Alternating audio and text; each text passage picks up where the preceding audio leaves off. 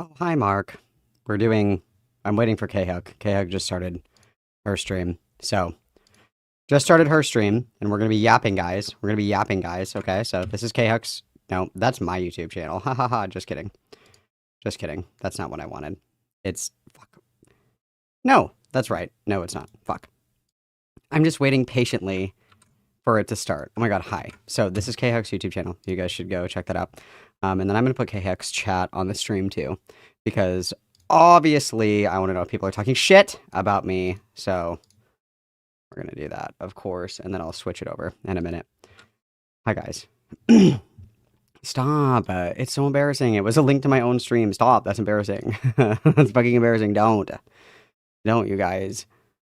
You guys are being so brave without the desktop audio, though. You guys are being so brave. You guys are being so brave. We're just waiting. We're just waiting patiently. It's okay. We can be patient, guys. We can be patient. That's completely fine. There's nothing wrong. Patience is a virtue. Patience is a virtue, you guys. We will be getting to the SAI-TUATIon very soon, okay, guys? The SAI-TUATIon we will address later, okay? But for right now, we're going to talk to Khuck. We're going to be chill. We're going to be chill.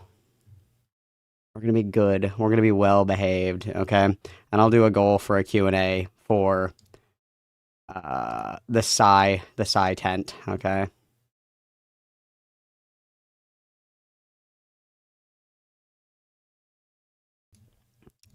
La la la la la. Isn't this so fun? This is so fun, guys.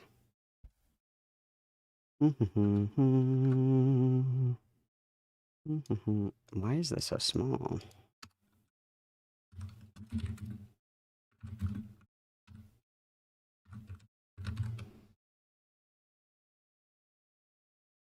There, I'll do that. That's fine.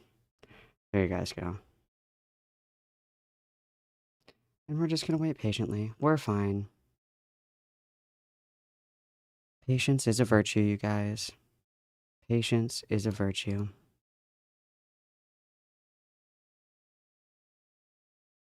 I have my eye just waiting for this to turn live. But it's fine. We're just here. We're sitting here. I'll talk to you guys for a minute. I don't know. Khuck said that she wanted to, quote unquote, interview me. I don't know about what, but whatever. We're gonna do it. Khuck was the one that let me come on and cyberbully Rose Malay. So we like Khuck, okay? Khuck let us bully. Let us bully Rose Malay. So that's very base, guys. That's super cool. Big fan of that. I'm gonna get mind raped, it's true. I'm just kidding. Don't tell anybody I said that. That's between us, guys. That's between us. Don't tell anybody I said that. That was so inappropriate. That's my bad. That's my bad. Thanks. Great Segi. Great Segi. Thank you. Thank you. Thank you for W Segi. W Segi, guys.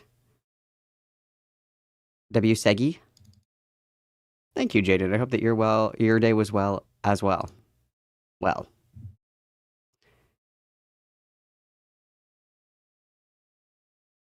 Dude, everybody in Parlo's Discord is flaming his ass. This is so funny. This is so funny.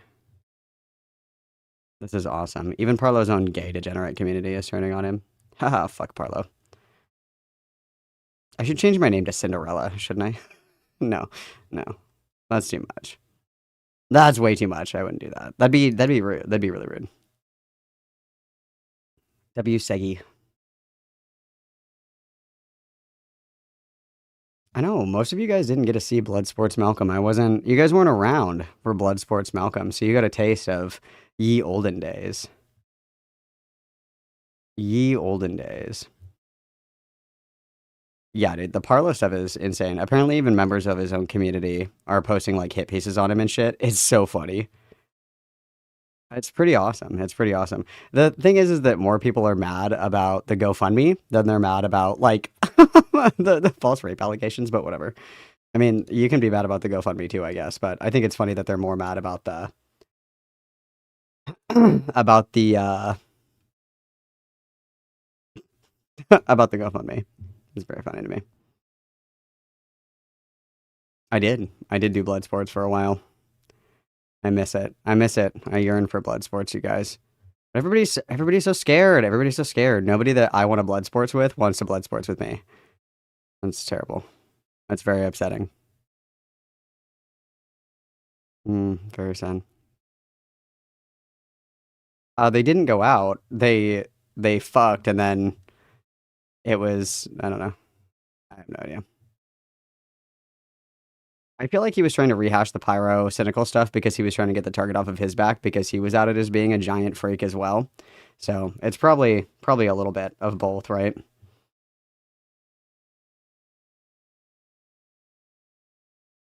Probably a little bit of both, but. And I heard that his pyrocynical video fucking sucked as well. I heard that also wasn't very good. I want to do blood sports with Lyos so bad. Oh, Hermie, thank you very much for the $1.99. I would love to do blood sports as a treat. I can't witness you because I'm in. Oh wait, I can because Khuck is deafened. Wait, no. Where are my sounds? No. Oh my god, you get crickets. That's what you get. Thank you, Hermie. That's terrible. Yeah, and he trimmed his beard and didn't clean out the sink. So yeah, and he previously had chlamydia. We should kill him in a video game. It's terrible. Absolutely terrible.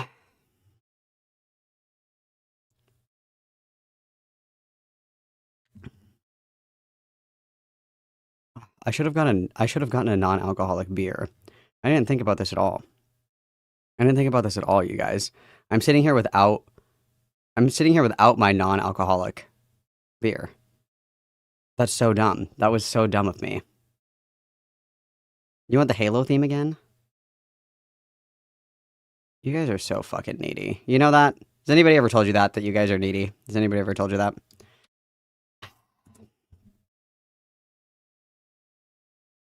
I also don't clean out the sink. I'm just gonna say it.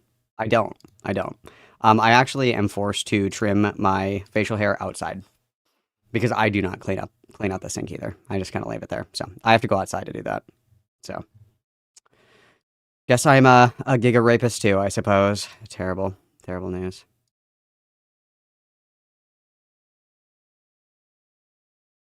There, guys. How's that? Are you happy now? Ah, I have this muted, sorry. There you guys go. There's your Halo music. Everybody can settle down. There you go. I feel like that's really loud, but...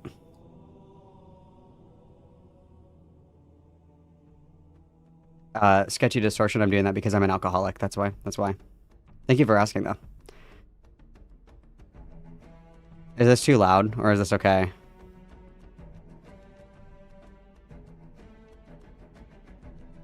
What do you guys think? Is this too loud, or is this fine?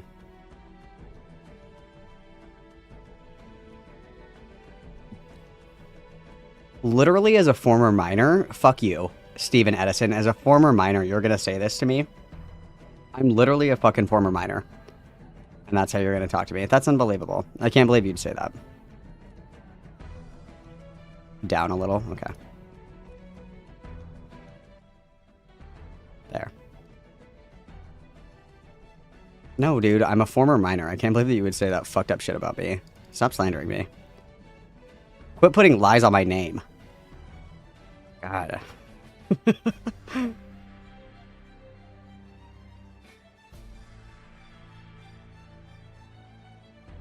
you guys think that I can get solitaire? I can, but I'm not logged in. I don't have my streak. Oh, that's so fucked up.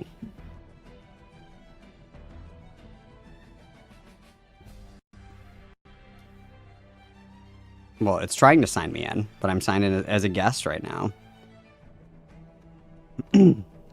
I got a text reminder for my one of my appointments for the doctor, and I had like a mini heart attack because I thought it was right now. For some reason, my doctor's appointment would be right now, and I was like, oh, I totally forgot. It's for later in the week. It's just the reminder.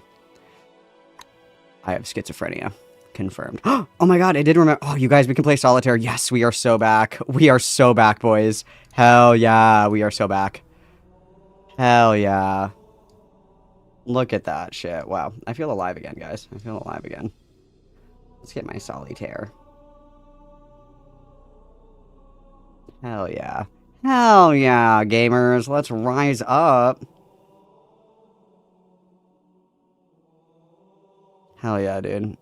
It's not a Malcolm stream without solitaire. That's why I haven't felt like myself lately. I haven't been playing solitaire. You're very welcome, Mystic Blue. Anything for you, my monarch.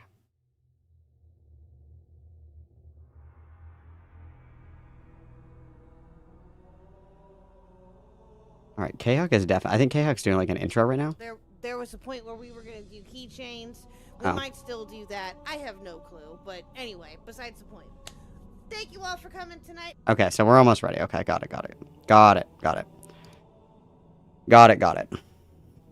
Don't forget, guys, there is a goal in chat. When we reach the goal, if you guys want, for the SAI-TUATION, we'll do a Q&A. I'll do a live Q&A. So you guys can harass me and hold me accountable. Okay, but you have to meet the goal first. In order for me to face true accountability for my actions, you have to give me money first, so. I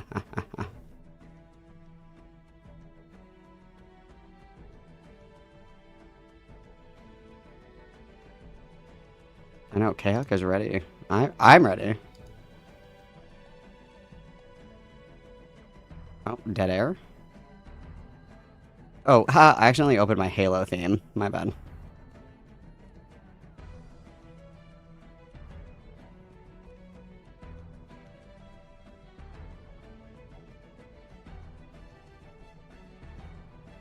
Mamacitas? I will not be of you probably feel this video. Lil Khuck is not feeling too well, so I'm on standby for the moment, but yeah, so, and also, I don't think Malcolm will be able to go that long either. Joke's on you, I can do this all fucking day. And guys, don't forget to subscribe to Khuck, okay? WSEGI, chat, WSEGI. Wow, chat's moving so slow tonight, guys. Hello, chat, hello!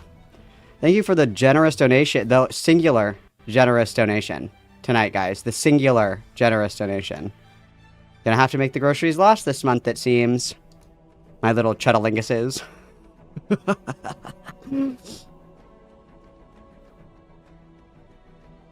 My little chuddalinguses. I'd like to call attention to the single donation we've got in this stream. Hello, Malcolm! Oh my goodness, is that my audio that's like blown the fuck out? That is me. Is that it? Me. It must is be. It? No, it is me. I don't know. I don't fucking know why. That's crazy. Oh yeah, that's me. That's my bad. Hold on, we're already getting a super chat. Hold on. Only give me 1 second. I'm sorry, Malcolm. Oh, you're good, you're good. Hold on.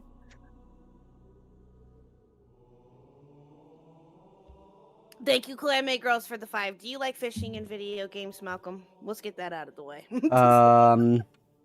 I do like fishing, but I have been kind of off of a video game kick. I got a PlayStation 5 for myself, but it's turned into my wife's PlayStation 5. So I don't really play as much as I would like to. It's currently my wife's PlayStation 5, so.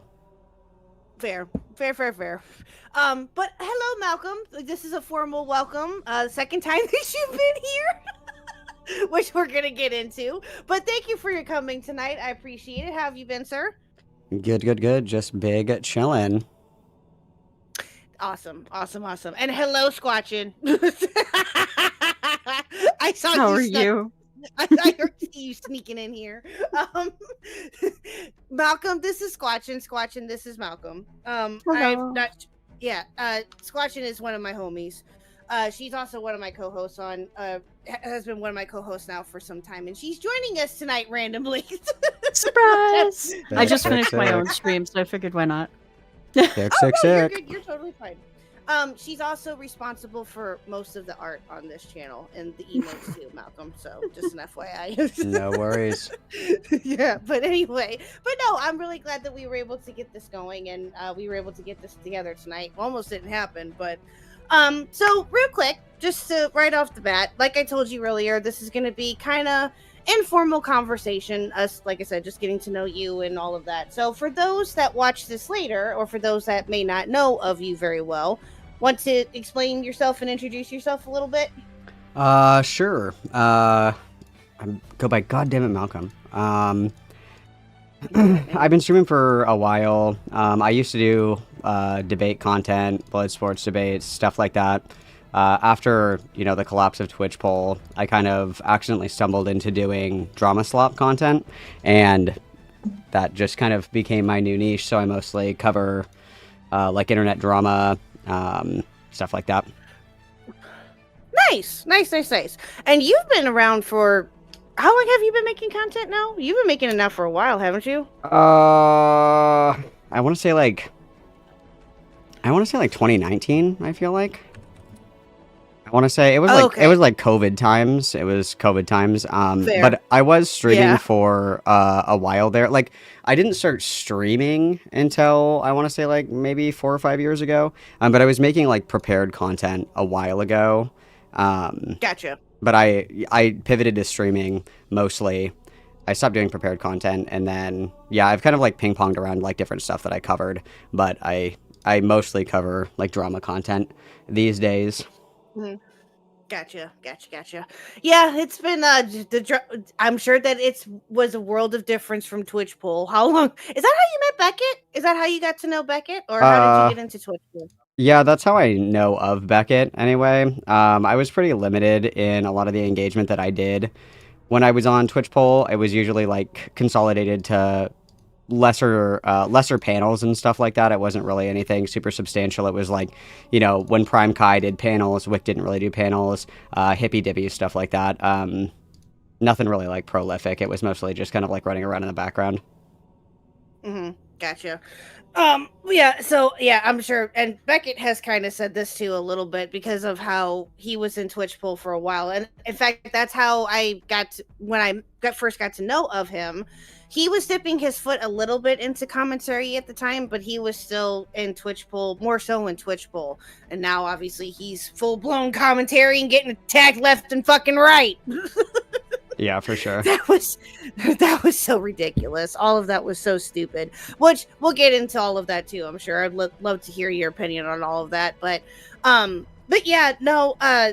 So I've been making content now for about 2 years. It'll be 2 years, but I've been around oh my gosh, I've been around the community. Excuse me, for about 3. And I've seen, it's been fun. a lot of people have came and gone. Oh yeah. Well, do you know like any? I don't know if you know this or not, or if you've ever looked into it or been told about it. But do you know like any old commentary lore or anything like that besides Rose? Besides Rose. Well, Rose actually, like, I became aware of her because she actually really got her footing in Twitch poll because she was doing debates on Modern Day Debate, Xander Hall, Destiny, Keffels, Femyaz, who else was it? There was somebody else. Hunter Avalon, shit like that. So that's how I'm familiar with Rose. The old commentary, not so much. I mostly, like, I would consume commentary content, but not, like, super religiously. I mostly would watch, like, Chud Logic, but a lot of the content that I was consuming was, like, I was watching debate panels, like Dylan Burns, who else did I watch? Prime Kai's panels always kind of sucked. A little bit of Stardust, but I don't know. I don't really care for Stardust politics. I did used to watch a lot of Destiny content because I liked his debates. Obviously I can't say that anymore, but that was right. yeah. I used to watch a lot of his debates, and then I don't know. Let me go to my subscriptions really quick. Who are some of the other people that I used to watch all the time? Yeah, Chud is old Twitch poll as well. He used to be in Twitch poll. Some Resevere. I like Wick panels if the guests are interesting. Other than not so much. Pisco, Rem the Bath Boy, stuff like that. Was Aiko one of them too, by any chance? She's another person that I thought of. Yeah, Aiko was, but I don't think that I watched much of her content. I was like pretty picky about the content that I would watch. Like I would only want to watch I was really more interested in a lot of like the blood sports slop, and Aiko isn't really like a blood sports debater. So I mean, it's mostly the aggressive people that I ended up watching. Well, she was it. Well, I don't know. I guess it depends just on the topic with Aiko. Yeah. I guess it depends on your definition or your definition of blood sports, I guess. But when she was here in commentary for a little bit, she had quite the hate boner for Nicholas Diorio. Yeah, quite the hate button for Nicholas Diorio, for Tipster, for Edwin at the time. I don't know if you know who Xylee, Edwin is or she not. despised Xylee. Xylee, Sure. it was she did participate, like, I wouldn't say like full on. Again, I guess it would just depend on what your definition of blood sports is, but yeah, she would participate in some of that, or at least on my end anyway, and in my opinion, here and there. Not a lot, but she was also well known for it too. What was her nickname? She had a nickname there for a minute. Squatchin, do you remember what it was? I think it was the Asian assassin, if I remember correctly. Yeah. Or something like that. But Some would call yeah. her Psycho. Nice. Some would, yes. Yeah, some definitely would. Yeah, because it. Did you know it? I'm was the assuming that microdosing. you didn't know any of that. Yes, I'm assuming you don't know any of that lore. I'm assuming that, Malcolm. No. Mm-mm. Yeah. Oh, yeah. It was a fun time there for a few months with her. Maybe a little bit longer. I think she stuck around for like maybe a year, if I were to take a guess. But when all of that happened, she kind of quietly stepped away. So, Sure. but I hope that she's, I hope that she's doing okay. I wish her, I don't hate her or anything, but yeah, so that was a fun time. Yeah, for sure. Oh, but yeah, Chud's fun. So when did you get introduced to Chud's? Been around for a hot minute too. Have you ever talked to him before? I talked to him when I was covering the Poppy and Xena stuff because he was, I don't remember like why I talked to him, but he had like questions about it or something. So I talked to him about the Poppy and Xena stuff. And then when the food shop stuff was happening, like a year or two ago, I went on Chud's Lolicon panel and told food shops to kill herself. That's the only time I've ever said anything like that. So, but I would say that was well deserved. Based. I mean, no one here is going to argue with you. Yeah, we're not one. a fan of that type of content over on this side. Yeah. So No. I've been afraid, quite honestly, with you, Malcolm, to even look into her because of just what I'm gonna find out about her. Because I have a feeling I'm probably gonna get very angry. So I don't know, but I've heard enough about her to where she just scares me, and I don't want to touch any of that. I'm good. Yeah. I mean, it's comparatively, I would say that it's pretty tame compared to a lot of the stuff that I usually cover. I usually go for like really fucking sick and twisted people. So, I would say Food Shops is actually quite tame. She just says some crazy shit. I haven't heard any allegations of anything in real life, at least. So, I mean, there's that solace, I suppose, in knowing that. Fair. Yeah, fair. For now. Yeah, for now, exactly. For now, Exactly, yeah. For now. Let's hope that doesn't happen. But yeah, no, I get what you this mean. is the internet. Things always get worse. Very true. Very, very true. But when did you start making content, I guess, is what the other question that I had and meant to ask before, but I didn't. How did you start making content? What made you want to start it? Just getting into politics or seeing the hot mess that was blood sports and you wanted to jump in on it, or what was your motivation, if you will? For a long time ago, I used to talk a lot about trans stuff, and I was really active in like online trans discourse. And so I started just making, like little short prepared videos or whatever about my thoughts on certain trans related topics. And then I would say around like 2019 or 2020 ish. I started consuming a little bit more debate content religiously. My family is very aggressive and confrontational. That's how I grew up. Really big blend of backgrounds in my family. My grandparents weren't Americans, so they were, what we would consider to be like progressive or like left-leaning because they weren't American. And my parents, like their kids, ended up being like actually pretty conservative. So everything is always everything's an argument, but like not in a bad way. So I grew up like really comfortable like arguing about things. It was normal for my family to like disagree with each other. It was normal for us to like argue about things, like even very impassionately, and then just whatever, we just disagree and that's fine, that kind of thing. So I started getting into like that content, probably like 2019, 2020. And at the time I was coming off of making a lot of trans-centered content, and I noticed that a lot of the panels that they would do, because around the time that trans stuff was like the culture war, right? So it was a good time to be involved in those kind of conversations and those debates.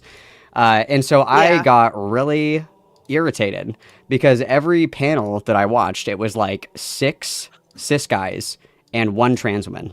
And the whole time they were just like, What? they were just like making up shit about trans guys. I remember I listened to a Destiny stream one time where he said that double mastectomies are exceedingly rare. Double mastectomies are actually the most common form of gender reforming care. So it just made me fucking mad. So I was like, fuck it. I'm gonna start asking to go on these panels because this is ridiculous. This is super fucking annoying. There you go. So that's kind of just how it started. And then, you know, over time I got really bored doing that because it's the same conversation. You can only explain the same point so many times, and I got kind of bored. The trans content niche wasn't really fun or entertaining for me anymore, so I kind of stopped streaming for a little bit, and then I got back into streaming with the Poppy and Xena stuff, and that was more so like commentary coverage, and then I liked that, and I never stopped doing it. Yeah, gotcha. Well, like when you mentioned the trans stuff that was going on, what exactly do you mean by that? Like, what was happening on your end that you saw? Because I have a follow-up question to that too. I think there were like 2 or 3 panels in particular that I'm thinking of off the top of my head. The first one, it was Lady Raincloud, Irrelevant, Destiny, Mind Waves, and Miss Vivian Wolf, and they were all on a panel, and they were talking about trans athletes, and they brought up trans men in sports and saying that, you know, like trans men can't be competitive against like cis males essentially, and that's not true. Chris Mosier is a trans man, and he's an Olympic triathlete. Hey. And then there's another trans man who's like a professional boxer that is like highly competitive with cis men in his weight class.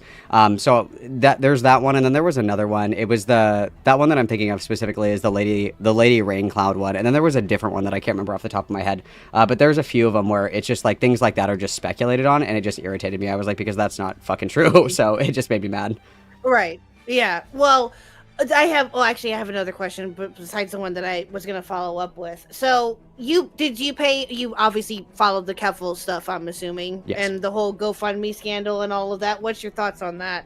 I think that Keffels is a drug addict, and I don't mean that in a derogatory way. I wish her health and, you know, healing and recovery and wellness and sobriety. But I think that she was a drug addict, and I think that you know, playing on the goodwill of the trans community, it always comes back to bite you in the ass. Some of the things that I also covered when I was doing trans stuff was a lot of trans grifters as well, because there's quite a lot of people that, you know, do these kinds of things where they monetize their transness and think that they bring some unique experience or some unique insight, and they don't at all, right? Like, you can get this advice from, you know, a fucking magazine. You don't need to pay somebody to tell you, I don't know, like how to fill out a doctor's form, like shit like that, right?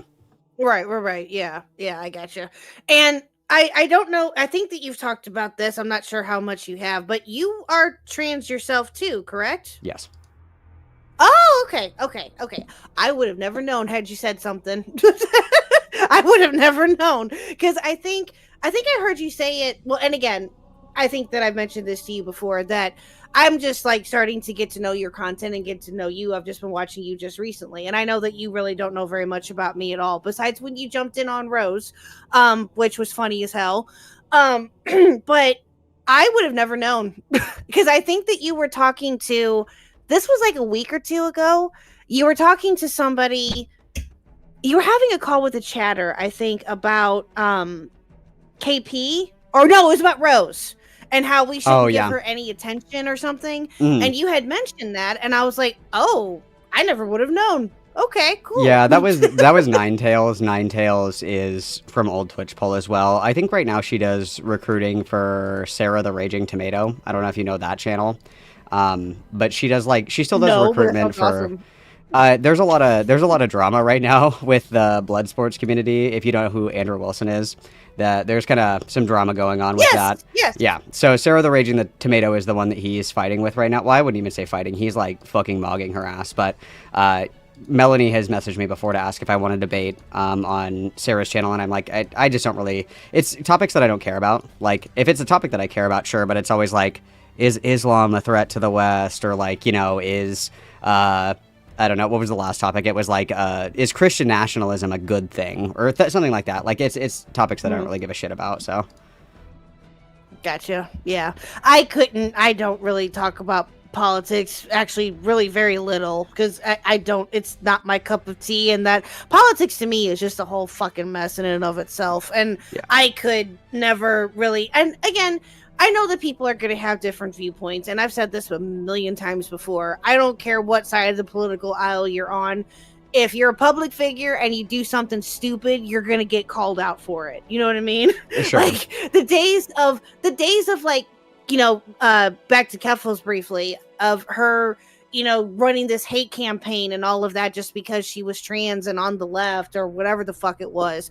All of that was just pure and utter nonsense. And I think that that's part of the reason why when I first started wanting to make content, that I told myself that when it came to like that kind of political stuff, that I wasn't even going to go anywhere near it. I'm good. Oh yeah, I don't really talk about I'll make fun politics of at both all. sides. I'll talk about like trans political issues, right? Like, because obviously, like, quote unquote, trans issues are inherently political, unfortunately. But that's like as far as I go. I don't really debate True. politics. I don't either. Yeah, it's dumb. And it like as my for me, Malcord has answered the call. Hi, Barbie. God, you How are should block her. Block her.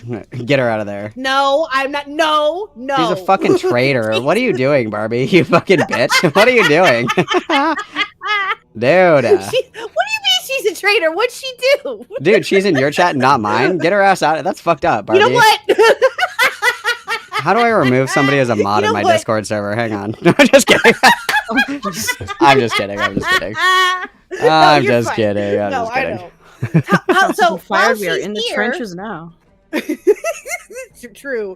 While she's here, speak of the devil, how did you know? I only got introduced to Barbie just recently because of the KP call, which was amazing, by the way.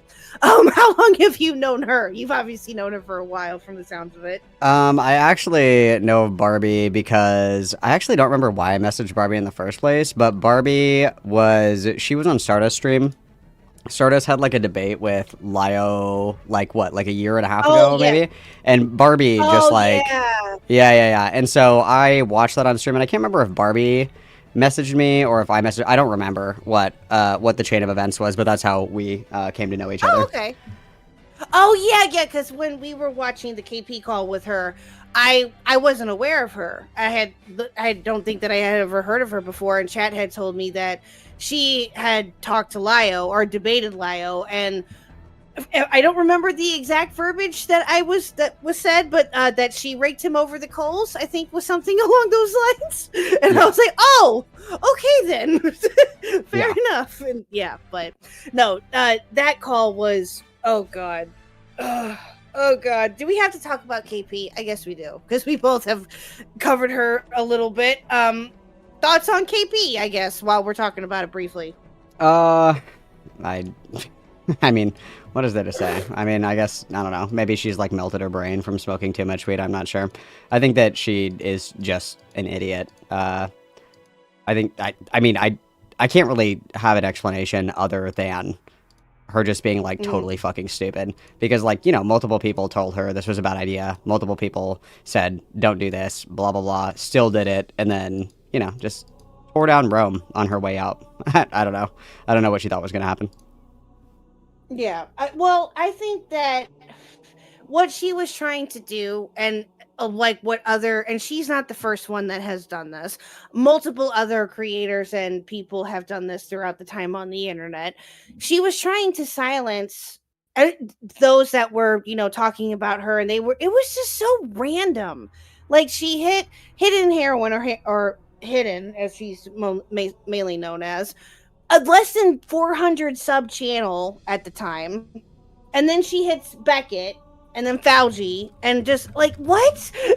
There was no logic to any of it. None. Yeah. You didn't get affected or anything, did you? Did you get any privacy strikes or anything like that? No, I think that the reason because of that, if I had to guess, it's probably because she knows that Barbie is one of my mods. And so she probably didn't want to fuck with Barbie, if I'm being totally honest. I think that's what it is. I obviously can't confirm or deny, like, I don't know, but that would be my guess. That's what my intuition tells me. I that's fair. I mean, considering the fact that she went to her for advice on, oh my god, oh god, on what to do with everything, and Barbie was just like, "What the fuck is wrong with you?" That was brilliant. It was amazing. It was incredible. But no, I know that you've covered like a lot of, again, briefly, like KP stuff and things like that, but you're also have been covering our favorite locale at the moment, Tactical Templar. Yeah, I love that guy. That guy's awesome. That guy's so funny. Bruh. He is awesome. That man, he makes my head hurt. But I can see why you would say that, but I don't know if you, again, this doesn't change your, I hope that this doesn't change your opinion. It shouldn't. But he made a whole video about me. Yeah, Did you see that by any yeah. chance? He also made a video about the Mary Chew. I know her back from Twitch poll as well. It's really funny because he'll go for people that are smaller than him, but not for people that are bigger than him, and I think that's actually really funny. But yeah, I did see that. Yeah. Yeah, Squatchin, I officially made it. Someone made a hate video on me. Let's fucking go. Ooh, can we react to that on Friday and then make fun of them? He's pretty awesome. Sure, He's we'll watch awesome. it again. I should put on my I mean- Morale Tactical Templar guy. Hang on, where is he? You know what was funny? You should go for, yes, I saw that the other night. Oh, no, Please fuck, this is the do. wrong one. Hang on, where's the one that I made? Oh, here it is. Hang on. I'm gonna put that. Yeah. Fuck, where Please is he? do. Where is he? That- There That he is. was hilarious. Yeah, let me put everybody else Please away. do. There we go. I got him on. There's my little Morale Templar.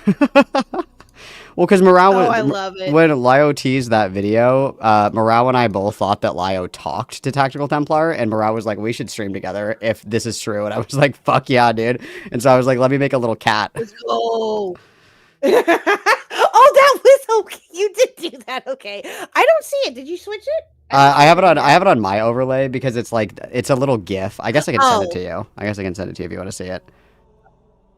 Okay, I gotcha. You know what? We'll show it on your stream if you don't mind, Oh yeah, go ahead. so we can show the rest of that. Okay, hold on. Let me get it pulled up here. Yeah, it's the little Morale Wow. Templar. Yeah, that was hilarious. I saw that the other night because I think that you were reacting to the Parlo situation, which we can talk about too if you want. And I just started dying. I'm like, wait, Morale's on a Lio stream? Yeah, I didn't. Well, because Like, I what's messaged happening? him and I was like, dude, send me your cat avatar, and he goes, I don't know where it is. I said, open it in your OBS and then open like the file location. He was like, I don't know how to use OBS. I was like, this is fucking insane. So I just screenshotted and made it myself. I was like, I've had enough of you. That's hilarious. There you go. Okay, there you go, chat. There it is. That's hilarious. It's a Khuck inception. Watching Malcolm, watching me, watching. Yeah, that's funny. But no, I wanted to have that up. We'll show that. That's fine. But yeah. So thoughts on Tactical besides you find him funny? Any other thoughts with him? Well, I'm Catholic, so I think that he is a heretic and an asshole and an idiot. So I have obviously Fair. religious qualms with what he says, but I just think that he's just really dumb. It's pretty funny the way that he Dude. crashes out over everything, and I love his fat scent. You I know, like the know! cholesterol accent. Love that. It's so cool. Someone was saying that the other night that he sounded fat, and last night actually, and I was dying. No, yeah. I'm like, you're not wrong. He sounds like I've he's never like heard fucking him 500 speak. pounds. Yeah. Oh, Squatchin, he Do literally we sounds have a like, sound clip? I think so. Maybe. I liked how he goes, "Hey brothers," with his little fat voice. It's Hey, so... brothers, Hey, brothers brothers. in Christ. He sounds like fucking. Brothers in He sounds Christ. like Cartman with a slightly deeper voice. Slightly, not noticeably deeper, but Cartman but You with a know what- deeper voice. You know what? I'll have to go back and listen to that because now I probably won't be able to unhear that. But that's funny. No, that's the best way to No. describe it. Yeah. Squatchin, he is the best way that I can explain him. He's if Andy Pants and the Quartering had a baby. Oh, That's the sweet best- baby Jesus. Yeah, that's the best way that I can explain him. Yeah, he's I don't like know if he's you like the can quarter bring him in pounder. here. He's like the quarter pounder. The So quarter Yeah. pounder. Yeah, he's like if Andy and the quartering. Yes, he is the quarter pounder, and he apparently allegedly gets triggered when you compare him to said quartering. And he throws a hissy fit, and he'll go over his Kiwi Farms thread online in public on a stream. and he does it That's in real light mode smart to too. do. He does it in light mode as well. And, like, I does know, I know. Light mode? Yeah, no, it's fucked Yes. up. He had it in light mode. Now yeet him into the sun. Burn him at the stake. No, Fuck yeah. this shit. Bruh, I can't so stand true. people that use light mode. I know. You know who oh my else God. uses light mode? Yes. Do you want? Especially okay. You want to know who else uses light mode? Barbie. Who? Does she? She Yeah, uses no. Discord, Barbie. Discord, Yeet. Discord in Be light gone. mode. Discord in light mode of all things. Discord has a light mode? Right. I I didn't know. even know Discord had a light mode. I You're didn't telling know me? that. You're fucking telling me? I had no idea. I didn't know that either. Barbie now. I know, Who dude. enjoys the feeling of their retinas being burnt for I know, hours I on know. end? I can't even have my iPhone. I have an iPhone, or if I had an Android, I'd probably do the same thing. I can't even have my Android in light mode. I can't, or my phone in light mode. I can't. Barbie, do you it's- use like the no. Blu-ray glasses? She's in my chat. Maybe this will redeem this for me. Do you use like the blue tint glasses, or do you just like flashbang yourself every day? I'll wait to see if she answers because I'm curious. If she's not using like the blue light protective glasses, like I'm sorry. There's no hope for you, Barbie. No, that's funny. Well, because that's fair. Because if you have one of those, I mean, you can use it in light mode. That's fair, I guess. But still, It still hurts. I Objectively- have them and it still hurts. I don't. Bruh. She says Yeah, yes. I no, have I blue can't. tint contact lenses. That's weird. Okay, I didn't need to hear that. That's bougie as fuck. That's terrible. God that is damn. bougie. Get your fucking money up. What, Barbie? That's ridiculous. Get out of here. That's crazy. Oh, that's funny. But no, I love that little animation there. That's hilarious. That's too fucking good. But yeah, no, well, Squatch, we reacted to my hate video last night, but I will be more than happy to play a little bit of for you guys on Friday. I don't care. I find it Yeah, funny. play us your favorite clips. Oh, there's quite I've been neck Mhm. deep in WoW. I've had no time for anything. No, I get you. I understand. Did you ever play WoW, Malcolm? No, I was a old school RuneScape kid. Oh, Okay. oh, you know what? I'm gonna mute donations for a second. We don't want to hear Falgi right now. Malcolm, where is your brother Reese? Also, are you in the middle? Yeah, the best insult that I Those ever really fucking silly got. crayons. The best fucking insult I ever got is I was on Chud Logic stream and somebody said it's Malcolm in the middle of transition. And I was like, I'm writing that one down. That's a good one. That's a good one. That show's getting a No, reboot. that's funny. They're coming back. It aren't is. they? Mm-hmm. I watched I think it so. all the time with my mom. I think so. I never really got into it when I was younger. I never really did.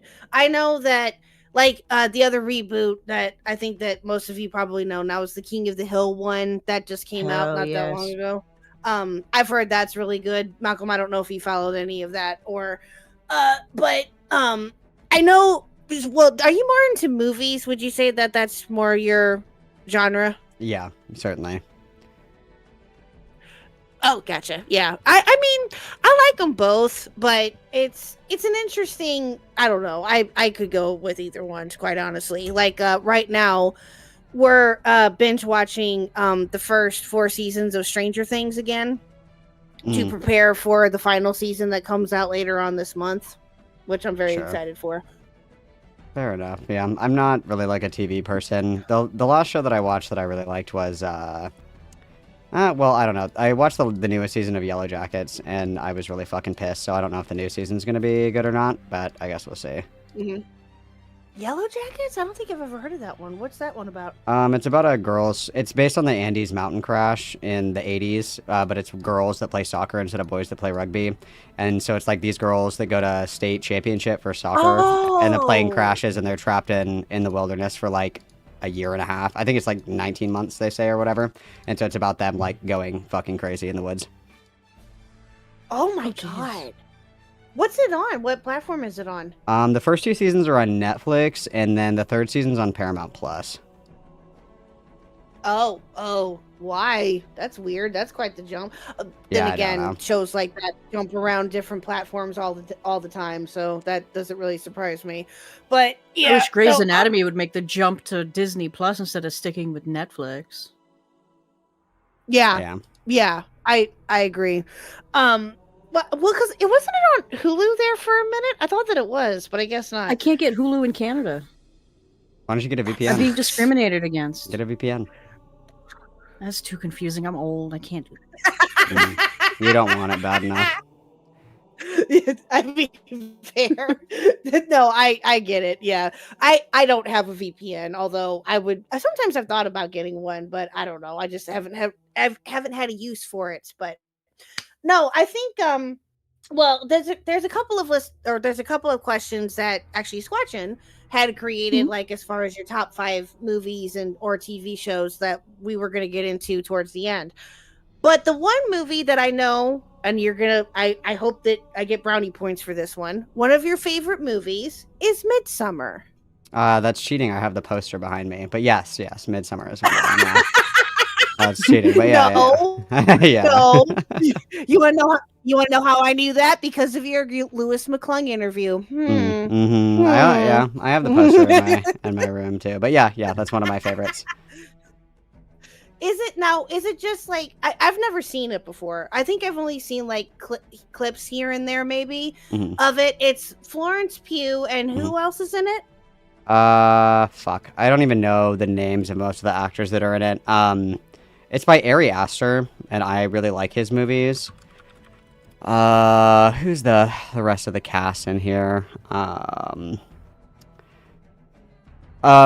Bjorn Anderson, I can't say that right. That was one of the, he passed away recently, I think. And so that was, brought up a lot. And then Will Poulter, the one that's in, We're the Millers, he's in that. And then William Jackson Harper. Ari Aster doesn't really use well-known actors or actresses, though. I feel like Saint Maud, I didn't know any of those actors or actresses. Hereditary, I only knew Toni Collette. But I Was Afraid is obviously Joaquin Phoenix. The Witch was way before Anya Joy-Taylor was big. Sacred of the Killing Deer, same thing. I feel like he doesn't really use a lot of actors or actresses that are well-known, like maybe 1 or 2. Oh, Killing of the Deer. I've heard of that one. I heard that one was really good. Doesn't that it's have kind of Nicole weird. Kidman in it? Yeah. Is that the one? Oh, that no, has this Nicole isn't by Kidman? Ari Aster, Yeah. is it? No, this one isn't by Ari Aster. I think I'm crashing out. I think I'm just making shit up Oh. now. No, this is Yorgos. Just kidding. This is a different guy. Sorry, my bad. No, you're fine. Yeah, No, I'm you- just you have a listing couple off of questions movies. in Sorry. chat. Anyway, sorry, go ahead. My bad. No, you're fine. You're good. No, the Shell has a question for you. Your thoughts on Eddington? I have not seen it. What So is I have- Eddington? I Is have that no a new thoughts. movie? I'm assuming. I don't keep up with movies anymore. I just can't. There's certain movies that I do, but I'm not sure about that one. And the other question was, fan of Hereditary? Are you a fan of Hereditary? Yeah, I like Midsummer better though. I think that Midsummer is I don't know, because Hereditary is fun and I like it, but it's just kind of like a different vibe, I guess. I like more so like the essence of like Midsummer, because it's kind of like it's kind of a psychological thriller, like it's there. Hereditary is more supernatural, and I like supernatural movies, but I like that Midsummer was so unsettling, and there were no supernatural elements. I thought that was nice. Like, it was kind of refreshing to not just have like a supernatural horror movie. It was kind of nice. It was different, right? Right. Well, so it's considered to be it is a horror. Okay, because I've heard so many different like takes on what that movie actually is, and it wasn't. Would you say that it was like a surprise hit or as Midsummer? Yeah. Would you say? I thought that it was, or at least from what I've heard of it, it is. I mean, like, personally, I would say that it's kind of like a psychological thriller. Like, if you've seen, I would put it like kind of in the category. Well, I don't even know if I could categorize it in any meaningful way. I would say it's kind of like if you would consider. Oh, fuck, what's the Stephen King movie where she's handcuffed to the bed and they go on the vacation and they're gonna fuck and then the husband has a heart attack and she's like chained to the bed. You know what I'm talking about? What the fuck is that movie called? I Can't Stephen King movie?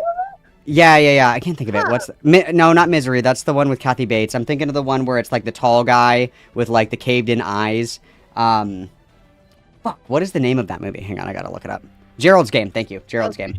Gerald's Game. Yeah, Gerald's Game, like Misery, like that kind of thing, where it's not really it. Like, if you consider those kind of movies horror, then yeah, like I guess you could say Misery is a horror movie, but it's like it's different. They're not like serial killers. There's not like a monster. There's not like there's not anything like that. It's just like the people are I guess you could consider that a horror movie. Like Psycho is a horror movie, but they're not serial killers. It's just like a cult. You know, it's just kind of it's different. Right. That's what I liked about it, was that it was just kind of unique. It's a classic movie. Yeah, no, I get that 100%. I tend to be drawn to more unique out of the box movies or TV shows or something to that degree, or even books for that matter. Yeah, like a psychological not, like, psychological horror. That's what Yeah. Cool Anime Girl said in your chat. Yeah, it's like a psychological horror. Yeah. I'm a big book person too. I don't know if you are either, but do you prefer books or movies, or would you take either one? I like movies. I read historical nonfiction. Those are the kind of books that I read. So I have like very particular interests for each like media like genre that I consume. It doesn't really branch across. Like I like different YouTube content than I like, you know, like documentaries or whatever. Like all of them are like very specific. Gotcha. Yeah, I'm a big book person. One of my favorite movies recently, I think I've talked about this like once or twice, was A Man Called Uwe, and the movie was A Man Called Otto, and it starred Tom Hanks. Oh, I actually just watched that the other night with my wife because she wanted to cry. So good. I hate that movie. It's so sad. I know. You want to hate it, but you love it at the same time. Well, and there's also a transgender named Malcolm in it, and so I was like, oh my god, get away from me. I was like, fuck, the paparazzi, Yes, bro. I can't go anywhere. Yes, there is. Yes. But the book is also amazing too. I highly recommend anyone read the book. It's by Frederick Bachman. He's done another great series of books, but that's one of them for sure. Top 10 books I've read like ever. It's so good. I love it. But okay, so let's see here. Internet ways, we talked about tactical, we talked about KP. I guess the next I guess the one thing that I had, and again, you can go into it as much as you want. I know that you were probably going to talk about it on your channel. I know you're streaming now anyway, but Psy Scribbles. Want to address that one briefly and talk about that? Sure. Wow, where do you even begin? Like, I've talked about it several times, just like here and there, nothing like super public. Like I've said like a few things on my stream or whatever, but when I'm thinking about like my relationship with other online content creators, I do my best to try to keep like a neutral or like preferably like positive rapport, if not neutral, because like I don't really consider anybody to be like a friend or anything like that. It's just kind of like we all are kind of in the same space together. I don't really put a lot of stock in that. Obviously, I feel like some of the people that I cover, I obviously don't give a fuck about positive rapport. Like I don't give a fuck about positive rapport with Rose, for example. And I don't really have content creators that are active in my Discord either. So with Sai was pretty active in my Discord. And so we engaged a lot more than I think I normally would with other content creators, because normally it's like, you know, you come on stream and you talk for a little bit and that's really it. But she was pretty active in my Discord, which isn't a problem. But I think that there was just like a little bit too much like togetherness, I suppose, or like interacting or engaging. And I think part of it as well is that she doesn't really do drama content, right? She does like cartoon reviews and like media analysis and stuff like that. And so because my community is like drama centered, that was probably like an outlet for her to like talk about the drama stuff, because she doesn't really talk about that in her channel because that's not the kind of content that she covers, obviously. And so it just kind of became like this thing where there was just like stupid arguments or like stupid fights or whatever the fuck over different opinions on things, different perspectives, blah blah blah. But the issue is that, you know, people have strong opinions on Sai, whether you fall on one side or the other. People have very strong opinions about Sai. And so people were telling me all the time, like, oh, you should kick her out of your Discord, da da da, all this other shit. And I'm like, if you can give me a reason to kick her out of my Discord, okay, sure. But I'm not just going to kick her out because you don't like her or because she's annoying you. I don't care. Even if she was annoying me, it's like, that's not how I operate my Discord. I'm not just going to kick somebody out because they're being annoying. So it kind of culminated because I was shown those screenshots of her saying very racist things. And so people posted that in the Discord and they started talking about it. And Sai came in and started talking about it as well. And then it just kind of like escalated from there, like doubling down. And I was like, you know, I've banned people for less racist sentiments than this. And so I'm just going to be consistent in that and, you know, maintain that this isn't behavior that I want in my Discord. I don't care if it's another content creator that's doing it. You're going to get banned as well. And I didn't really think anything would come of it, to be completely fucking honest with you. Like, Morale was in my Discord server, and I banned him because he was, like, sexually harassing all the women in my Discord server. So I banned him, but obviously me and Morale are fine. Like, it's not a big deal. It's like, whatever, you're just not, I just don't want you in my Discord server. And that was kind of the anticipated trajectory of this. But obviously, God had other plans for us, right? True. That's fair. That's fair. Oh, wow. Yeah. From what I've heard of Morale, he's something. And I'll just leave it at that. He's so fucking funny. He just be saying shit. He's so fucking funny. He can be. He can be. Yeah, no, he can be very entertaining. Like when he came into the community initially, or the people in commentary, I guess you could say, became more aware of him. He was pretty funny there for a little bit, not gonna lie. No, he's fucking hilarious. He does have his moments, and I get it. Like, some people find him cringe or whatever. That you're entitled to that, I guess. People find me cringe. It is what it is. But no, he can be pretty funny. The last time I talked to him was on a. Do you know who E.G. Lately is, by any chance? No. Okay, well, he also, I guess, is friendly or was friendly with Morale at one point, and Morale came on to his stream that I happened to be on with EG, and he crashed it and was being Morale, and it was hilarious. Yeah, he just says shit. I think that's so funny. Yeah.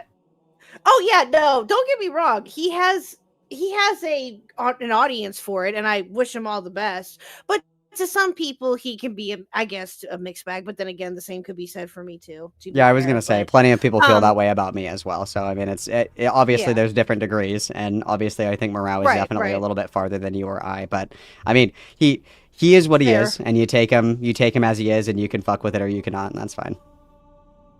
Oh yeah, no, absolutely. And again, I say the same again. I'm not guiltless in any of this. I know I'm cringe to some people, and that's totally okay, and I've accepted it. But back to Cypher briefly. How I know that you said that you weren't like you weren't like friendly with her because you're not usually friendly with content creators, which is totally fair. But I guess why do you agree with the notion that it happened, like a lot of the different messages and stuff like that happened in your Discord because she felt comfortable doing so? Is that, or why do you think that she did what she did in your Discord, and only your Discord, or from the sounds of it anyway? Well, so I think that, so basically what ended up happening is that those were screenshots that were posted in my Discord of a conversation that she had in hers. And so I had never seen those messages before. I think they were from March, I want to say. I think it was March. And I had never seen them before. And so somebody posted them in my Discord, and people were talking about it. And I was like, hang on, what the fuck are these? Like, what is going on right now? Like, this is nuts. And Sai came in and started talking about it. She had never said anything like that in my Discord server. At least if she did, I did not see it. And I can, like, keyword search in my Discord if I have to, but I don't believe that she said anything like that in my Discord server, because she was pretty adamant from the jump when she joined that she was like, I don't want to talk about like politics or like politics or, you know, shit like that or whatever. She said that she just doesn't like talking about that. So the few times that it came up, it was pretty brief. It was just in my Discord server that she was confronted about it. Oh, okay. I gotcha. Now, well, from what I've seen too, she has wiped some of her messages in her own Discord as well too. From what I saw, I think it was yesterday or today. This again, and I told you this off stream. I don't know her very well. I only heard of her recently when the drama between her, Beckett, and Fauci happened back in May. Or May or June or whenever it was. And it just I don't know how to describe Sai. Like, it just, to me, she just seems like somebody who just can't let go of shit and just wants to hold on and blame other people for her problems. I don't know. What's your take on her, if you don't mind me asking? I think that like my general takeaway, like, and I had said this before, I don't know if I said this in my Discord or if I said it somewhere else, but I'm not like particularly surprised. Obviously, if I had seen those screenshots at the time that they were posted, I would have said something sooner, because I literally was not afraid to confront Sai about it, because I obviously did, right? If I would have known about them, I would have said something sooner.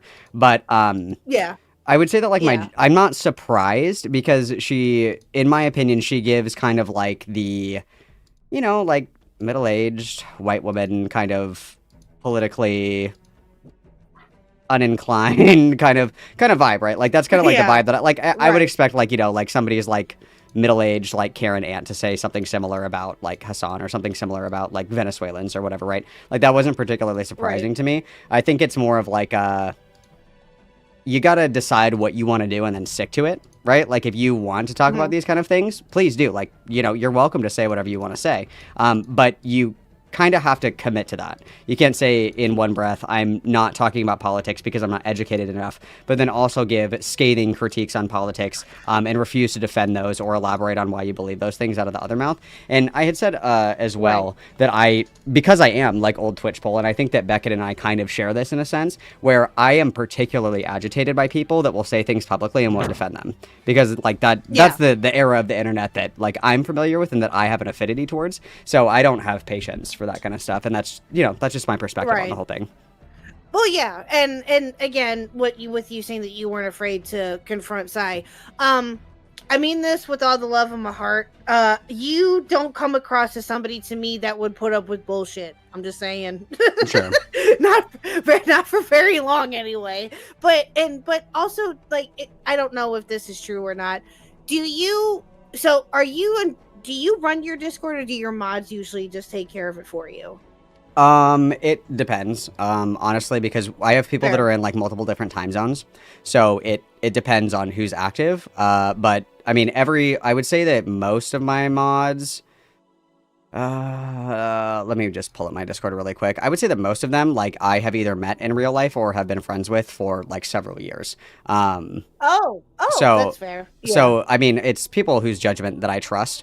And obviously I don't believe in any kind of like front-facing cohort of people engaging in public power struggle, because I think that is like honestly the stupidest fucking thing that you could ever do.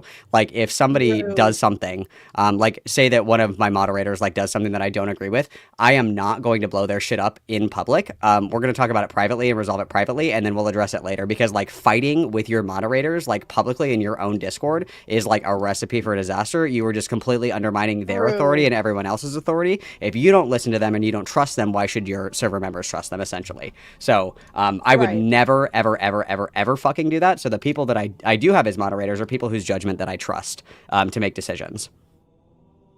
Right. Yeah. No, I get you. Yeah. Mine's the same way. I have a couple of IRL people in my Discord as well too that I trust, but they very rarely ever pop up. It depends on if they want to chime in or not with certain topics or whatnot. But also, my husband is also a part of the Discord, and let me tell you, he has more of a band finger than I do. He will not be afraid to kick people out. Let's just say that he does not care. Yeah, sure. Sometimes he runs it more than I do, and that's also I don't know if I think I've mentioned this to you. Mr. Huck is my husband. He's a well-known person here on this channel, of course. But yeah, I did mention him to you. Yeah, because he has his own gaming channel. That's right. Yeah, that's right. But yeah, he's got more of a heavy band finger than I do. And that's saying something. my policy has always been that it is better practice to over moderate and then retroactively go back and fix those things than under moderate and let shit hit the fan. Like, if you have to pull the trigger to to just put a lid on something and get it over with, and then go back and like retroactively remake these decisions, or, you know, say, hey, you know, I was like pretty quick with the ban, I came in kind of hot, that was my bad, blah blah blah. That is much preferred than like let something get completely out of fucking control to the point where there's no coming back from it. Better to be safe than sorry. Exactly. Yeah. No, I agree. And like, I run my Discord because I only have like little, what is it, almost 200 members, and my Discord is actually pretty calm. Like, not a lot happens in it, so thankfully. So I usually run it myself, or I have admins who likes watching, and a couple of others too here and there that help me out with it when I need to. But I'm sure that you have such a large community that you've built up over the years that it's really hard for you to handle, which I totally understand.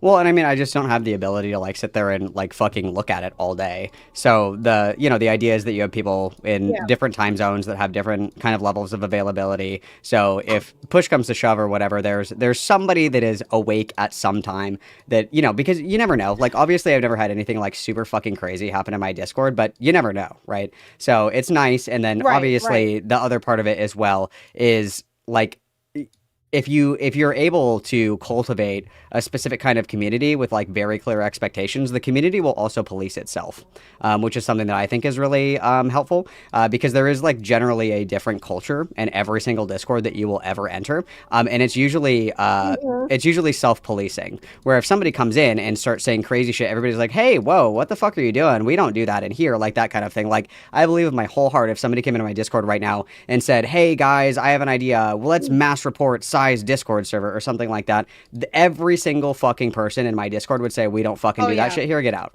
And that is something that is important, as well as cultivating like that kind of natural culture in the community as well. Yeah, no, I agree. I think mine would say the same thing. They're like, no, what are you doing? That is not happening. You know, you need to buy. And they would probably reach out to me or one of my admins and say, no, we need to kick them out. And I would hear their side of it and be like, okay. And that would be it. Or I would even do it myself. It just depends. But no, I get you. I don't condone, obviously, and I know you don't either, anybody going after Sai. Leave Sai alone. Don't harass her. Don't do anything like that. No, criticize her and make fun of her for what she's done, of course, but don't go after her. Disavow. 100% disavow. So I find that to be completely inappropriate. So yeah. Oh no, I agree, and I think I don't know, like, how. I guess this is the last question I'll ask about Sai. I promise. And we'll move on. But how long did you know of her, or were friendly with her, I should say? I want to say maybe like a year. Because the content is like a big interconnected web. So I was covering Poppy and Xena. Xena and Poppy had previously covered Lily Orchard, so in covering Poppy and Xena, I was exposed to Courtney Orchard, who was interviewed by Poppy and Xena, so obviously I had to go and be like, well, what the fuck is this Courtney Orchard, Lily Orchard shit? I don't know what the fuck this is. So I started going down that rabbit hole, and then Sai had covered previously Lily's media takes, and I actually don't even remember, I think it might have been, I don't remember exactly. I think it was, I can't remember, because I think that it was the June the King video that we watched together about Lily, because obviously it was like interesting because Sai has like a different kind of angle in covering Lily Orchard because she looks like more at like her fucking just absolutely brain dead media analysis and shit like that. And then obviously I'm doing more of like the coverage or like the commentary angle of it. So, and I think Barbie was actually on that stream as well. So it you know, that was kind of how we got in contact with each other, and then we just kind of stayed in contact, just kind of adjacent to like the Lily Orchard stuff. That's really how I know her. Gotcha. Oh, Lily Orchard. Oh God, Lily Orchard and Courtney. Oh, good Lord. Another two people that I'm afraid to touch and go into further. That scares me too. I'm not afraid to. I'm not afraid to admit it. But no, and I think that's obviously, I know that it's a hot button topic with some people that have been following the Sai stuff, not only just on Twitter, but with what the conversations and the fight that she's had with Lio and what she has said about Fauci and about Beckett and, you know, all of that. But I just wanted to get your general opinion on her. And again, I know that you were going to talk about it more on your stream, which of course I'm sure that you will. But yeah, I was just curious. Yeah, for sure. Again, it's a hot button topic right now that has been going on for what, almost a month now, maybe, Sure. if not maybe something like that. But yeah, so, but no, thank you for clarifying on that, and thank you for answering those questions. I appreciate it. For sure. All right, so I have something else that I know I talked about it a little bit earlier. We're gonna move on. I know I talked about it a little bit earlier. Your Lewis McClung interview. Good times. I have questions. First of all, how did that come about? He sent me a message randomly on Twitter. I think that I included it in my video, but let me just go grab it. Oh, if I could spell Twitter right. I know, right? I never spell it right either. I'm with you. Yeah, I watched his video on... What do you mean I have to create a fucking passcode for Twitter DMs? Jesus Christ. Oh my yeah, God. did you not hear about that? Oh yeah, that's a thing. Who has time for this? Yep. Who has fucking time for this? Okay. Yeah, There we go. I saw that post earlier, or I saw it earlier. I was gonna talk about that too. I almost forgot. Yeah, that they changed that Twitter is changing their DM policies or whatever. Yeah, that's dumb. So when he did his video on Denki Jabo and the one on Dream as well shortly after that. And he obviously watches all of the content that's made about him, right? That's very obvious. He was also on Turkey Tom's stream. He just randomly called into Turkey Tom's stream because he wanted advice. And so I had commented on one of his videos. I can't remember what I said. I commented something on one of his videos. I was like, hey, like, if you want to talk, like, would love to chat or whatever. I think it was after I saw that he talked to Turkey Tom. And he responded to me and was like, well, you're the one that takes, like, all of my arguments, like, and twists my words or whatever the fuck. And I responded and I said, you know, you're creating prepared content. I'm taking your arguments as you present them as your strongest form of your argument because you wrote a script to say this. So yeah, I'm interpreting, I'm taking you at your word basically. And so that was the last I heard from him. That was maybe like a year ago. And then he messaged me and he was like, this was just totally fucking random. He said, I'm sure I'm the last person that you want to hear from, but I wanted to reach out and just talk to you as a person. And I'm a stupid person who you don't like, but I'd love to talk to you to get, if you get the time. If you'd rather it be recorded, that's fine, but I'm still trying to understand why people hate me separate from the eyes of their audiences. I remember once you said that I was taking what you said in bad faith, so I'd like to hear it just from you, not trying to attack. Hope this finds you well. And so I was like, yeah, that's fine. And his only request was that I didn't live stream it. That was his only request, and so I said that was fine. Oh, okay, that's fair. So in that conversation that you had with them, and again, I don't know if you've done any other type of interviews with other people like that are somewhat controversial, or whoever you've talked or whoever you've done interviews with before. One of the questions that I had that I wrote down beforehand, one of the questions that I prepared ahead of time with that subject in particular, was how do you feel that that conversation was genuine? Do you feel that he was actually being honest, or what are your thoughts on that conversation? I think that I don't think that he was intentionally being dishonest, but I think that he was. So when I was talking to him, I kind of called him out for this because I noticed that whenever I would ask him a question, his first answer would be one thing, and then if I asked a similar question, like almost an identical question, he would answer in a completely opposite way the second time that he answered. And so I had said, I think that what I can hear you doing is that your first intuition is to tell me what I want to hear, to like get me off of your back. And then later in the conversation, I brought something up. I don't remember what it was. And he was like, oh, I want to keep talking about this, though. I like how this conversation is going now. And I said, yeah, because this is the comfortable part of the conversation. Of course, this is where you want to keep it. And so I think that he's not like intentionally dishonest. I think that he just has a tendency to like tell people what they want to hear to get them to like back off, or is like almost like a fawn, you know, where it's like, okay, like I agree. Yeah. Like I'm dumb. Okay. I get it. Like, you know what I mean? And that's kind of like superficial, obviously, and fake, I think. But I don't know if he's like doing it intentionally or if it just kind of like he learns that this over time, you know, that this gets people to fuck off if he's feeling uncomfortable, which is how most people like develop these kinds of speech patterns, right? Right. Well, and I think with him, I don't know. It's hard to tell because I think that obviously with how most people found out about him was because of the Dinky Jabbo stuff. Sure. And other people had known of him prior to that because of the different stories that he had covered. And he had quite the fan base from other people finding him, I guess, at the time. But I don't know, man. He's a bit of an enigma to me. Like, I kind of want to give him a little bit of a chance to see what he can do.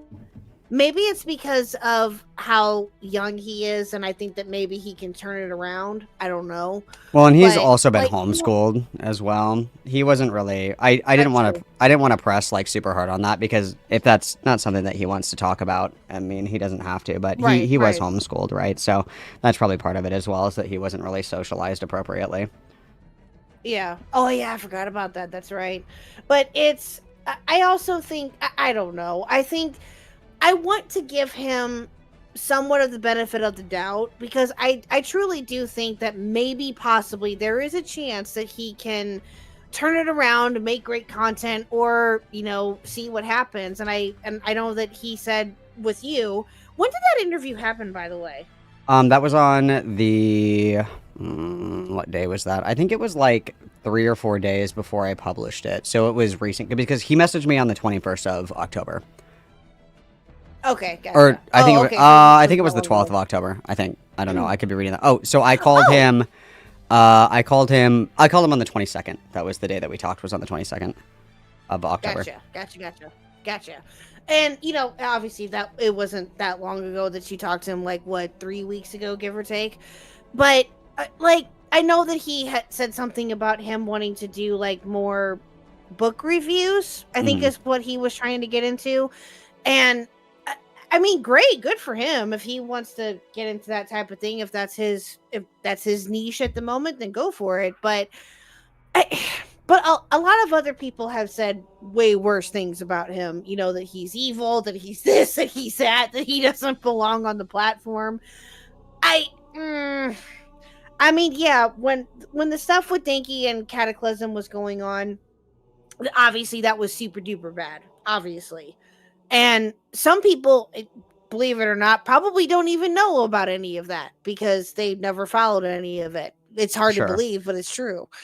I don't know. I want to say that he's a good. I'm mixed. I have mixed opinions on him. Obviously, I don't know what to think of him, to be honest. I mean, I think that he has like. I think everybody has potential to grow, obviously.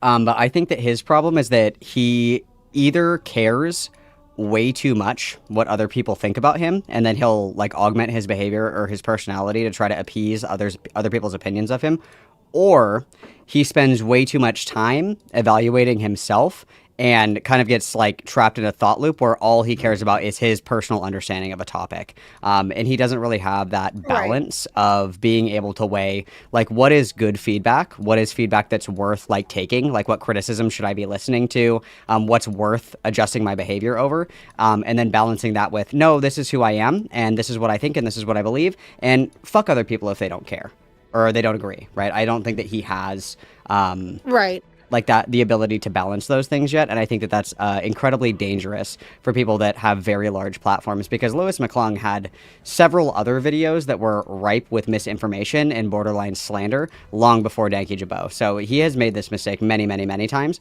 It's just an inability to weigh and integrate appropriate criticism. Yeah, no, and I think that's totally fair. By the way, thank you, King Sly, for the raid. I appreciate it. Thank you. What time you raided me? I'm kidding. I am kidding. Thank you for the raid, King Sly. I appreciate it. Welcome in, King Slyers. Thank you, thank you, thank you. Thank you so much. I appreciate it. 07s to you, good sir. Thank you again. Sorry. Anyway, but no, I don't really. I wish him the best too. I don't know. Maybe I just am too optimistic when it comes to like people like him or other people. I don't know. But it's like even with Tactical, right?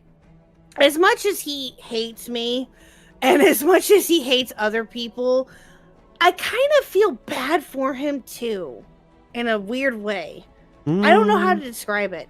I think that he just was he sounds like he was very sheltered to me, and that he is using the internet to express himself and to make content, which, okay, by all means, do you, but I don't know. What are your thoughts on that? Do you agree or disagree?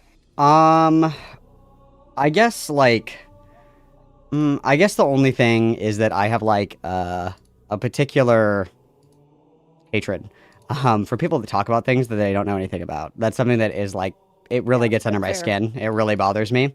And so for Tactical Templar to not even know that Templar Knights are Catholic, and to him himself not be Catholic, right? And for him himself to learn that Templar Knights are in fact Catholic, continue to keep it, and then not adhere to any, tenets of Catholicism. He doesn't know, what the sacraments are. He doesn't know the Apostles' Creed. He literally tweeted out, Hail Mary, and then augmented it for Christians so it didn't involve Mary at all. I think it's, it's fucking blasphemy. And so I'm like, no, actually, I don't really feel bad for you. I think you know exactly what you're doing, and it's the addition that he doesn't know what he's talking about, where it's like, it's fine, everybody's entitled to opinion, but that doesn't mean that you have to say it out loud. I suppose you can keep it to yourself. Well, and also, he just won't ever concede on anything. Like when he's been told, hey, that's not what this is about. This is what this is about. Like one of the things that he accused me of was me having internet anarchists on because of me being friendly. That was it. I had him on when one of the times, I think it was the second time that we were talking about him, or I was talking about him, and he got at me because I had internet adjacent on when he's a furry freak, a furry gay freak is what his words were, I believe. And when I told him that I didn't know of him and I'm not friends with him, which I'm not, he was like, it doesn't matter. You still had him on your show. Okay. I had him on prior to the stuff coming out about him. And even if I were to have had him on while that was going on, would I have taken that opportunity to talk to him about it? Maybe. I don't know. I don't know what I would have done. And I said that last night too. But he's dumb. He's just dumb. I agree. Yeah. That's the best that I can say about it. And that was one of the things that he got at me for, Malcolm. And he made a whole video about it. Well, I think the thing that's funny too is that if this was any other situation, he would totally take internet adjacent side, because internet adjacent is basically like falsely accusing Parlo is basically falsely accusing internet adjacent of rape, right? What do these like fat, like fake fucking, incel chud kings always say? That anybody who's like falsely accusing other people of rape deserve the death penalty and shit like this. Like if it was a woman that was falsely accusing a man of rape, he would 150% agree with the man, regardless of if it was like degenerate, weird, fucking freak premarital sex or whatever the fuck. He would still defend the guy, right? So 100%. It's funny to me that he only is, aggressive towards internet adjacent because they're gay. That's really it. Right. And apparently a furry, which I didn't even know about until just recently. I had no clue. Yeah, it's like the worst part. It's just, again, it boggles my goddamn mind. And like even last night, and when he was live streaming about the video that he had made, which was like not that long prior that he dropped it, me and Mr. Huck both were in his chat. And apparently, I hadn't seen the whole video until last night when I streamed about it. He had said something about how I should get married and be pregnant. And you're like, surprise, bitch, I already was. Exactly. And I'm like, I am married and I was pregnant. Which again, he just was talking out of his ass, whatever. But when we were both in the chat, I said to him, I said, hey, Templar, meet my husband. And I said what his username was, which is like Hucklebuck 5570 or something.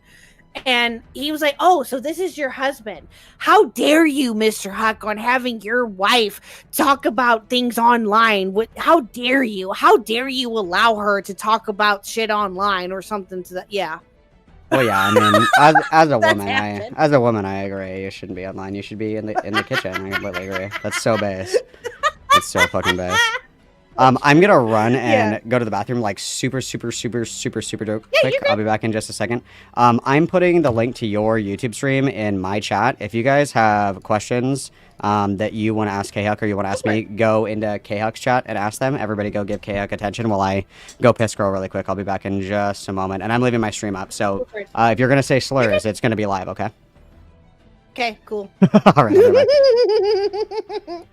I've said quite the few slurs here as of late. Let's not lie.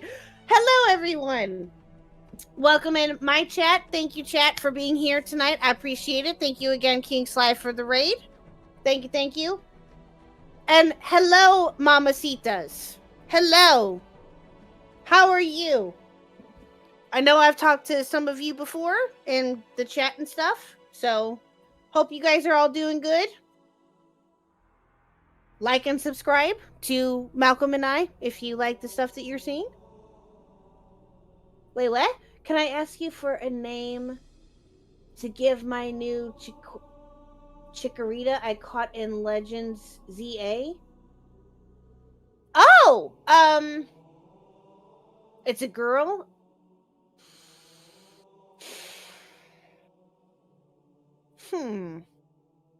What's a good name that I could give you?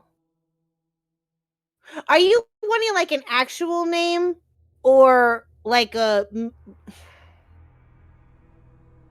I don't know. Thank you, Rose Waver. I appreciate that. I don't know. Blue Linguini, that's funny. Squatchin? You know what? Name it Squatchin. Yes. I agree. Name it Squatchin. Yes, Mystic Blue, name it Squatchin. Yes. That's funny. Thank you, Sleep the Geek. That's a good suggestion. No, I hope that you guys have been having fun. I hope anyway. I hope I've been able to entertain the masses when it comes to the mamacitas and the mother huckers over here. So, hello, Arby. Well, hello, welcome. I don't have a question, but I just wanted to compliment the art that Squatchin made and your laugh. Oh, thank you, Arby. I appreciate that. Thank you. Well, okay, so my cat is demanding to be fed. No, you're fine, Malcolm. Take your time. You're fine. Do what you gotta do. You're good. You're fine. So I should clarify. I apologize, chat. The overlay that you see here with me as a pilgrim, this was done by Somebody Loves You. Somebody Loves You did this for me. She also did the Christmas art that will be coming when Christmas rolls around, of course. But the leaves that you see here on each side of the screen, those were done by Squatchin. Those are emotes that are in my channel that she made. She made all of the emotes, every single one of them, which I love her dearly for. Every single one of them were done by her. But when it's not the holidays and it's not, we're not being festive, she did the overlay and the different talking screen that I have too. So, has anyone ever told you that you sound like Kristen Shaw? I don't know. I don't know who that is. Who is that? Do I like Monster Energy? I did. Rainbow. I did there for a little bit. I'm more of a NOS girl now. NOS is my thing. NOS scrape. Yeah. Alright, I'm back. Is the channel name a play on Khuckcast sounding like Khuckcast? I get that quite a bit. No. No. So I did that to myself, Miss Clammy or Mr. Clammy. I named myself Khuck without realizing that it sounded and looked like a cuck. Nice. And by the time that I realized it, it was too late for me to change it. So I just kept it. But no, it's Khuck, but I get that a lot. So it is what it is. I've accepted it, but that's not what I intended it to be. So thank you, Pei-chan. I appreciate that. Thank you. Thank you. You guys are so nice. Oh my god. They're okay. Don't let their head get too big. Nothing, but they are. They're being very nice to me. Doomed yourself to the Khuck chair or the Khuck chair. True. I did. I know, honey. You should put a K-Huck in your name. I know. I just haven't done it. I know. I need to. I agree. So, but hi, Malcolm. Welcome back. Did you feed your kitty? Is your kitty okay? I did. Okay, cool. He's alive. Okay, cool. Oh, so what were we talking about before? Templar for briefly again. Sorry. He's also another hot button topic too that has been happening now over the last week or so, or maybe a little bit longer. But what was the other thing that I wanted to ask you about? I asked you about Luce McClung and your thoughts on that. Oh shoot, I had somebody else in mind to ask you about. I just can't remember who it was. Oh, I'm so sorry. Oh, that's okay. That'll come back to you, I'm sure. Yeah, I'm sure. But so okay, well, let me ask you this while I'm thinking about it. Do you have what's your plans for Oh, the Rose stuff. Thank you. Okay. Let's talk about Rose, shall we? Yeah. So for those of you who do not know how Malcolm and I kind of talked for the first time was when I had Rose on, which Malcolm knows the backstory behind that, how it just happened randomly. But how did you find out about it? And I guess the follow-up question to that is, how long have you known about Rose? Well, obviously I have people that send me stuff all the fucking time. And I like to keep my eye on the Rose tent because I always say every 23rd year of every 23rd spring she comes back to feed. Spring. Yep, she comes back to feed. So I knew that we were about to enter another Rose cycle, so I was eagerly anticipating it. And so somebody sent me, they were like, hey, like Rose is on this stream. And I looked and I was like, you guys are fucking lying to me. Like, she's really not trying to do this shit again. So it's kind of the rinse and repeat where she'll like kind of worm into a community and then she blows that shit up. So I originally became aware of Rose. There was another content creator that was also like a fucking nobody named Janae Rose, and her and Rose Malay both made like really dog shit music, and they would always fight with each other. And so that randomly came up on one of my feeds on like Twitter or something like that. And so I was kind of like honed in on that. I was like, this is interesting. And then the very first like conversation debate that I heard with Rose was when she talked to Xander Hall when Xander Hall went by Pig Puncher, and this was like 5 years ago or something like that. And I was like, oh my god, this bitch is fucking stupid. This is awesome. And so I kind of loosely followed Rose because I thought that she was so funny and so dumb. And then she went on like the rape debate gauntlet for a while there, and that was when I was actively consuming Twitchable content pretty much all the time. That was like the main thing that I watched. And so I watched her conversations with Destiny. I watched her conversations with Hunter Avalone, Keffels. I think that she talked to Common Chick or something. I don't remember. She talked to a ton of people.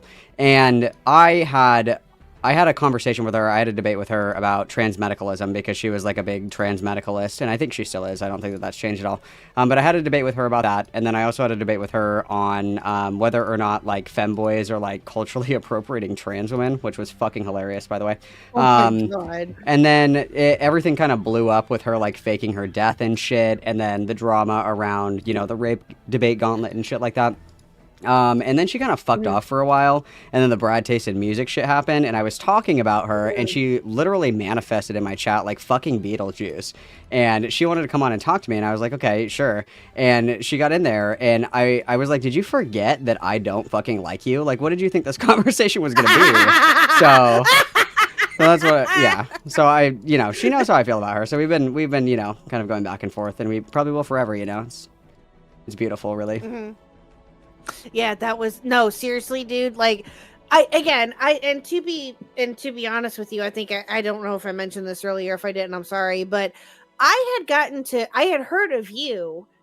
Like I said, I think during the SAI stuff when all of that was first happening. I think that's how I had heard of you, was when all of that was going on, and I've been trying to follow you and watch you every chance that I get, but. When you called in that night, oh my God, that was so good. So good. I think that's going to be made into 2 separate videos. I think your segment and then Beckett's segment and Falgi's actually 3. I think that's going to be broken up into 3 different videos. I was listening to it, and I was literally fucking blowing up Beckett's DMs. Like, I think I was spamming the shit out of him. I'm surprised that he didn't just fucking block me. I was like, why are you being such a fucking puss right now, dude? Fucking get her ass. She's fucking lying right to your face. I know you know that she's fucking lying. I was like, say something, Beckett. Say something, Beckett. And I was like, fuck it. That's it. I'm calling it. I messaged Beckett. I said, tell this bitch I'm coming on. Tell her I'm coming right now. Yep. And that it was worked out beautifully. Now, I will say, and I don't know if you realize this or not, but one of the questions or one of the things that you brought up to her was whether or not she had bottom surgery, right? Okay. That was one of the things that she told me was off limits when we were trying to get all this set up, right? So I said, okay. And truthfully, and I don't care whether she did or not. I don't really care. But I said, okay, that's fine. Whatever. I'll respect that. But what was funny was when you talked about it, she talked about it. And I'm like, oh, okay. So I guess we're going to talk about it then. Yeah, she, yeah. Which, yeah. Also, one of the other things that she said, I'm sorry, one of the other things that she said too that was off limits was the fake screenshots from Twitter. Which, again, I mean... Which were the ones that I think you sent me. Yeah, she will claim that a lot of these are fake and that a lot of them weren't her. But, I mean, she made a fucking alt account of her fucking mom to try to corroborate her death before. And, I mean, I remember Rose. I remember her distinctly. I remember when Xander Hall was trying to clear up the allegations. I don't know if you were around for this. Thought Slime accused Xander Hall of having a transgender grooming sex cult.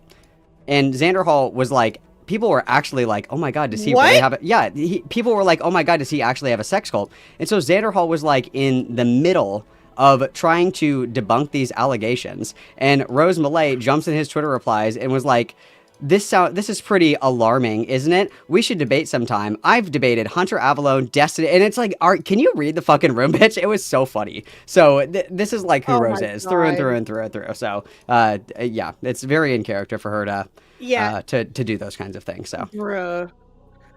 Oh yeah, no, absolutely. Like when Falgi was going over the Brad Taste stuff, as soon as Brad Taste happened, there she was again. No, she's like Beetlejuice. And if you say her name too many times, like she will literally fucking show up in your chat. You know what's funny is a week or two ago, I think it was the beginning of the month. Now, I don't know if you know this or not. You probably do, but YouTube lets you gift memberships, like 10 gifted memberships every month. And I happened to give out the first 5, I believe it was. And guess who got a membership, Malcolm? It was probably, yeah, I know. I'm telling you, she's in your walls. She's like fleas. You can't get rid of her. Once you're on her radar, it's over. I know. No, yeah, no, I know. But I don't know if you had heard about how this came about. I know you know how it came about with her tweets about Beckett deserving the copyright strikes and all of that, which was so fucking dumb. But definitely did. But I legitimately did not think that she would ever come on. I didn't. Oh no, she tries to find life preservers in different communities and stuff like that. That's not uncommon. And then she tries to like align with other individuals, and then she eventually fucks them over. And my original take on the Brad taste in music thing, and everybody disagreed with me, and I was like, I hate to tell you guys, but I'm right, and you will see shortly, is that she snaked Brad hard. Because Brad was one of the people that was like trying to defend her and trying to help her. And what did she do? She let him fall on the sword, said, actually, I don't have anything to apologize for. Fuck you. After he torched his reputation to try and defend her. And I was like, she's snaking Brad. And everybody was like, no, Brad is the irrational actor here. And literally what happened? It came out that she did snake Brad. And that she did have all this secret dirt that she dumped on him when it behooved her. And she does that in every single fucking community she ever gets into. And I saw it happening again in slow motion. And I was like, no, I can alter fate this time. I can stop the roast cycle. I can stop. Do you think that you really can stop it? Is that even possible? I do my best because negative attention is like oxygen to Rose, and sometimes she needs to be suffocated. It's fun to roll around in the mud with her, but in my opinion, and obviously I think that everybody thinks their opinion is correct, but with this one, I'd be willing to bet good money on it. The only kinds of people that can engage with Rose are people that dog walk her in conversations, otherwise she just rambles. Like, you have to be able to like fucking talk over her, you have to be able to interrupt her. And so I was getting mad. I was like, Beckett, you know this. You have trained. You have trained for this moment. You know you cannot just ask her a question. You can't just ask her a question and let her talk. She's never gonna fucking answer. You got to yell at her. And I was getting pissed. I watched the rest of your stream. I watched the rest of your stream and I was getting mad. I was like, all these people suck. I was like, everybody's being a pussy. You guys need to yell at her more. Stop. Well, I agree. In retrospect, I think I should have. But to be honest with you, though, I'm not. In all actuality, I'm not very much of one of yelling. Yes, I have a loud voice. It carries. I know, whatever.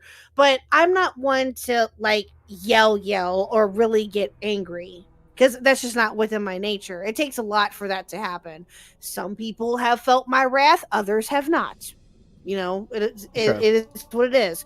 But with her, you hush. Sorry, that was Mr. Hood. But with her though, I had told her as we were, you know, obviously getting all of this set up, that I don't like you. I straight up just do not like you. And I made her fully aware of it, so then that way she knew where I was coming from, that I'm going to hear you out and hear what you have to say, but I almost can guarantee you I'm not going to agree with you. And she's like, well, as long as you guys are nice to me and you don't dogpile me and your chat doesn't think that they're going to get a dunk on me. And I'm like, first of all, my chat will say things and they're going to ask you questions, but they will be respectful and they know the rules. Like, I don't even have to tell them, right? Like, I did, but just to be on the safe side in case new people came, which I had a feeling would happen. But I had prepared for chaos to occur, and it did. Yeah, sure. I mean, and all I can say is that I hope that it worked out. So it is what it is. Fucking Kino content. So, and it looks like she's back in her hole. So it worked out well. Well, thank you. I appreciate that. Yeah, you've said something and other people have said something too about that stream. And let me tell you, I did not think the entire time that I was doing good. I'm like, what am I doing here? What is happening? But hey, it is what it is. Yeah, you just gotta get her on the leash and you have to fucking yank it or she'll drag you all around. She's like a very poorly trained dog. Yeah, no, I agree. But no, but that was, and that's what made me want to talk with you, was after that. I'm like, oh my God, I love him. This is amazing. I We hope just that him and we I just have a can long actually talk. history, she and I. So it's always fun to revisit Yeah, the no, rose pasture, you know. yeah, but I mean, those that I don't know of anybody that has actually like logged her. Is there anybody that actually has like made content off of her besides like the one-off people like me, you, and others? There are people that do. There are several of whom I would be somewhat, I would say, wary of, in my opinion, in my Mm-hmm. experiences anyway. But there are people that have been following her around for a long time. She does have the one thing that I will give to Rose's credit is that she has said before publicly that she's like, there are people that will follow me around and they document every single fucking thing that I do, and it's scary. And that's true. There are people that do that. I don't think that anything has ever come of it. So I mean, obviously it's scary to have something like that happen, of course. However, that is something that's true that she says. That's not a lie. That's one of the only true things I've ever heard her utter, to be completely honest, is that she does have a very dedicated community of people that do follow her around and document everything that she does. Wow. And again, to my understanding, I don't think that anything has ever come of it. Like, I don't think that there's ever been, any in real life anything. To my understanding, there was a little situation where maybe they could have like had something like that, but I don't think anything's happened. So it's just people that are like a-logging her, but that community definitely exists. And sometimes, they want to, there's a few of them, but I don't know. It's just, I think that kind of stuff gets a little bit too far for me, because I think that it's fine to like cover people and, kind of like, I would consider myself a Rose historian, obviously not to the extent that other people might consider themselves Rose historians, but I think that there becomes like a certain level where I am not comfortable with that, right? Like, if people are like, hey, I have information on this person, I'm like, oh, okay, like, what do you have? And they start showing me stuff that's, decades old. I'm like, I don't know if that's something that I'm comfortable with. Obviously, it's a free country. A-logging is a pastime of the internet, of course. But that's not something that Right. I'm comfortable with, and it's not something that I want to be involved with. Right. No, I agree. I think truthfully, like, A-logging to me is very mixed. And I think that, I don't know if you want to agree or disagree with me on that one. Like, an example that I can think of off the top of my head about like I know that there's several others, but the one that comes to my mind that has happened recently, I guess you could say, was the Bo Blacks and Tipster A-logging. I don't know if you caught any of that or if you followed Yeah, a any little of bit that. of it.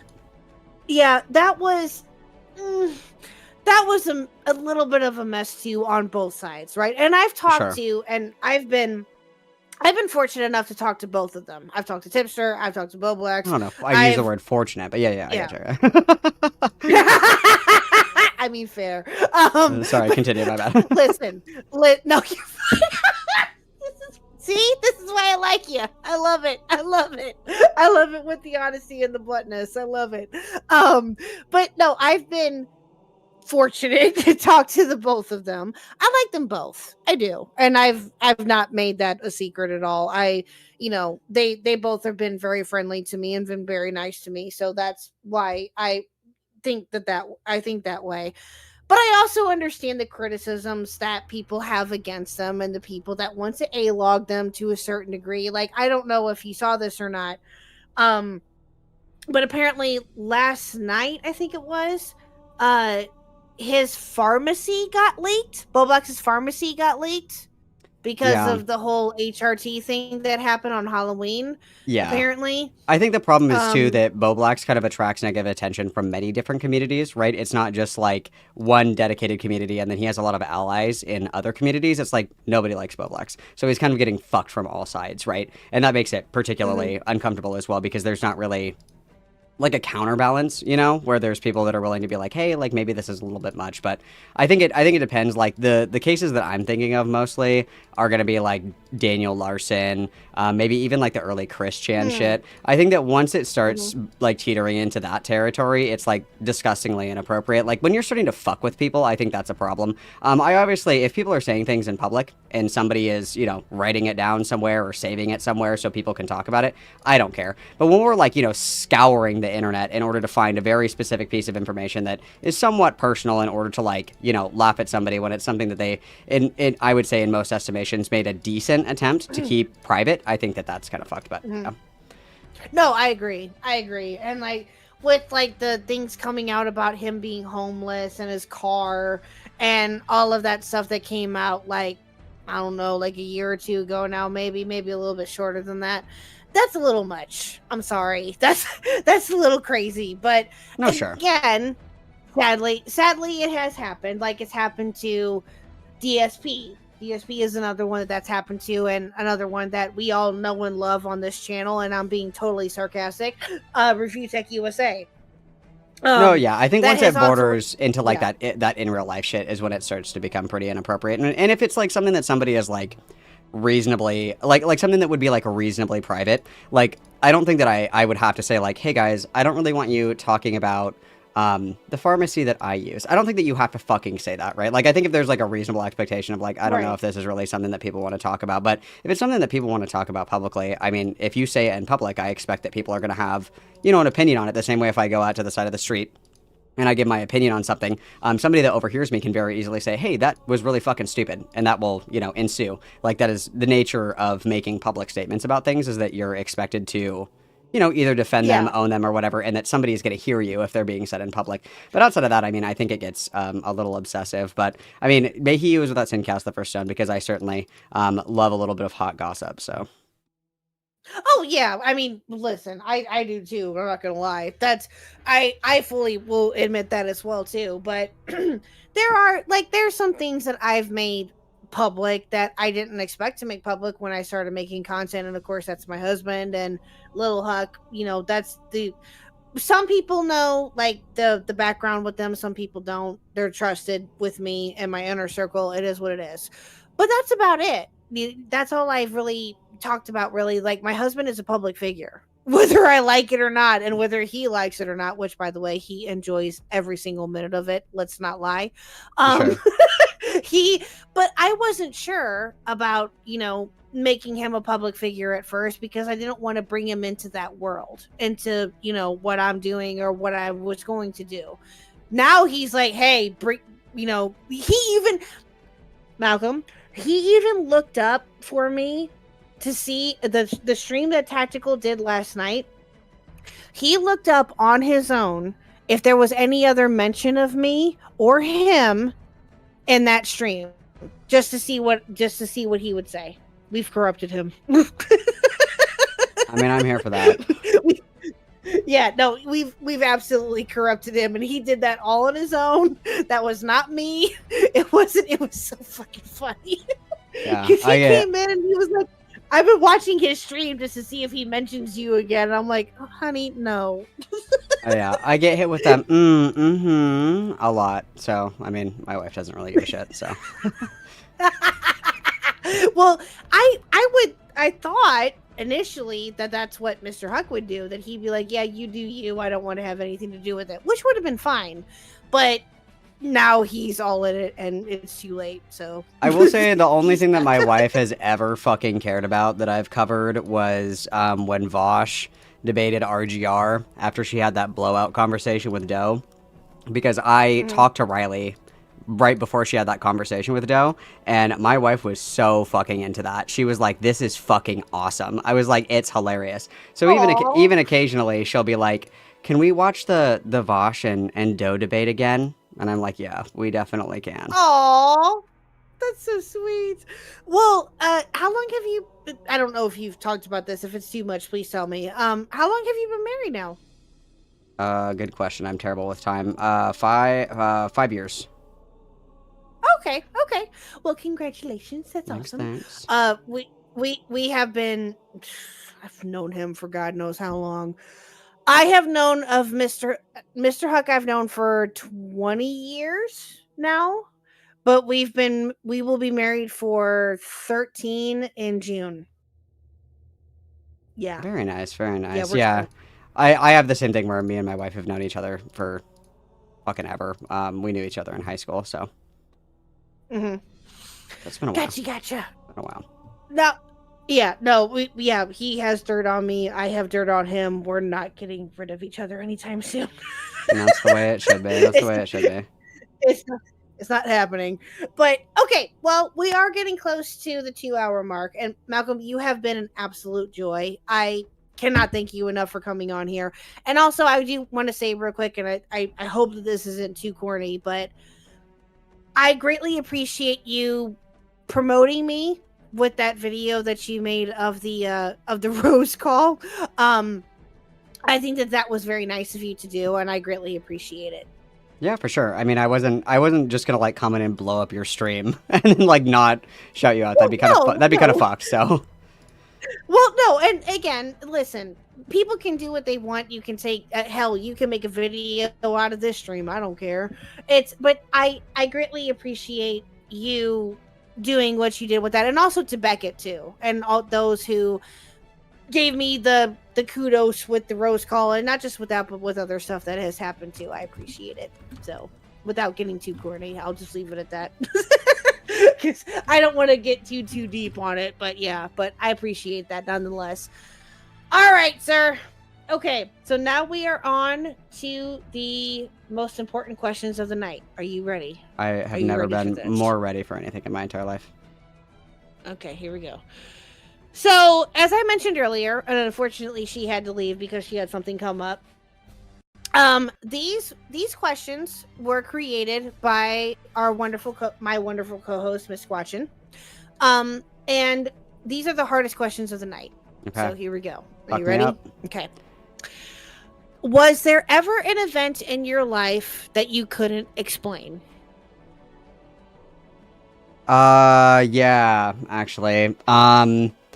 So when I think I was like, I want to say I was like 3 or 4, maybe. It was like, but I was very young, and we were at a lake. I was at a lake with my family, and you know how there's like the floating docks, and then there's like those metal like ladders that you climb up onto to get onto the floating dock.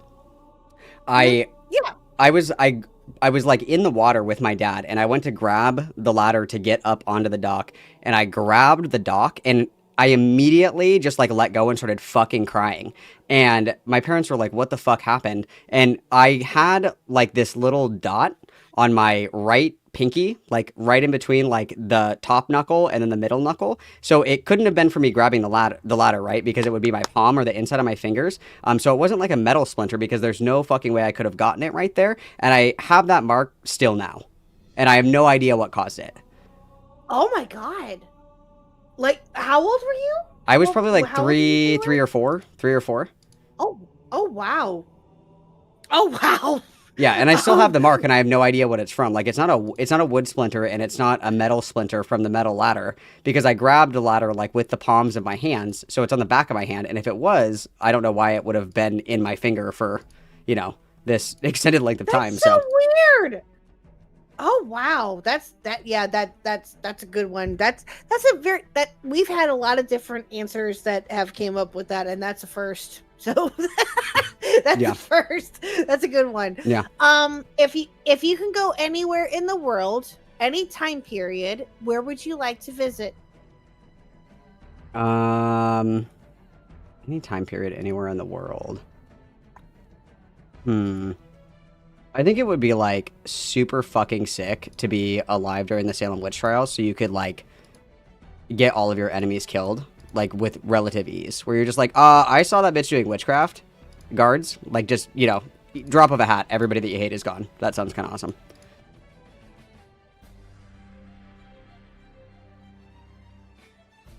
I'm sorry, my mic was having some issues. I apologize. I'm sorry. You're completely fine. You said the Salem witch trials. Is that it? Oh, that's a good one. Yeah, because I think that it would be so fun to just like rat on everybody and be like, she's a witch, I think that'd be pretty fun. So yeah, that's, you know what? I think that I've said this before, that I would like to go back to like the 60s or 70s. That's like a classic white woman answer, yeah, for sure. True. Shut up. I know, but it's so corny. But we've had, again, that we've had so many different and unique answers to that question. This is fun. We're gonna make a compilation of this. I promise you. At some point, we will. Sick. Okay. What's the most interesting thing you've read or seen this week, either commentary related or world events? The most interesting thing I've seen this week.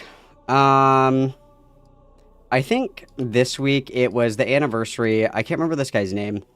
There was a Chinese guy who I think he was like 43 or 44 years old, and he got diagnosed with a really rare form of cancer.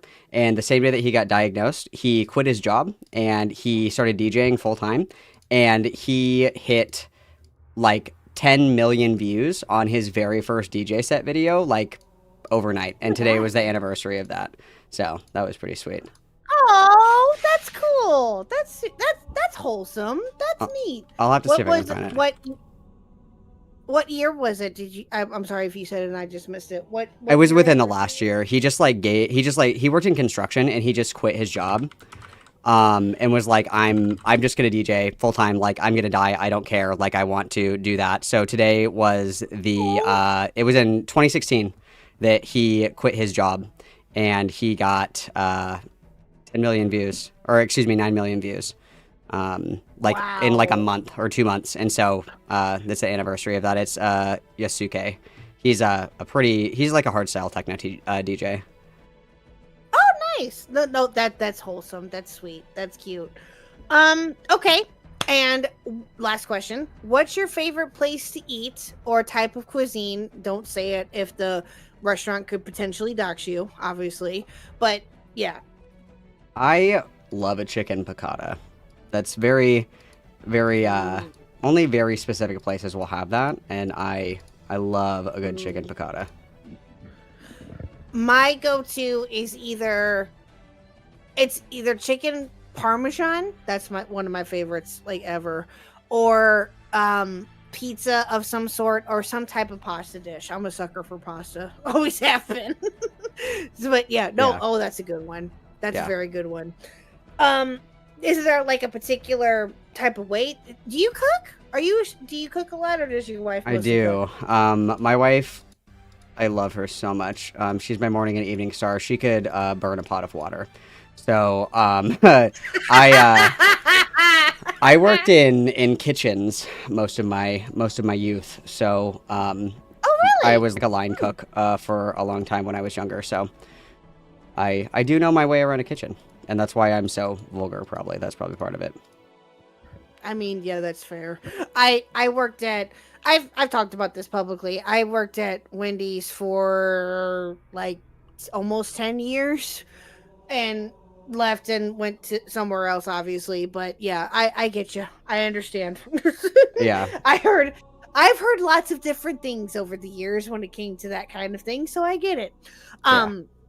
But no, that's the last of the questions. So yes, I think that's all that we have. Does chat have anything else that you guys want to ask real quick before we end it here? Yeah, guys, this is your last chance to go and ask questions. Right. If you guys want, I'm linking the video if you guys have anything else you want to ask before we carry on. Yeah, I'll give you guys a minute or two to think of anything else if you guys want to, but Malcolm, you have been, like I said, you have been a joy, and I appreciate you. I guess, do you have anything else coming up here soon that you want to promote real quick? Any future streams or videos?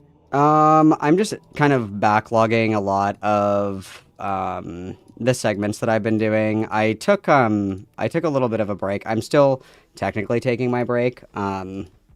But I took a little break, and I've been spending a lot of time making my music, and I got a really awesome opportunity to do some like visual editing for a DJ, and so I've been working on that a lot. So once I get a little bit more confident with that kind of stuff, I'll probably do more music streams or like art streams and stuff like that. But that's been something fun that I've been doing in the meantime. Gotcha. Your favorite season? That's a question from Blue Jay. That's a Summer. good question.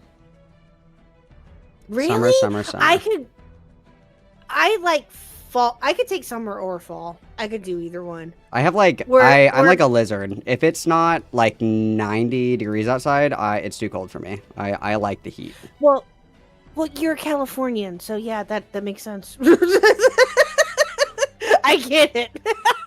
I want to move to Arizona so bad, but my wife says no, it's way too hot. But I was like, it's so pretty. I love. Oh, it's so pretty. I love the heat. Yeah, no, Arizona is gorgeous. I have my bestie who was from here, moved there to be closer to her family. We went to go visit her 3 years ago, and it was amazing. I absolutely loved it. It was incredible. But little known fact, Malcolm, I am a California girl. I sure am. Oh, that's very lovely. I was born in Long Beach, but I was raised here, so I don't know if that counts. So I don't know if it does or not. But I was born in Long Beach, and we stayed there till I was like 2, I think. I don't remember anything about it, but I was raised here, so you can tell me if that counts or not. Fair enough. You know, it is what it is. It is what it is. But, what was the other question? Your opinion on the Roman Empire, really? That Caesar guy was a bitch. That's my opinion. There you go. Fair enough. Well, sir, I appreciate you so much. I'm going to go ahead and end it here. But thank you again for coming on tonight. I hope that you had fun, and I hope that you can come back again here soon. And I will definitely try to check out your stuff too as well, more than what I have been. I appreciate you. Go check him out, chat. Mods, if you would not mind linking his channel in the chat, please. Subscribe, do all the things, ring the bell for Malcolm, and thank you again, sir. Greatly appreciate it. And thank you, Mamacitas, for letting me have him for the night. I appreciate it. Absolutely. Anytime. Thank you. I hope you have a good night, and I will talk at you later, Gator. Thank you. I appreciate it. Anytime. Later. Bye. Oh, how fun, guys. How fun. Okay, I can turn off my Templar now. Let's put... Oh, my other Templar was here as well. Oh, cringing gay. Wow. Wow. How lovely, guys. How lovely. How fun. How show-stopping. How incredible. And how brilliant, you guys. Make sure, shout out to Khuck again for letting me violently body Rose. I appreciate it greatly. It was very kind of Khuck. Yeah. You guys got some secret... Malcolm lore. You guys got some secret Malcolm lore. How fun is that? How fun is that, you guys? That's awesome, isn't it? That's awesome, isn't it? Pretty awesome. All right. And then let me go ahead and catch up because you guys have been just going absolutely fucking cuckoo bananas in the chat, you guys. Let me take a peek here. Give me 1 second. I have one thing to pull up really quickly. Where am I here? Perfect. All right. Dude, the likes are fucking phenomenal right now, you guys. You guys are doing fire. Everyone is being so well behaved, is being so fucking awesome. So let's see. We got our Hizaki for the $5 redues. Dicks out for peace screaming. I disavow this comment. We also have Hizaki for the 5. For those of you who don't get the joke, the size scribbles is a metaphor for racist. Thank you, Hizaki, for the 5. Reverend, or Ren, Sai daughter or Lio son for the 5. I did answer in chat. I said death, because you did not specify that death is not an option. Hizaki for the $5 dues. Ren, why just choose 1? Great question. Hizaki for another 5. Yes, Tito, you are right. The mama Saitas are hungry. Let them eat cake. Glenn for the $1.99. Thank you so much, Monarch. And then Hizaki for another $5 redues. Desai disgribbling coming in to make accusations against me. And then Glenn for the, I meant to send Teal, fuck me, mod coming in clutch with the save. We're Q&A divas. Thank you very much, Glenn, for getting us over the hump. Hazaki for the 5 chat. We meme too close to the sun, and I'm in the Outback Steakhouse again. Keldoj for the 3 months of consecutive Mamacita membership. That is very beautiful. And then by Lonic for the $4.99, quote, Ant, log the duck off, exclamation point. You said, You said you didn't any of this drama. This shit ain't important. Keep your fucking sanity and log off. You know, guys, there's absolutely nothing wrong with touching grass, and that's a very strong message. And so we have 1, 2, 3, 4, 5, 6, 7, 8, 9, 10, 11 times witness, you guys. 11 times witness. That is absolutely incredible, show-stopping, and brilliant. I am just blown away by your charity, your goodwill, your benevolence, and your kindness. 11 times witness, you guys. That's beautiful. And so that means, you guys, that we have met our goal and we can do a Q&A, because I'm going to yap, of course. I'm going to yap, of course. That's going to be happening because I have a lot to say. So we're going to be doing that. So I have 2 things that I'm going to do quickly. The very first thing that I'm going to do is I'm going to update the thumbnail. Lavender was kind enough to make a lovely thumbnail for me, so I'm going to update that. Let me save this to the desktop here quickly, and I'm going to update this, and we're also going to update the title of the stream, because we are going to be addressing the SAI-TUATION, you guys. Obviously, that's what we are doing next. So let me go ahead and change this. Did I already hit a witness? I don't think I hit a witness, did I? Have another witness. Okay, we're going to go ahead and change that, and we're going to update that. Shout out to Lavishly Lavender for this wonderful art. Go ahead and come and take a seat. Come and take a seat, Mamacitas. Come and take a seat. All right. That's beautiful, incredible, show-stopping, and brilliant. And I'm also very, very proud of you guys. I'm very impressed. The likes are fucking phenomenal, you guys. The like ratio is crazy. The like ratio is crazy. You guys are absolutely fucking winning today. You guys are winning today. Absolutely winning today.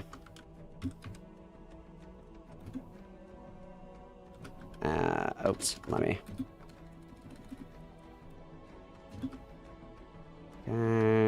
oops. Okay, got that all locked in. Perfect. You guys are being so wonderful. Oops. So this is saving right now. I'm going to post the Discord, you guys. I'm going to go ahead and throw the Discord in here really quick. So I am in the Discord. I am willing to do call-ins as well. I am willing to do call-ins this evening. That is something that I am willing to do. Normally, you know, I always say that I will do them, but I obviously am open to doing them this evening as well for obvious reasons. Okay, so we will be doing that. The other thing that I will remind everybody of as well is that you can also buy my merch, which is so cool. So show-stopping is so brilliant. Most of the, you know, there's lots of items, you know, that have been designed by the talented, incredible, and brilliant Mamacitas and Malcord. So that is super fucking awesome, you guys. That is super fucking awesome. Okay, that's super cool. I am going to go to the bathroom and get a non-alcoholic beer really quick. And then we're going to come back and we are going to address the SAI-TUATION, okay? And we are going to address the SAI-TUATION, all right? That's what we are going to do. So what I have here for you guys is I have your Dante's Inferno. Why is this, like, not fucking saving? What the hell are? Hello? Hang on. This is not saving. Why?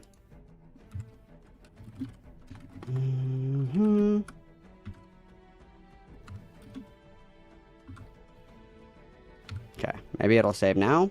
There we go. Change is saved. Perfect. Okay. Where is my tab with... There it is. There's the Dante's Inferno. I'm going to pop that up for you guys. I'm going to get an NA beer and smoke a cigarette really quick. I am going to start the Q&A.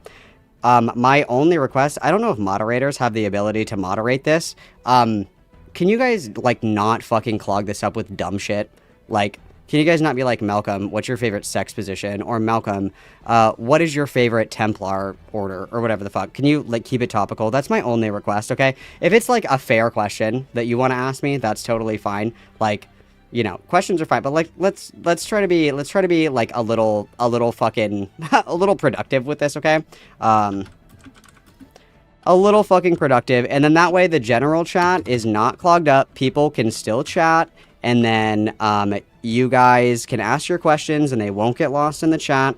And then please don't fucking shit it up. Some of you guys are shitters and that's okay. I love it. I respect the hustle. I respect the grind. I totally understand. I get it. I do. But let's try to be topical. Okay, you guys, let's try to be topical at least a little bit. Okay.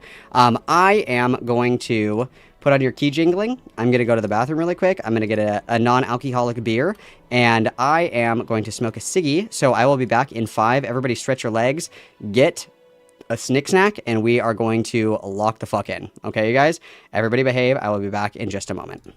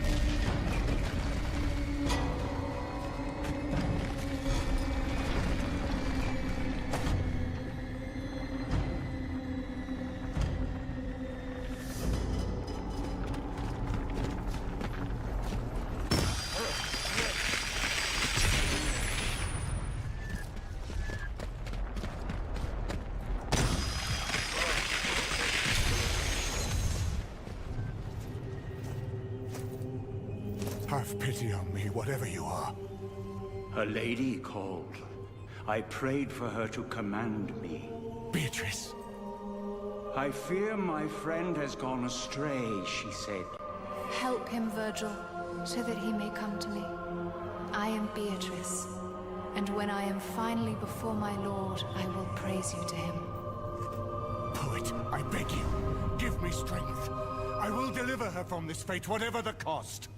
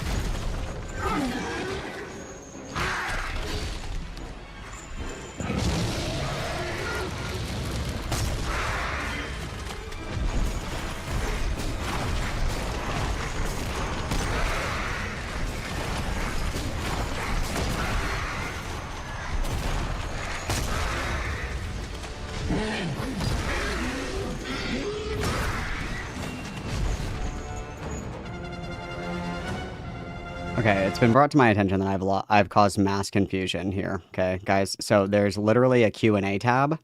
There we go. There we go. Okay, there we go. We got it. We got it. We're good. We're good. We're good. Okay, perfect. Perfect, perfect, perfect. Okay, so hopefully, literally all of you know how to use the Q&A tab. Hopefully, you guys, there should be a little tab, I guess. I don't know. Let me, hang on. Let me see if I can do this. Let me open an incognito window and see if I can get in there.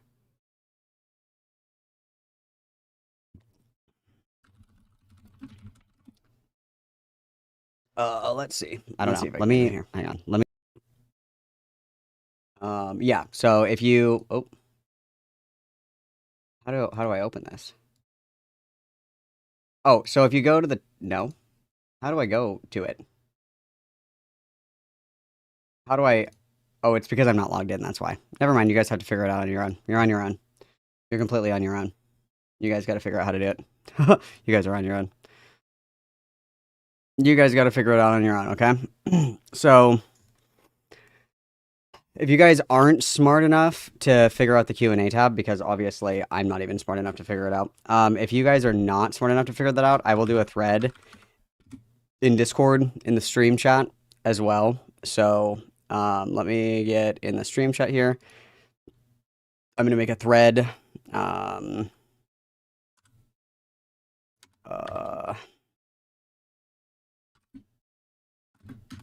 going to do that in the Discord. What the hell? Why did that not work?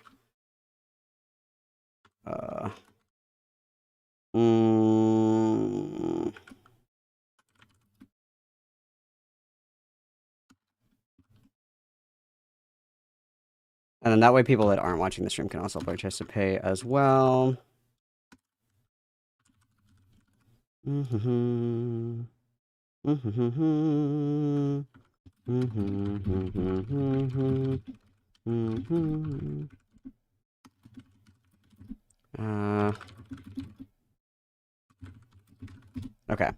there you guys go. Oh wait, I have to change it so you guys can all see it, right? Edit thread. Fuck.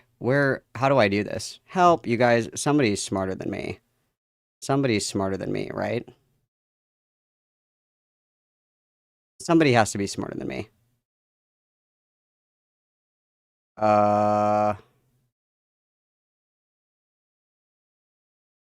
Maybe I'm not smart enough to do this. Hang on.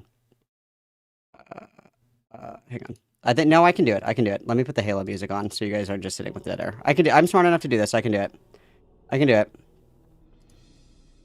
I'm smart enough to do it.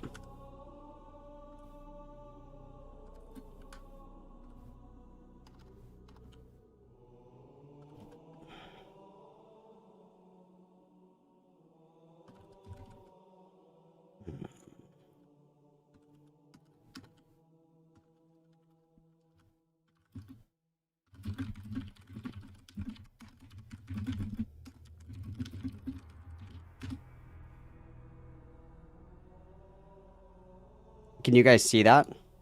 Can you guys see that? Did I do it? Did I do it correctly? I think I did it correctly. Did I? Did it work? Did it work?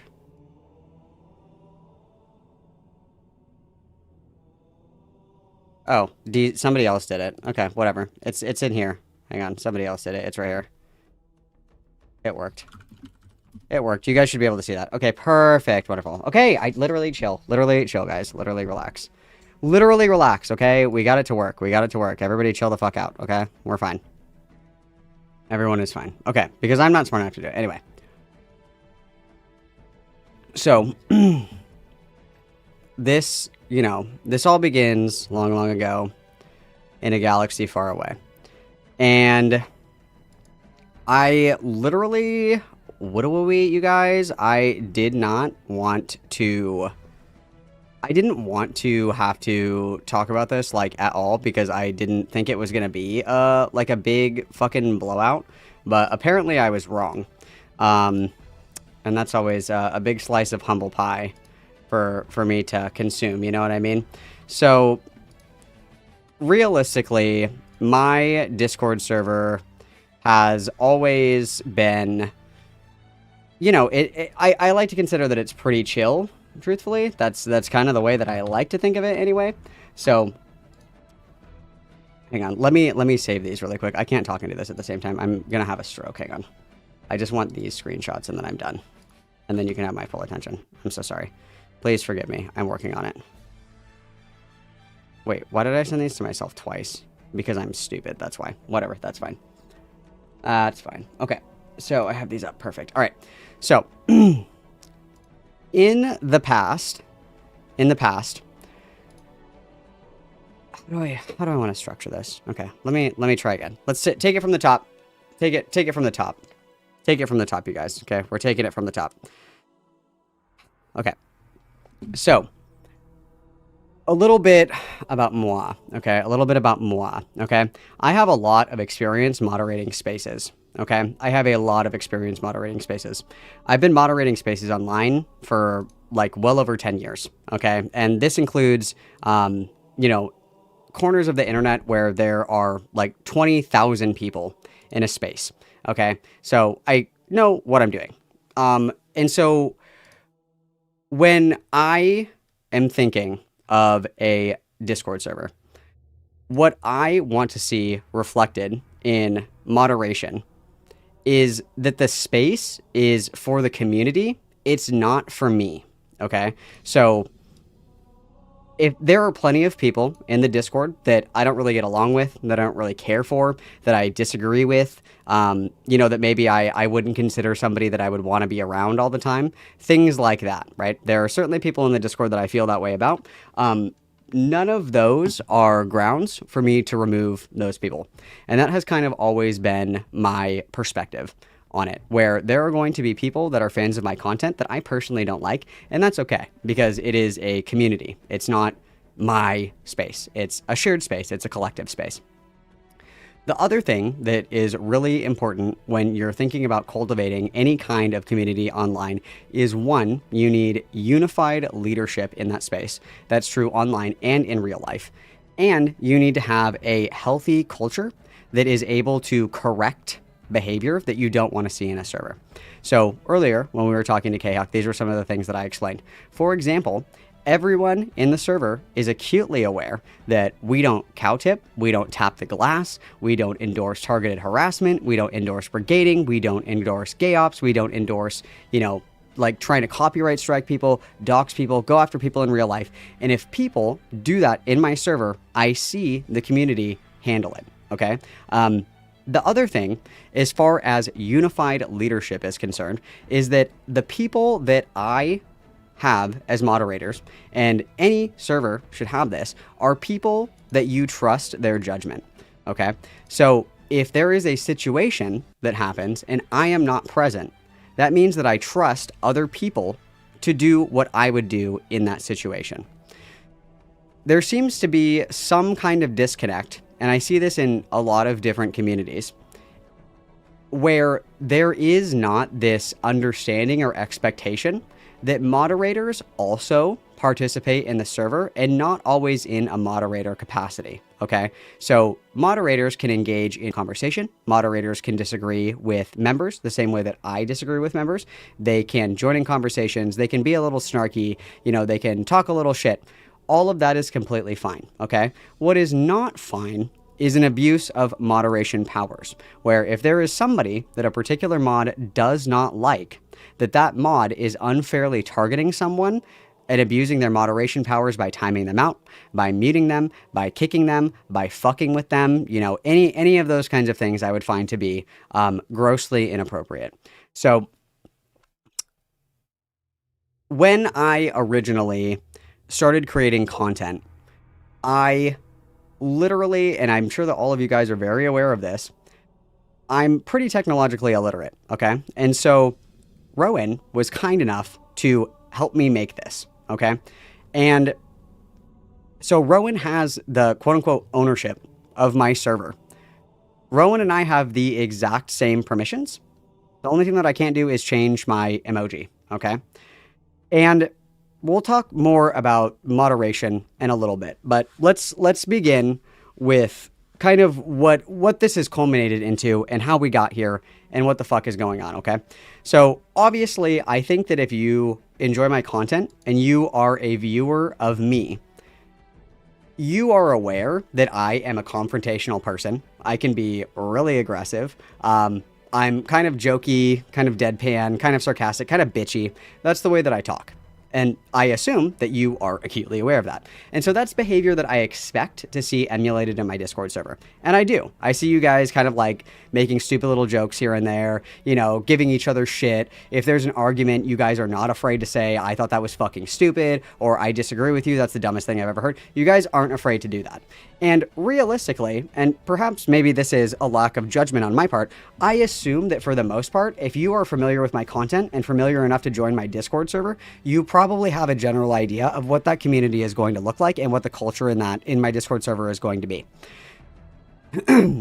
So I don't really, and I don't think I've ever really had a content creator, another content creator, as active in my server as Sai was previously. Sai was pretty active in my server, and there's nothing wrong with that, okay? If you want to be active in my server, be active in my server. That's awesome, okay? That's super cool. However, because there is a lot of engagement, there's, you know, almost daily, there's going to be some kind of engagement. There's going to be contention. There's going to be disagreement, because as a content creator, you're not just, you know, a casual user of a Discord server. You have people that have consumed your content and have opinions about your takes and your positions on things. And people are going to want to ask you about those, and people are going to disagree with you, and people are going to want to tell you that they disagree with you, and that's completely normal. So, I would say probably, what was the very first thing? What was the very first thing? The first thing that I can remember that was kind of like where we kind of had this instance of a disagreement. Everybody was in the debates channel. And for anybody who's been around my content for a while, I am old Twitch bull, okay? I like debates, I like blood sports, all that other good shit. The debates channel is one of the only channels in the entire Discord that I expect to be very heavily moderated, because that is its purpose. If you are in the debates channel, you're having a debate, okay? That is the purpose of the debates channel.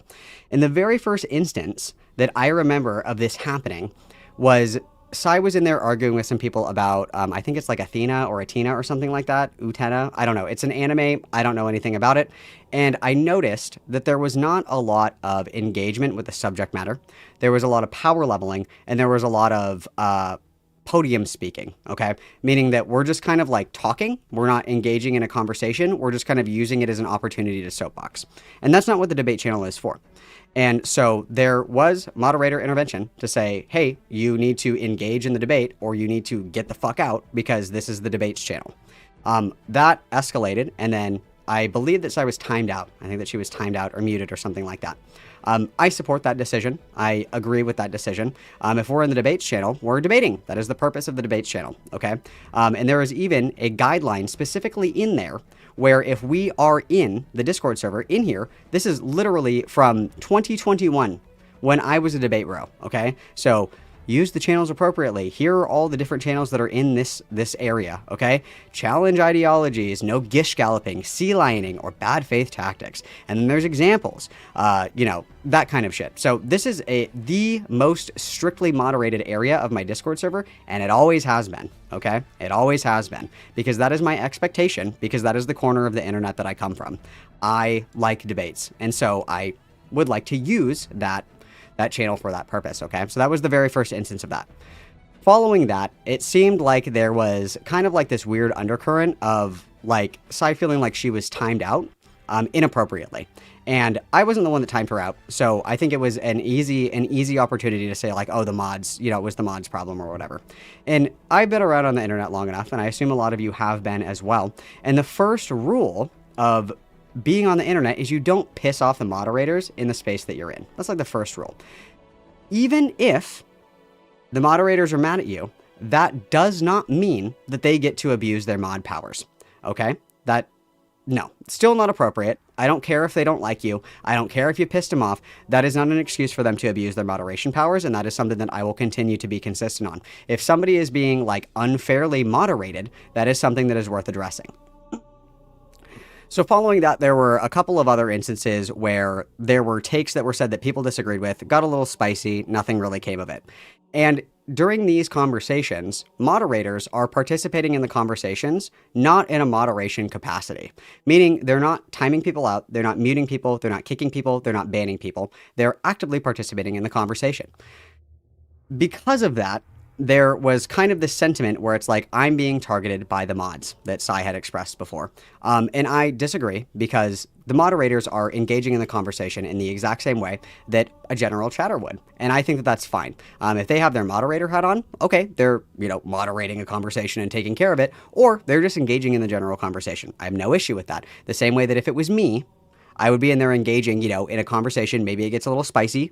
Maybe it gets a little hot, a little heated or whatever the fuck. I'm not just going to ban someone because they disagree with me. I'm not just going to mute someone because I don't like them. I'm going to do it if they're violating the rules of the server, okay?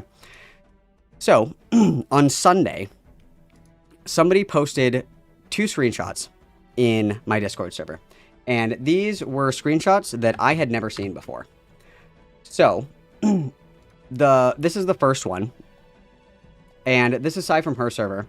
And she says, it's good that they're going to a prison in El Salvador and not let them out into the streets back in Venezuela to do the exact same shit there. They are gang members from Venezuela, therefore they are Venezuelan. It's not like they said, quote, let's just round up the brown people. This is a very specific group of people, again, has been going around and raping and murdering girls and women. And unlike you, I don't have an acceptable number of raped girls and women before I will tolerate, before thinking that something should be done. It's this particular gang, which is from Venezuela. And if I have to guess, I'm going to assume that we're talking about MS-13, okay? Because that is the gang, that everybody is scared of, okay? This is the one that everybody's scared of. This is the one that Trump talks about mostly when they're talking about, Latino gangs that need to be deported, okay? And they identify these people with tattoos. Usually it's a 13, something to the effect of 13, okay? However, something that's important to note is that MS-13 isn't specifically a Venezuelan gang, okay? It's kind of a general gang, okay? It's not just in Venezuela. And this is also around the time where there were escalations in essentially brown bagging abductions of people in this country, people who were not members of MS-13, who had green cards, who were being stopped and detained by ICE and being deported without due process, okay? So,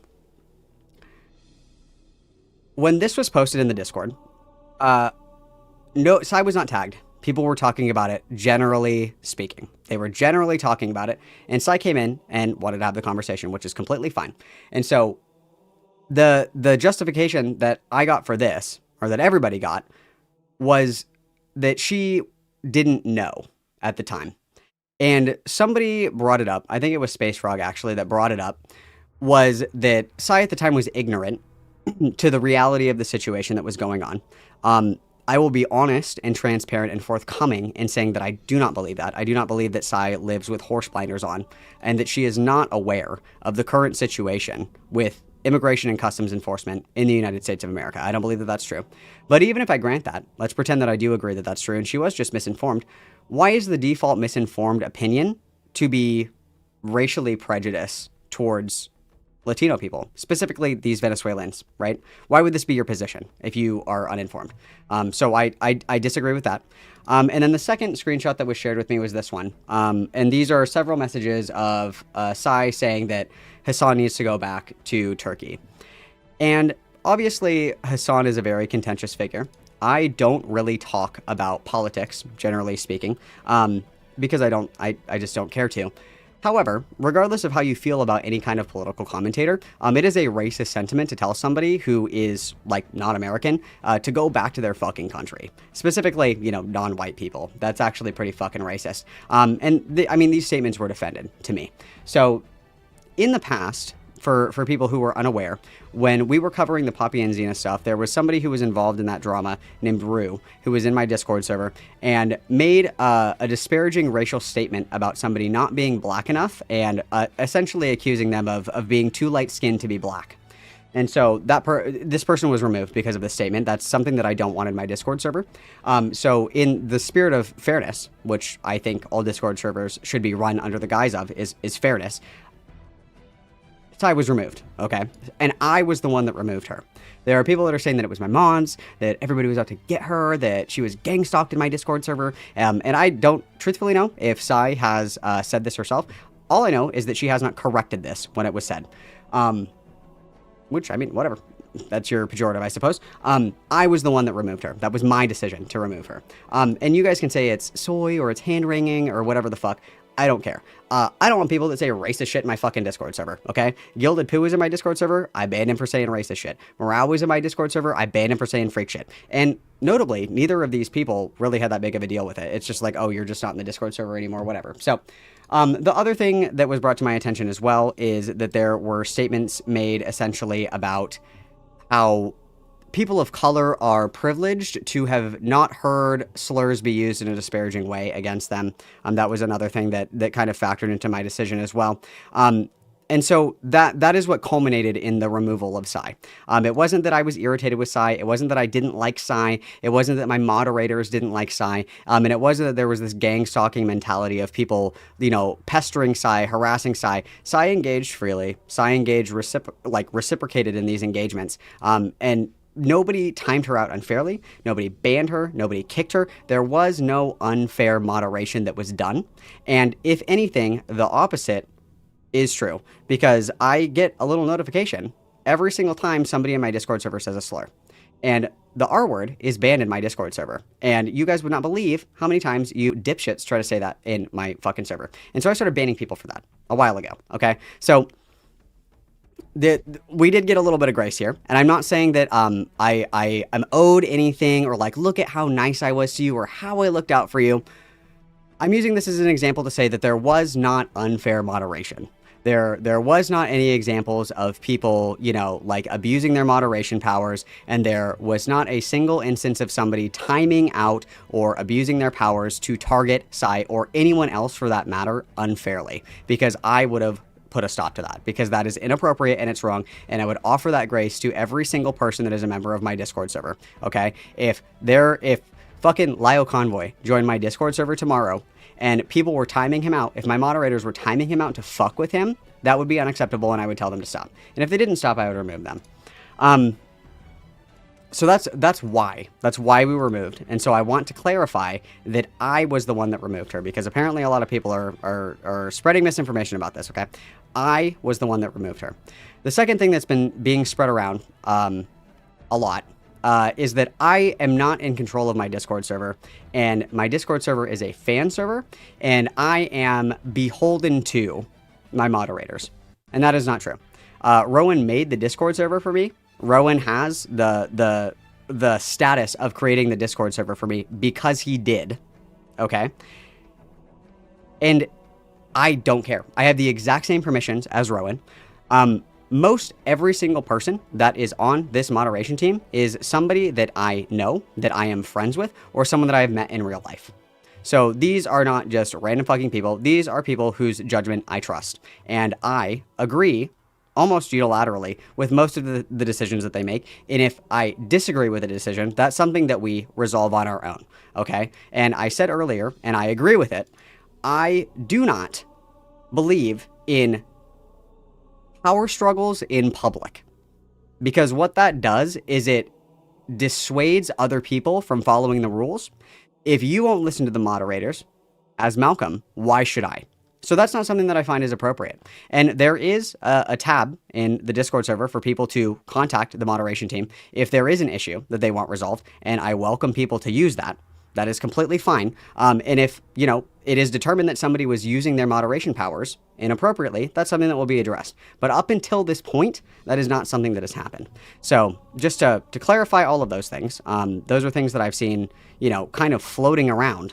Those are untrue. Those are incorrect, and those are lies. And I'm not saying that Sai has said these things. I don't know if she has or she has not, but they are certainly things that she has not corrected. That is my Discord server. I take responsibility for the server. It's mine. Rowan made it for me. If I asked Rowan right now to give me the ownership of the server, he would give it to me. I don't care. He made it for me. He should have the accolade for it. He should get the credit for it. He did. He helped me make this. That's awesome. That's super cool, and that's super kind of him. And I think that he deserves that accolade because he put in a lot of work, and he's been a moderator for me for what, like 5 years? Okay? Like, I think that he deserves that special accolade, and I'm fine with letting him have it. Okay? So, that's where we're at with that. That is kind of my overview of the situation thus far. I will clarify again that I did not see either of those screenshots, the screenshots about the Venezuelans, nor had I seen the screenshots about Hassan until Sunday. If I had seen them, I would have said something sooner, but I did not see them. In the past, the screenshot that has been showed to me to accuse Sai of making racist statements, essentially, is when she was having an argument over the use case of slurs, and she used the N-word censored. And so that is something that I personally, I don't have a problem with, because if we're discussing slurs and we're talking about use case scenarios of a slur, it makes sense to me that you want to clarify what words we're talking about. And if you censor the word, I think that's fine. That's whatever. That's fine to me. I don't think that's what it is. However, when we are, expressing these kind of sentiments, I do not find that appropriate, and that's something that I disavow, and that's something that I do not want in my server, and thus will remove people that make racist statements in my server. That's just kind of the end of the line on that one, so to speak. So, yeah. That is that is what happened. Okay, that is what happened. So there's also been speculation that I kept Sai around and then only kicked her out of my server to save my own ass. That's certainly not true. If I wanted to kick Sai out of my server to quote unquote save my own ass, I would have kicked her out a long fucking time ago. But unfortunately, for everybody who believes that sentiment to be true, I actually just am more interested in consistent moderation, where I'm not just going to ban people because I don't fucking like them, because I think that's stupid and gay. People come to my Discord server because they like the content, they like the community, whatever the fuck it is. And unless they're breaking the rules of the server, okay, that's fine. I don't have to like you. That is completely fine. There is also another allegation. There's another allegation that I chose not to talk about this in order to preserve some kind of bridge. I've been very transparent, and Sai will say as much if you ask her. I've been very transparent that we are just two content creators that kind of inhabit the same space. We don't have a particularly close relationship. We have shared DMs, we have had conversations before, but I wouldn't consider us to be friends, and I certainly wouldn't consider us to have any kind of like super strong professional like bond or anything like that, because we do different kinds of content. We just kind of vaguely cross over when we talk about Lily stuff together, or, like generally speaking, right? And that's fine. That is completely fine. But it's not like, in my opinion, there's not like a bridge to burn, because it's like we are just content creators that inhabit this space. Okay, so it's not like this fucking, I have a nuke up my pussy, I have all this fucking dirty laundry on Sai, I'm gonna blow her shit up, like, fuck Sai, everybody was right about her, time to, 180 heel turn, Lio super, like, all this shit. No. All it is that there was a little bit of kerfluffle, and it blew up into something that it didn't need to be. There were statements that were made that are, not in line with the expectations of the behavior in the server. And because of that, she was removed. And that's all it is.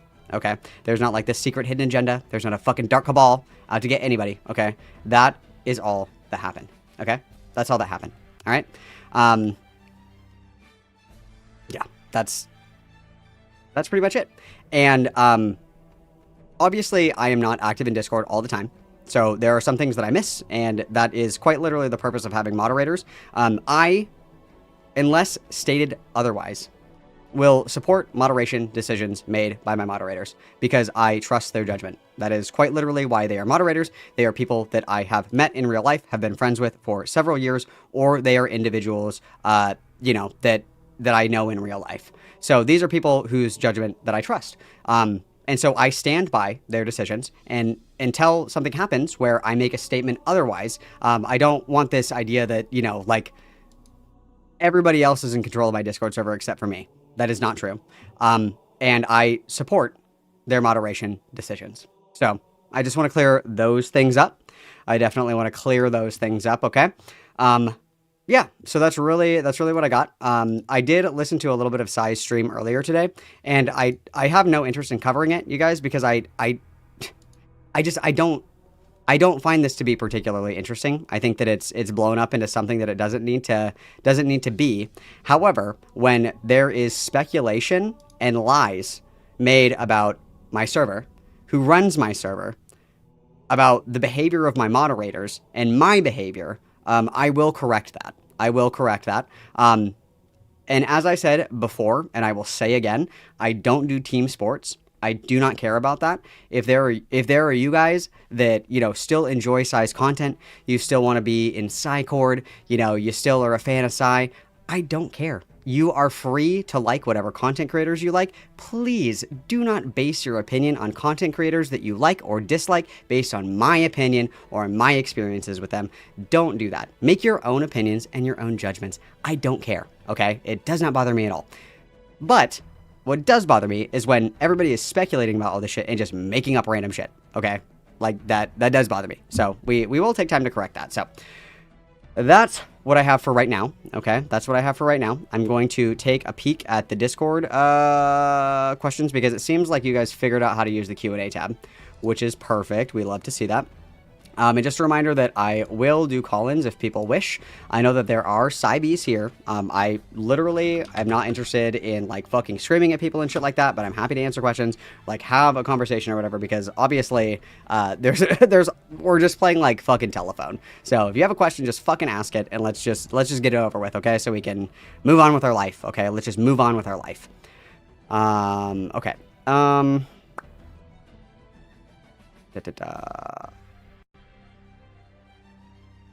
Okay. Rowan got this. Okay, so Tito asked in here. Thoughts on Beckett talking shit? It's inevitable. Yeah, as the sun rises and sets every day, Beckett will talk shit. Thoughts on Ant's response? Was it soy to call Sai abusive? Yes. I think that Ant's response in all of this has been very soy, but I know that Anthony is a soy person in general, and I mean that with love in my heart, obviously. But I do think that the idea that Sai was somehow emotionally manipulative, emotionally abusive, or whatever. I also saw around the grapevine as well that there were allegations that Sai was grooming people and shit. I think that's fucking crazy. I think that realistically, one of the biggest problems that continues to be a problem with this entire situation is people don't know when to shut the fuck up. Because a very simple, I'm not associating with Sai anymore. We haven't worked together since April. That's really all I have to say. Thanks so much. That's perfect. I think that the pontification and the continued looping on the subject is continuing to add heat to the fire. And this is true on both sides. It's not just a criticism of Anthony. It's a criticism of everyone involved in this, is that it will continue to loop, and it will loop until, the end of time, unfortunately, is what it seems like, because people, less is more. We can make short, concise, definitive statements. We don't need to morally load it.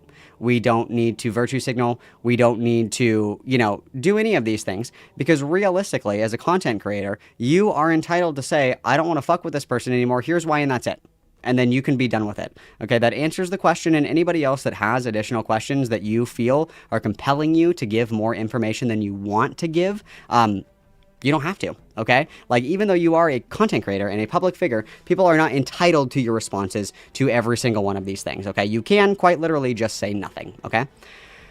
And then Tito also asked, will the side drama change how you interact with content creators going forward?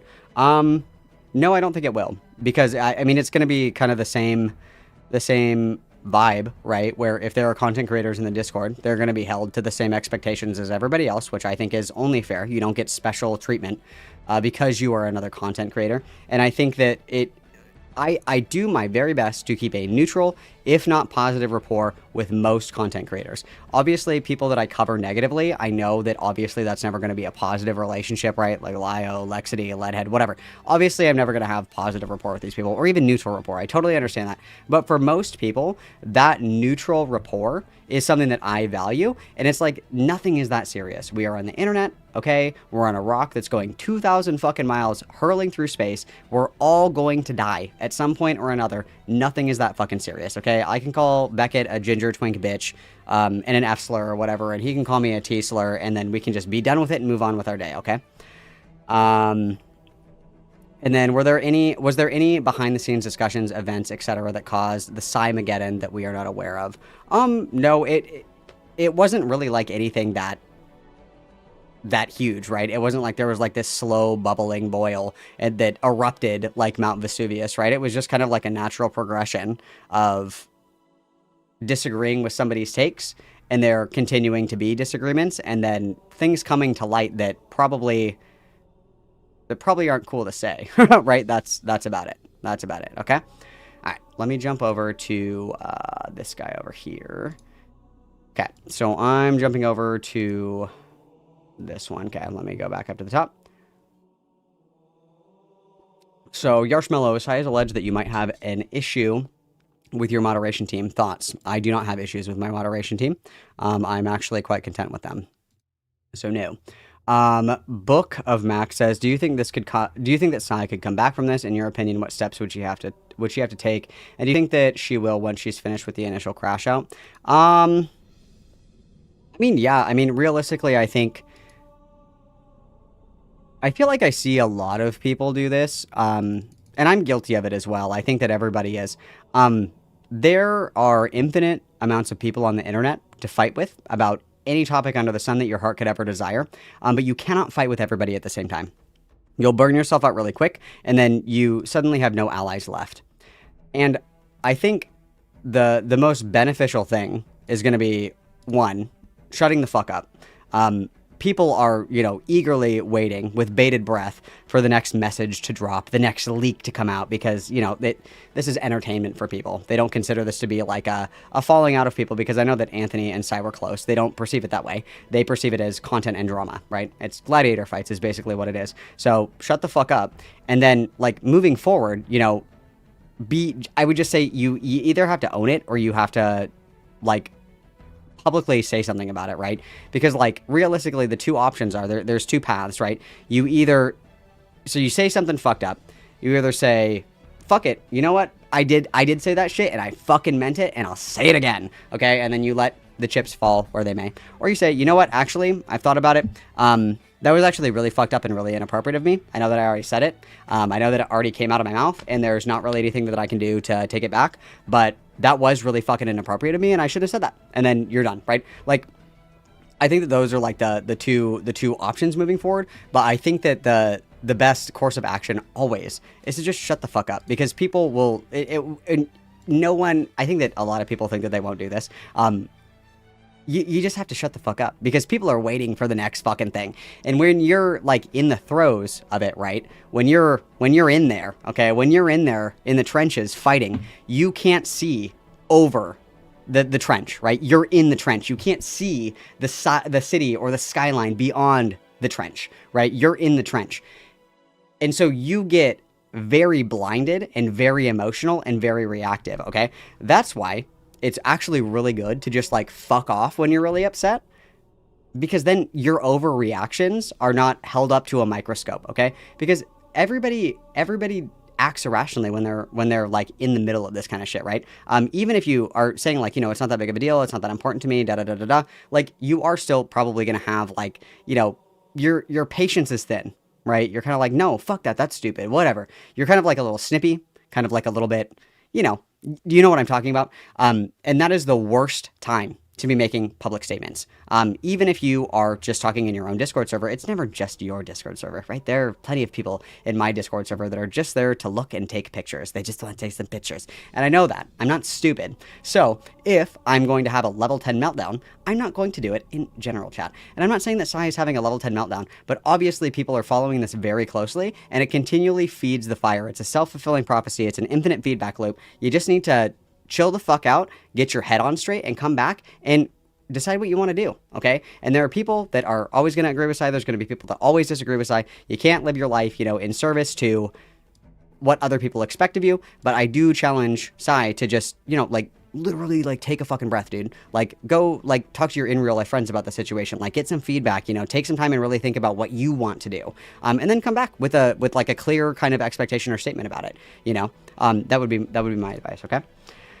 DZ, how do you feel about Sai wrapping herself in the AIDS crisis, which killed 700,000 Americans in order to win a Twitter argument with a teenager about the word queer? So, to my understanding, the AIDS crisis specifically began when Sai was like -5 years old, and then generally speaking, I mean, the AIDS crisis never like quote unquote ended, right? But with things that allowed people to live with HIV without it developing into AIDS, was what we kind of colloquially define as like the quote unquote ends of the AIDS crisis, because AIDS was no longer a death sentence, right? It was something that was manageable and something that you could live with if you can control your viral load. And that was like in the mid 90s. And I think that's something to be like very incredibly mindful with, is when we're talking about the AIDS crisis specifically, this is something that disproportionately affected gay men specifically. Because what was AIDS originally called? It was called GRID, right? So it specifically targets gay men. So I personally would not say that. I'm gonna make a hyperbolic statement for comedic effect. This is my tone indicator. This would be like saying that she was present for the sickle cell anemia crisis. It's like, well, technically, I guess, like, that was a hyperbolic statement for dramatic effect. Okay, dramatic effect. Thank you. And then Tito, I already answered your question. Slazi, has Sai been turning on multiple people in the wake of this? Not necessarily friends, but people she had positive rapport with. I'm not sure. The only thing that I am aware of is Anthony and then Krim, but I know that Krim and Sai haven't been on good terms for a while. And it was because they had like a disagreement over the queer discourse, and I think the other one was DIY HRT.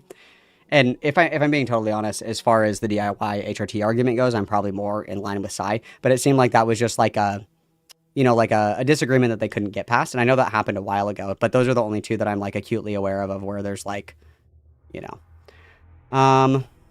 Cass, Malcolm, what is some advice you have for a young trans mask early in their transition?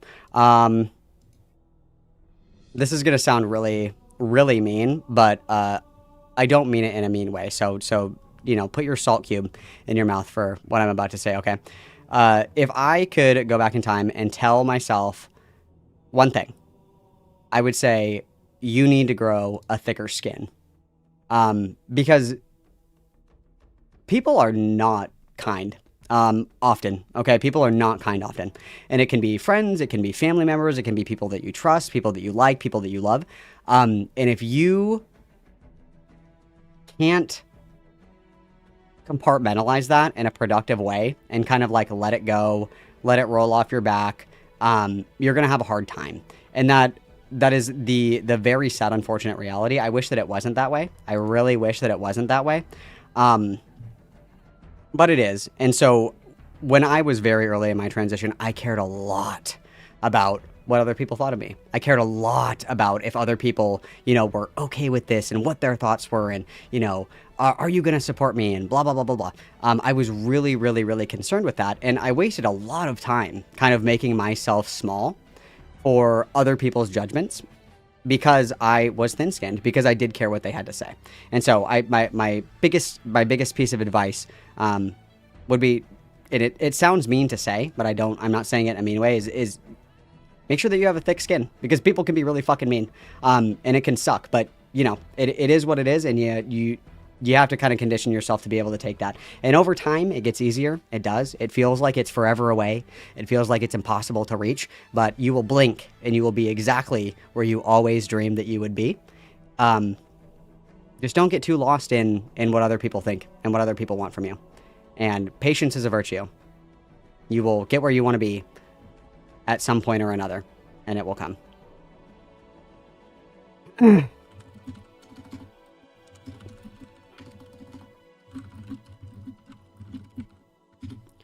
Okay, so what do you think of OpBlock's reaction to the Sai stuff? I don't know. I haven't watched any of OpBlock's coverage.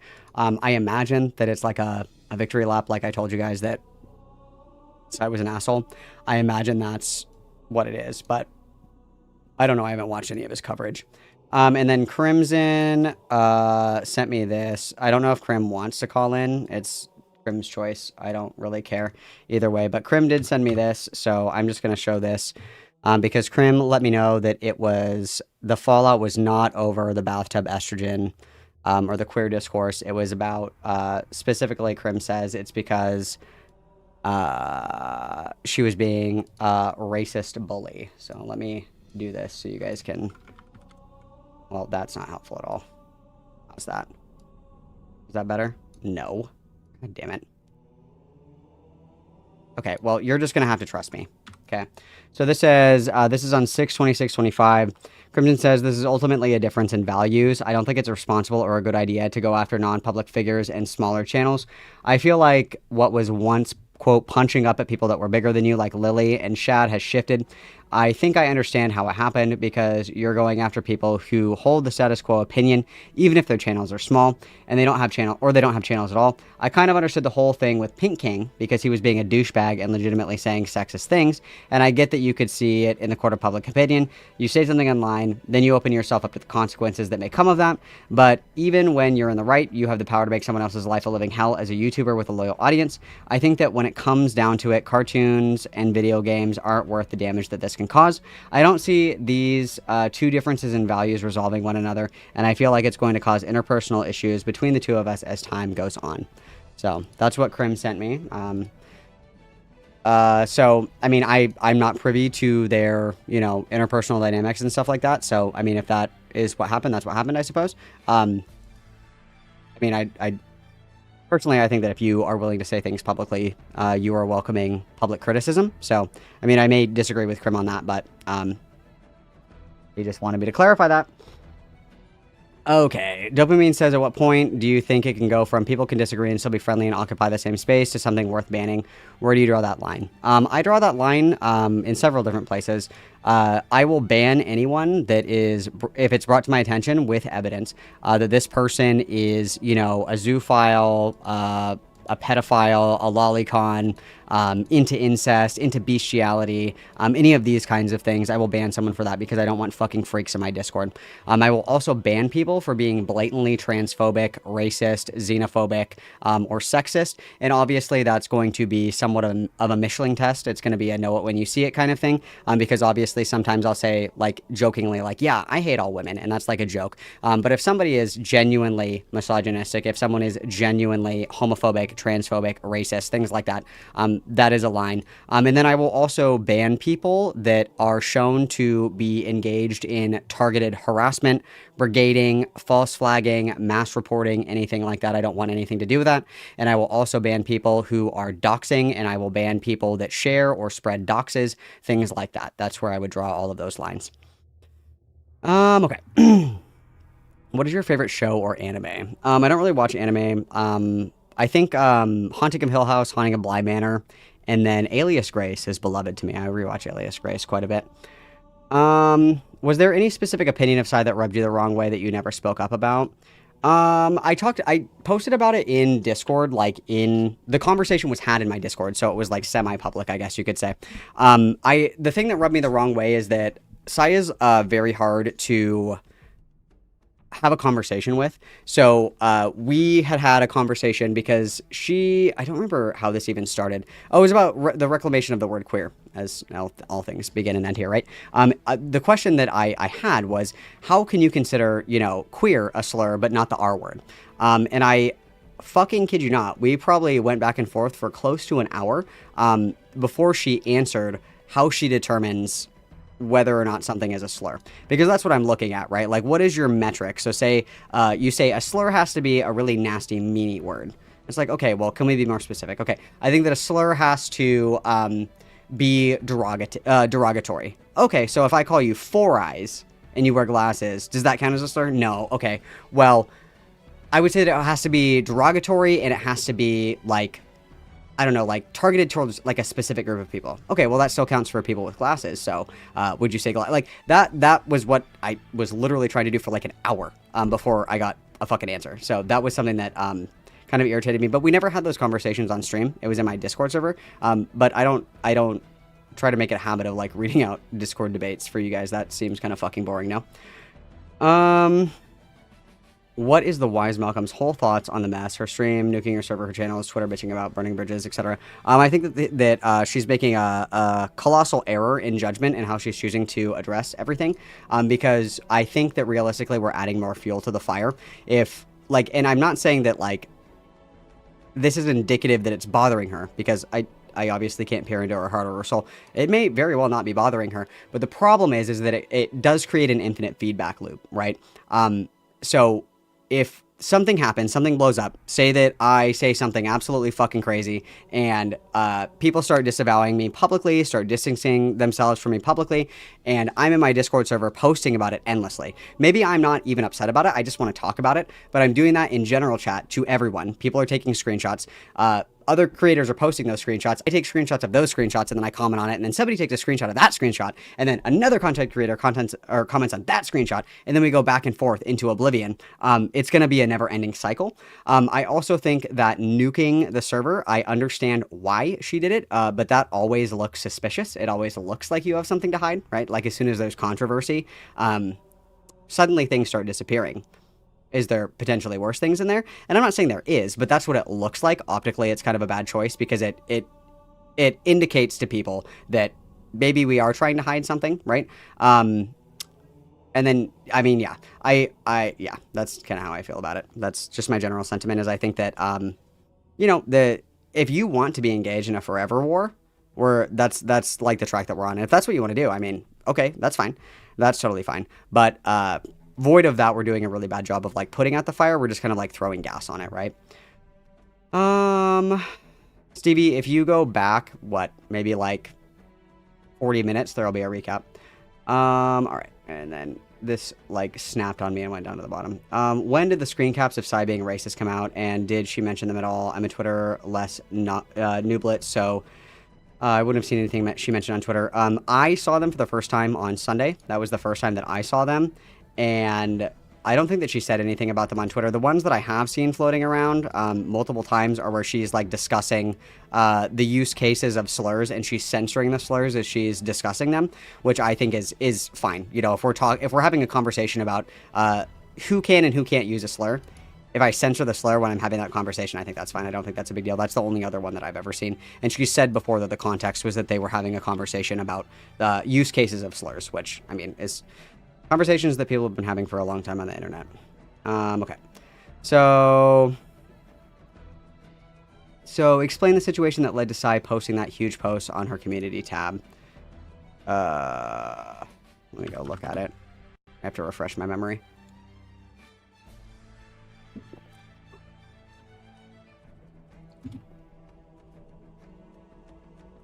Because I do not remember. Okay, the post is... Okay, I remember this now. Okay, so basically, after the kerfluffle on Sunday, I don't remember what day it was, Anthony said, you know, Sai and I haven't collaborated for a long time. You know, I was aware of this behavior, but I'm synopsizing, so Anthony, feel free to correct me if I mischaracterize any of these statements. Anthony basically said, you know, I haven't been associated with Sai since April. You know, we don't have professional ties. And following this, gestures of the incident, you know, we're not going to have personal collaboration either. I, you know, kind of knew that this was behavior that was a problem or whatever, but I never really said anything about it because I felt like I could help educate Sai. I think that was one of the phrases that was, I could be like misquoting that, but the sentiment was that he was like trying to like big brother Sai essentially and like help her, like, you know, with some of these problematic takes or whatever. That's the general spirit. And Anthony, like I said, please feel free to correct me if I'm mischaracterizing anything in that statement. And so Sai says, since he's making a big show of disassociating with me, Anthony better take down his YouTube banner then. And every thumbnail I made for him, most of which he basically got for free, provided at a steep discount created with a cut of super chats from our 7-hour Lily stream that we did with Crimson, who also got a cut. This was money by the hundreds, by the way. I did unless that stream out of respect for the two that no longer wish to be associated, and I was going to leave it at that before they got high on their own farts. I never asked either of these people to be running interference behind my back with the channels I talk about on stream. It seems that they only cared when I started going after the Hasbin Hotel takes. I'm not kidding. this was, quote, cruel and, quote, making their lives hell to have their public videos reacted to and criticized, something that Ant and Crim both do on their own channels. Anthony saying that he only hung around me to, quote, educate me is sure interesting. I wonder if he thinks that being college educated and higher class than me automatically makes him my benevolent teacher, even though literally no one asked, but I'm sure he'll do it. So, and this is kind of like a long effort post or whatever, but so basically this is a result of Anthony making a post saying that he's like distancing himself publicly and privately from Sai, and then, you know, Sai kind of like bites back to it is the context of that. Night Fawn, if you could say anything to Sai, mask utterly off and try to get through to her, what would you say? I would say, like, you have become what you sought to destroy. We're engaging in the same behavior that, you know, we collectively, you, me, Ant, and Krim, sitting together around the autism fire, laughing our asses off at how fucking stupid Lyle Convoy is for spending his entire day fighting with people on Twitter. You know, how fucking stupid it is that people will say like crazy shit and then like not say anything about it. How embarrassing it is that people can't defend their positions publicly. You know, these are all, you know, sentiments that are shared in criticizing people that are considered to be lolcows. But she's doing the same thing right now, and she truthfully didn't used to be like that. And I'm not saying that like this is like a negative character shift or anything like that, right? But it's like, what has it been for what, like the past like month or two? It's been like every day we're going back and forth with Lyle Convoy. Why would you give Lyle Convoy a fucking lick of time? Why would you put any effort into that? And I know that like maybe that is fun for her, and if that's what she wants to be doing, that's fine. But you also have to understand that you are doing the behavior that you criticize in Lyle. You criticize Lyle for being terminally online, you know, stupid, arguing with people, bitching at people, arguing with teenagers, mind you. And that's something that we're doing right now. So like if you're having fun doing this, okay, but like let's accept the reality of what we are doing, and we are engaging in the same behavior that we have criticized in others, right? Malcolm, why do you think Coolsville sucks? It's because you like it, Anthony. Anything that you like is gay. How about that? I'm going to quickly go and say hello to my wife really quick. I am going to post the Discord here, okay? Discord is here. I am doing call-ins. You guys are free to continue to answer questions in the Q&A. That is completely fine. We left off on Anthony's message on Coolville. I'm going to take a quick fiver, and we'll be right back, and we will continue with the Q&A. Allow me to get your key jangling up, you guys. Appreciate you guys. And then I would like to just take one moment to say thank you to Cammy for the subscription. Well, I guess you guys don't get notifications for that, but I do. Sylvan Macayon. I can't read. Thank you for the membership. I appreciate it really, really, really greatly. And Jitters Critters for the $4.99. Wow, this sucks. I was starting to feel weird about Sai and some of the things that she said. This is insane. Triple witness, I guess, guys. Triple witness. Thank you very much. Everybody witness. And I will continue to reiterate these 2 points. I want you to write these down. I'm not kidding. Drill this shit into your head right now. If you are basing your opinion on a content creator because of my opinion, you're fucked. Make your own judgments, make your own interpretations, come to your own conclusions. Don't take my word for it. Go and look at it yourself and come to your own judgment, okay? You are an individual with unique thoughts, unique experiences, unique feelings, okay? Come to your own conclusions, okay? You should not be basing your opinion on people based on my opinion. That's fucking insane. Look at the evidence and evaluate it for yourself, okay?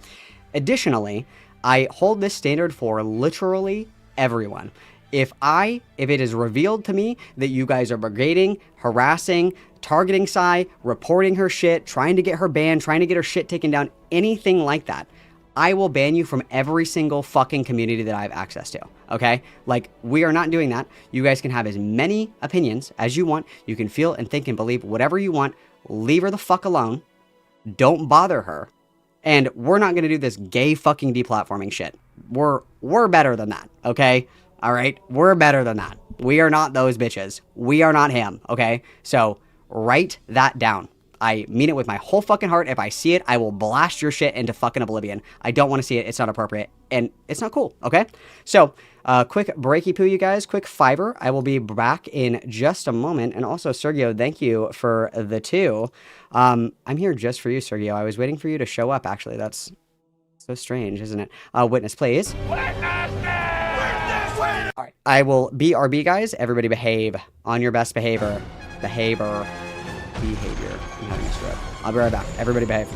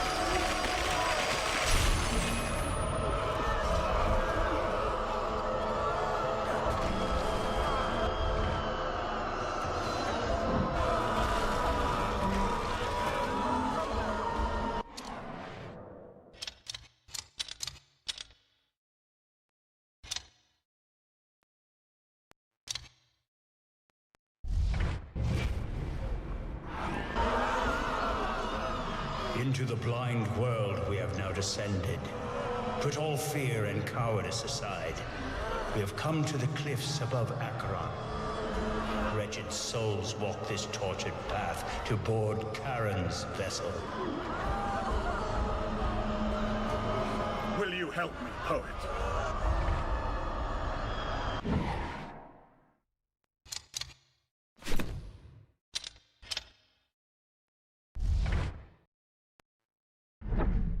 I will be your guide through this eternal place, where you shall hear the shrieks and see the tormented spirits who all bewail the second death.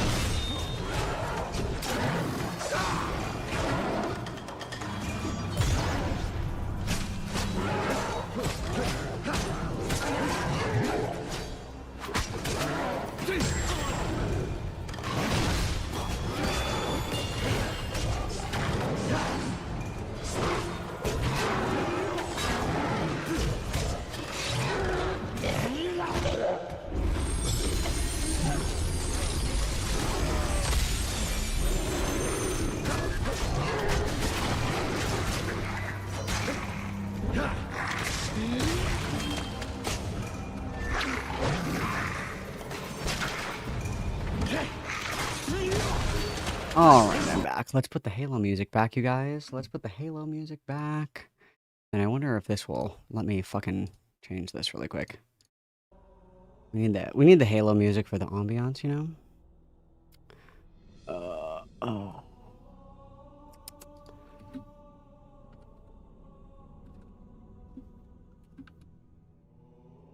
Okay,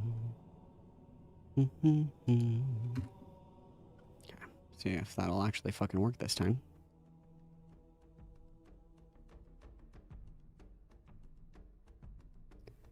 I don't know why this is like not fucking working, but okay.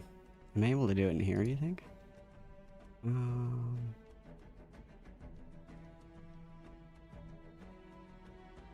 Why not? Why won't it let me do this? This is so annoying.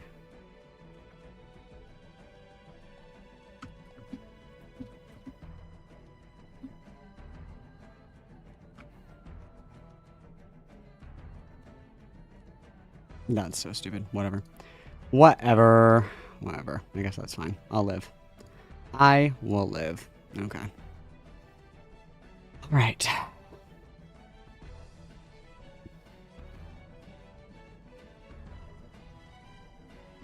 Okay.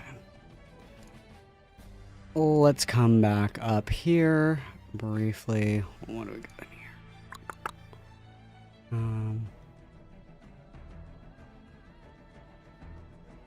Okay.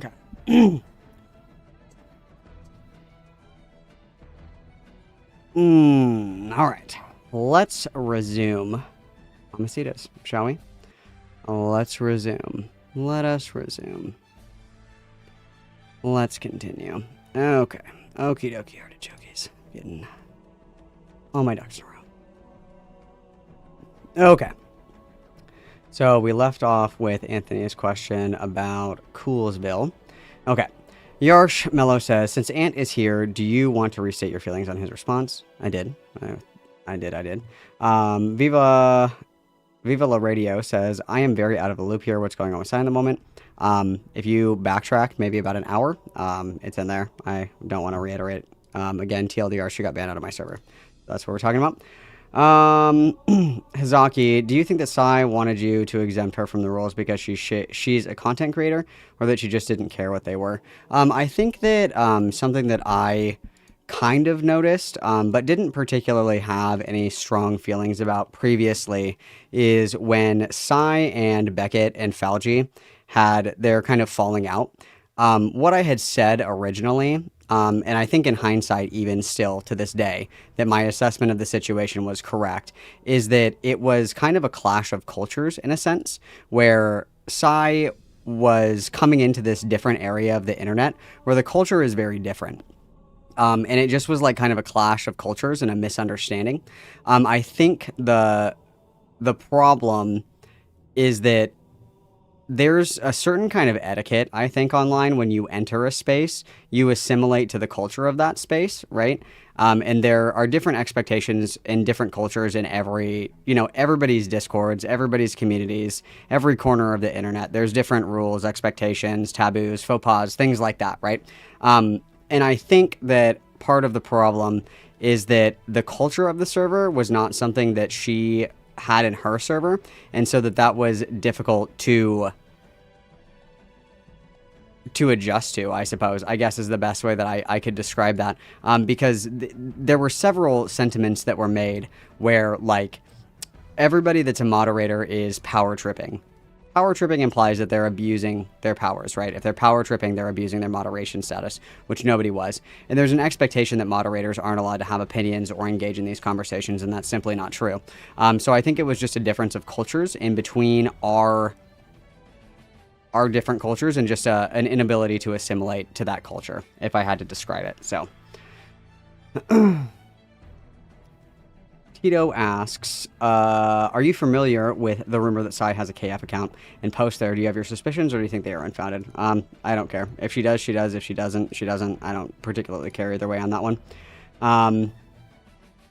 Bell Rookie, do you think she'll eventually apologize for her actions and what she said about you guys? No, I don't. And it doesn't really matter to me either way, because an apology doesn't, you know, allow people back into my server or whatever. Usually a ban is just a ban, right? However, I don't think that there is there. I don't think that there's going to be like an apology, right? I don't think that there's going to be one of those. And then I feel like I missed one of these.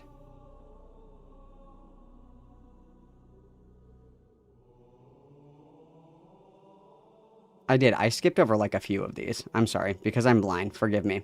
Allow me to backtrack briefly. Simon Clover asks, is there anything that you think you could have done regarding Sai? Do you think that her behavior was inevitable? No, I think that Sai is really headstrong and really opinionated, and I think that it was kind of an inevitability that it would like kind of culminate in something, you know, somewhat like this, I imagined. A while ago, I remember, I forget what the fuck we were talking about, you guys. I can't remember what it was. I wonder if I can find this in here. I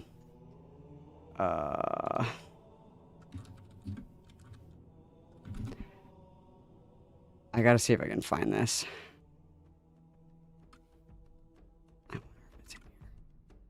God damn it.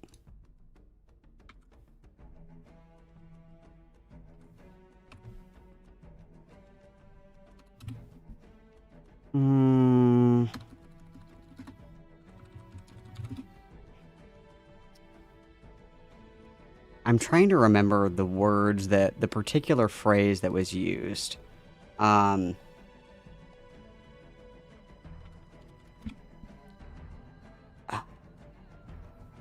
Because I'm not going to be able to remember the context of this. I fear I'm not going to be able to remember the context of this. I fear greatly. I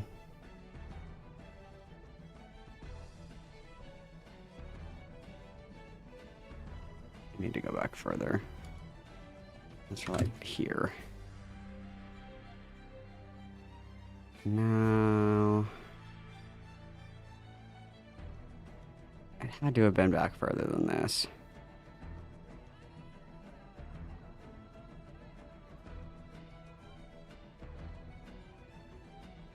What were we fucking talking about? We were talking about... God damn it, I'm not going to be able to remember the words that were included in this particular string of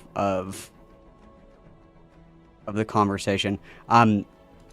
There was an earlier incident as well where somebody had showed me a screenshot. I think it was posted in the Discord, and there was a screenshot of Sai saying that from the river to the sea is a anti-Semitic dog whistle. I wonder if I can find this tweet really quick. No, I can't. I'm just kidding. From the river to the sea. I wonder if I can find it by searching that. Because we were talking about, it was, somebody posted that. Somebody shared or whatever that.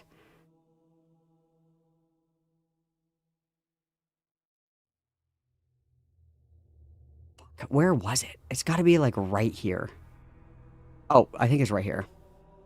I think it's right here. I think I found it. So, this is actually ironically where the claim that Sai is a Zionist comes from. But it was a screenshot of... I don't know if the screenshot is somewhere around this or whatever, but it was the argument. Hang on, I think somebody found it for me. Hang on. There it is. There it is. Okay. So, there was a conversation specifically about a post or a screenshot that somebody sent where Sai said that from the river to the sea is an anti-Semitic dog whistle. And so I tagged Sai in the Discord server and I asked, like, are you a Zionist? Basically, because I was like, I'm just asking if this is a Zionist, if you are.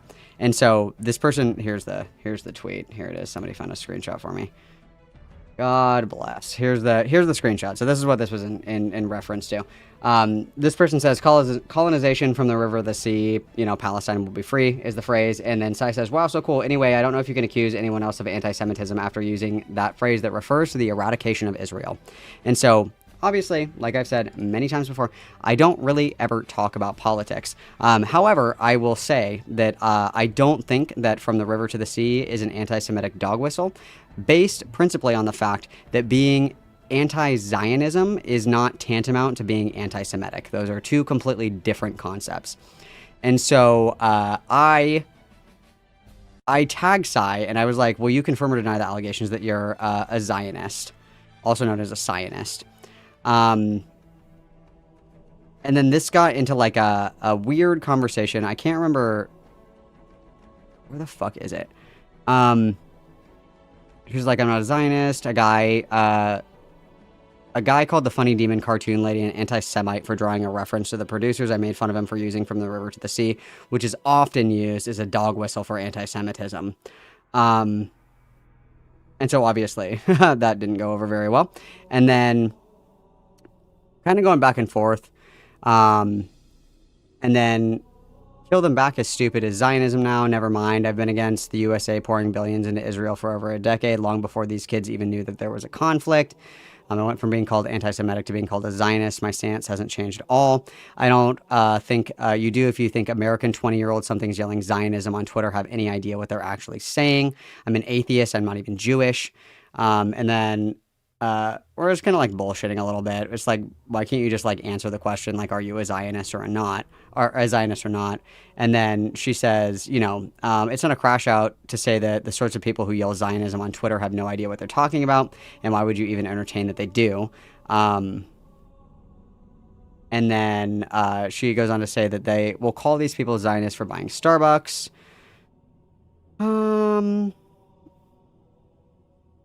And then I said, people who support the state of Israel or its existence would be categorized as a Zionist, right? And then she talks a little bit about, like a little bit of politics, but nothing particularly compelling. She says, I don't think that Israel should have been established where it is in the first place, but it was.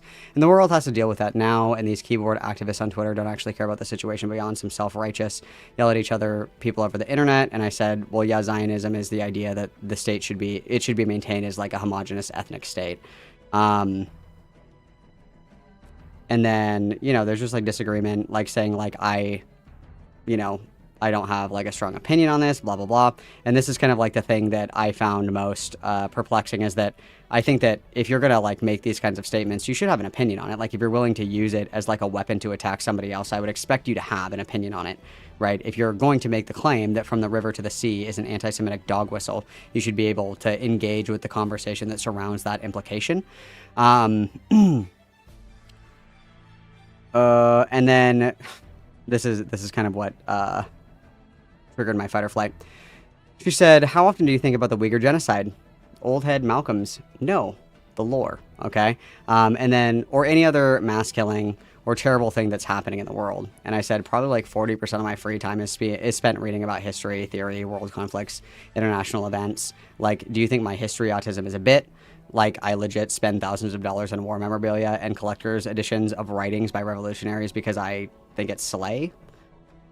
Like, that made me, I power leveled a little bit right there because that really fucking pissed me off. But yeah, it's like, there's like kind of a recurring pattern, right, of like not being able to engage, and these kinds of questions or whatever. And this is kind of a reoccurring thing where it's like, hey, what is your opinion on this? And then it's never answered. And the entire conflict could have been avoided by engaging earnestly in the question that was asked. This is kind of a was a reoccurring theme at the time. So I think that it was kind of inevitable, right? Like if I ask like, hey, do you stand by these statements that you said about Hassan that are pretty racially charged?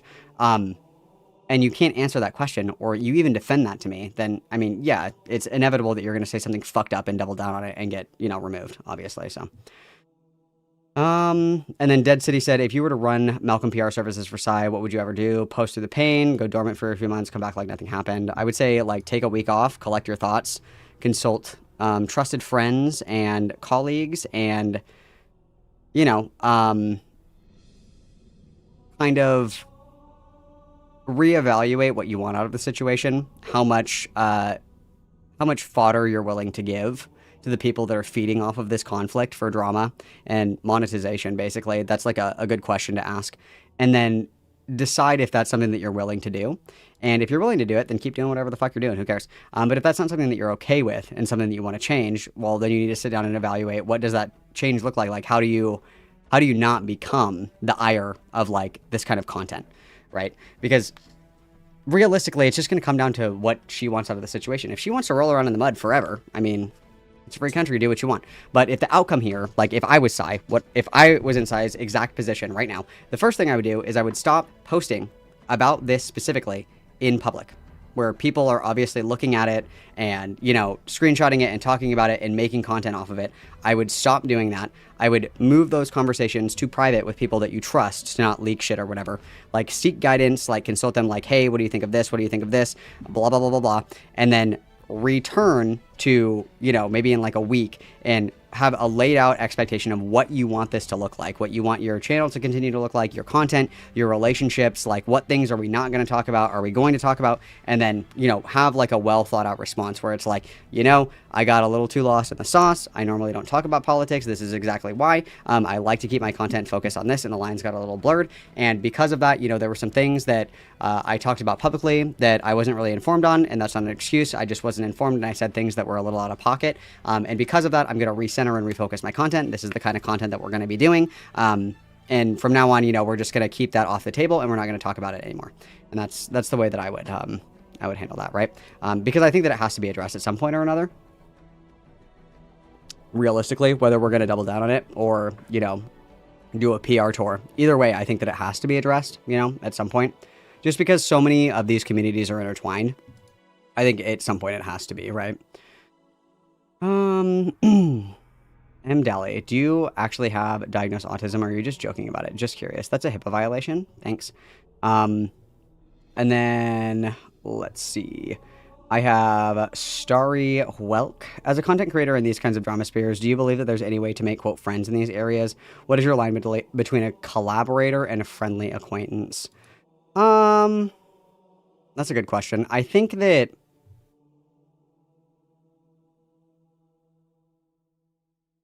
realistically, like, I kind of, and this sounds like super soy, so everybody hold on to your buttholes, okay? I think that realistically, it has to be, with other content creators, I look at it, I want to say professional, but obviously it's not professional. For some people, it's a job, but for a lot of people, it's just like a hobby or whatever. But kind of having that professional engagement with people, I think, is really important. So, like, for example, if you have a job and you're pretty good friends with people at work, even when you're at work, you still kind of have like those professional expectations, right? Like maybe you go out and get drinks with all of your friends after work and you guys get a little rowdy and maybe say stuff that you wouldn't say at work. That doesn't come into the workplace, right? Where you're kind of separating those two things really severely. And because of the nature of online spaces, I don't think that those relationships can really exist because you're not really off of the clock, so to speak, when you're doing content creation, right? Because anything that I say to another content creator could be content, right? It could be. Like, you know, if say that I have like scalding hot gossip on Beckett and I talk to Fauci about it, is that going to stay private? Probably not, honestly. Probably not. I've been around the block long enough. Eventually something will give, and it will be time to reveal all, and my hot gossip will be leaked, and I'll look like a fucking asshole. And vice versa, right? Like, maybe somebody wants to talk shit about me or whatever, and that comes out about me later, and it's embarrassing. I don't think that there's that degree of separation with online content creators, because you don't really get that, like, quote-unquote, away-from-work experience, because everything is so, like, loaded. And I just don't think that that's... I don't think that that's really able to be overcome. I mean, maybe, you know, maybe my mind will be changed on that later. I don't know. But up until this point, I don't think that it's possible to be like, quote unquote, like friends. You know, like I would never like have a serious conversation or like a vulnerable conversation or like, you know, tell like personal information to another streamer, just because I think that that's a bad idea, because there are, you know, mixed incentives in a lot of the spaces. And obviously if shit is hot enough, people will roll. And so, I mean, it's just, you're kind of unnecessarily sharing information that could be used against you later. And I'm not saying like, you know, people are in private conversations like saying unhinged shit or whatever, but like maybe you share like a personal story, or like something happens and you want to vent about it, or, you know, something like that. I just don't think that that's an effective way to have those kind of communications, because you don't really have like the we're not at work so we can be ourselves kind of thing, because there is the incentive to always be creating content, right? So I don't think that that will ever not be the case, personally. I guess that's just my opinion on it. And then let's see, Brave Fen, is lolcow behavior contagious? No, I think you're born with a gene and it gets activated in different environments. And then Solomon says, what are your feelings on people taking, quote, victory laps? I dislike it. They're celebrating her, saying shitty things because they don't like her, but I'm curious as to your take. I don't think it's like a victory lap, because I don't think that, I agree. It's kind of like when everybody was like celebrating, they were like, thank God that Saber Sparked raped. It's like, this isn't like an outcome that I think that anybody wanted. I don't think that anybody, well, I don't know. There are people that don't like Sai, so I'm sure that this was actually an outcome that they wanted. But I don't, like, for me personally, I wasn't like hoping for there to be like this big crash and burn. You know, with bated breath, it was like, I'm sure that eventually there's going to be something, you know, at some point or another, you know. Bliss isn't forever. Everything is temporary, right? All things change and we change with them. But I wasn't like waiting or excited for something like this to happen. It was just kind of like you know, like, oh, well, that kind of sucks, I guess. And I think for the most part, I mean, I guess people that have a little bit more vested interest in it, and like, not to say that everybody else that has beef with Sai is like overly emotional, and I'm not, but people that are a little bit more closely invested in it might feel like vindicated, like, you know, I had these opinions a while ago and now other people are seeing it, so I feel like vindicated, so I'm happy about it. I'm sure that's certainly like a position. I don't particularly feel that way. And then M. Daly says, what does Mrs. Malcolm think about you being a streamer? She likes that you guys fund her very expensive hobbies. That's what Mrs. Malcolm enjoys about me streaming. So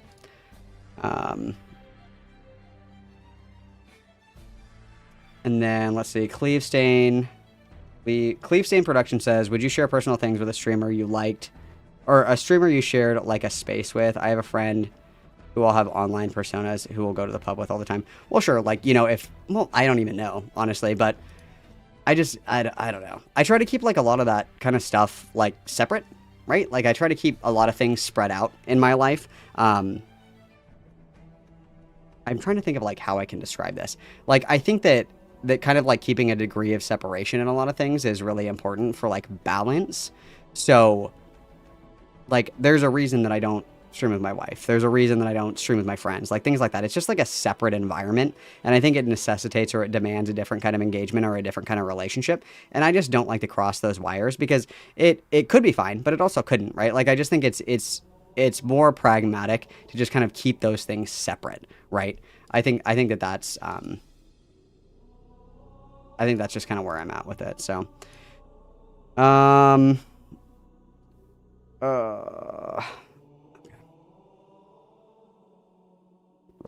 then over in Discord, Lich Kid says, my question is, how does one learn how to debate effectively?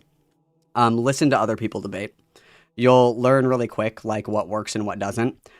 So I would say, like, pick a topic that you're really passionate about, something that you care a lot about, and then watch people debate about it. And you'll be able to pick up really quickly on things that are effective and things that are ineffective. Because if you're really passionate about a topic and you listen to somebody who's very skilled, they will be able to like make you question that position, right? You're like, I've never thought about it that way. And that is a good tactic. If you can like invoke somebody to think differently about a subject, or, you know, bring up something in a way that you haven't really considered it before, those are the ways that you're going to be most effective, and you can hear those, right? Chronically Out of a Loop says, you said something like this would happen, so where do you draw the line at this between, quote, this person I'm allowing near me often disagrees with me and says whack shit, but I'll put up with them for the moment, and quote, this person I'm allowing around me is saying whack shit that might cause the situation, and should I cut them off now? Because I don't believe in, like, preemptively, like, going out of my way to, like, punitively punish people, right? Like, I don't think that it's, like, proactive, to ban somebody, I'm a very, very, very, very, very firm believer in letting people hang themselves. Okay, you let them have the rope, let them do it. It's a very hands-off kind of thing for me, where you can kind of see patterns in the way that some people behave, and you know that certain things are going to be an inevitability, and sometimes you have to let people make those mistakes. Sometimes you can't protect people from themselves, and obviously Sai is not like a senior dog that needs to be rehomed before being put to sleep forever. Sai is an adult, and Sai is free to make those mistakes, and I don't, it is not my responsibility to hold her hand. So it has been my position for a very long time, and with most people, it's like, you know, talk yourself into a hole. That's fine. That no skin off my nose. Because what inevitably would have happened, and it happened either way, so I guess in hindsight it doesn't really matter. But what would have happened is I would have removed Sai, and it would have been like, oh, that was unfair moderation because she didn't do anything, right? It's my premonition that she's going to do something, right? It's my expectation that she's going to do something. And I kind of self-fulfill that prophecy in that sense. However, if I wait until she does something that's ban-worthy, then it like, there's nothing to say. Obviously, there's something to say because something was said, but I'm a big fan of just letting people dig their own grave. There's no reason that I need to get in there and dig with them. If given enough rope, they'll do it themselves, and you can be completely hands-off on it. It's a very hard skill to learn, but being non-reactive is just an incredible skill that I implore everybody to try to learn. It takes you very far. It takes you very far because, you know, people get frustrated and they want to contrive a situation or push somebody to act in a way to like have some kind of punitive punishment about it. It's like, no, they'll do it eventually. Let them. That's kind of the way that I approach these kinds of things. Gibberish Chris says, hey Malcolm, I wanted to ask about what you heard Sai say about the quote bathtub estrogen, because Krim said that Sai uses the phrase to connect what Krim is advocating for to what Keffels did. I was in Keffels' community when I was a minor and was given the ranch pet role in Discord. Crazy. And I do not like that Sai did that, so I want a bit of clarification on what you know from the argument. To my understanding, it was the DIY HRT. That was my understanding. That was my understanding of it. But Krim clarified that it wasn't about that, so I did clarify that Krim was able to you know, state what the actual fallout was about, so we're all good there. Oh, what the fuck? How many questions left and how much longer is Mel streaming? Asking here. Oh, did they not go through on YouTube? I'll be here for a while, bud. Malcolm, what is your favorite non-alcoholic drink? Coronas. Non-alcoholic Coronas, because they actually taste like Coronas. Some non-alcoholic beer just tastes like shit. Coronas actually non-alcoholic Coronas taste like actual Coronas. Thoughts on Lio and the other ACC people trying to grift off of this, acting like they're victims? I think that they're pathetic. I think it's pathetic. I think that a big portion of the ACC, a big problem, and ironically KP had the same problem, so you would think that they wouldn't Icarus themselves, is that they insert themselves in situations that have literally nothing to fucking do with them, and I think that that is a colossal mistake. Because you have people that are, and I said the same thing about KP as well, and many other situations that we've talked about when we've covered these kinds of things, is when you start to include other things in actual legitimate allegations, it detracts from the seriousness of the actual initial allegation. So I'm going to use a really hyperbolic example. One of the really hyperbolic examples that I used before was when Truly was talking about not Pondersprocket, Spoctor. She was talking about Spoctor. And for some reason, if there is a legitimate allegation, which I don't believe has ever been, you know, substantiated in any meaningful way, if Spoctor was out here grooming left and right, you know, Discord molesting into the sunset, Truly being adjacently close to Spoctor, and then at the age of 18 be introduced to a friend, that detracts from the allegations that may or may not have veracity, because you're throwing your hat in the ring to add to the pile of shit. And all that does is make it harder for people to sift through the pile of shit to find the actual evidence and the things that are going to condemn someone.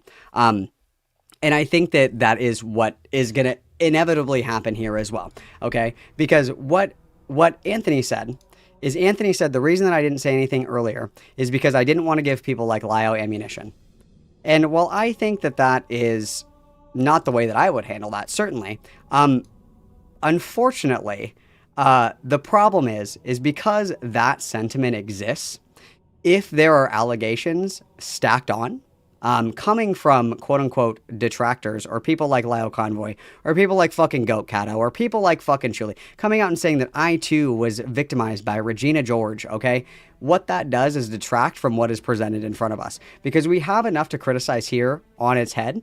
We do not have to start speculating on whether or not Anthony, the fucking father of the year, who is a grown fucking adult, was gaslit, manipulated, and emotionally abused by Sai. We do not have to do that. That muddies the waters. It muddies the things that are worthy of criticizing. And I can even use another example that goes the opposite direction, okay? For example, when Sai said that crazy shit about Hassan, like he should just go back to Turkey or whatever, a racist statement, mind you, there is more than enough to criticize about Hassan. You don't have to be racist. You don't have to call him slurs. You don't have to make racist statements towards him. You don't have to tell him to go back to wherever the fuck he came from or whatever. There is more than enough to criticize. And the fact that you're unable to criticize that behavior tells me that you have nothing. Okay. And that is one of the biggest problems. Okay.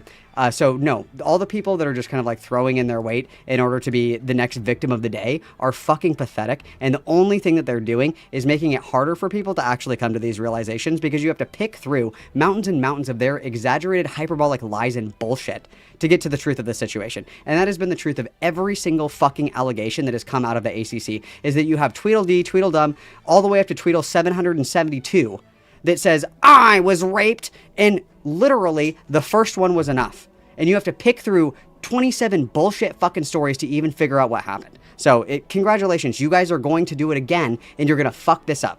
Congratulations, you literally have the shit touch, the Midas touch. Everything that you touch turns to shit. It's radioactive cancer. You guys quite literally are ground zero at fucking Hiroshima. You guys need to just shut the fuck up and stop trying to make yourself the star of every single fucking situation. It's so embarrassing. Ugh. Okay, sorry.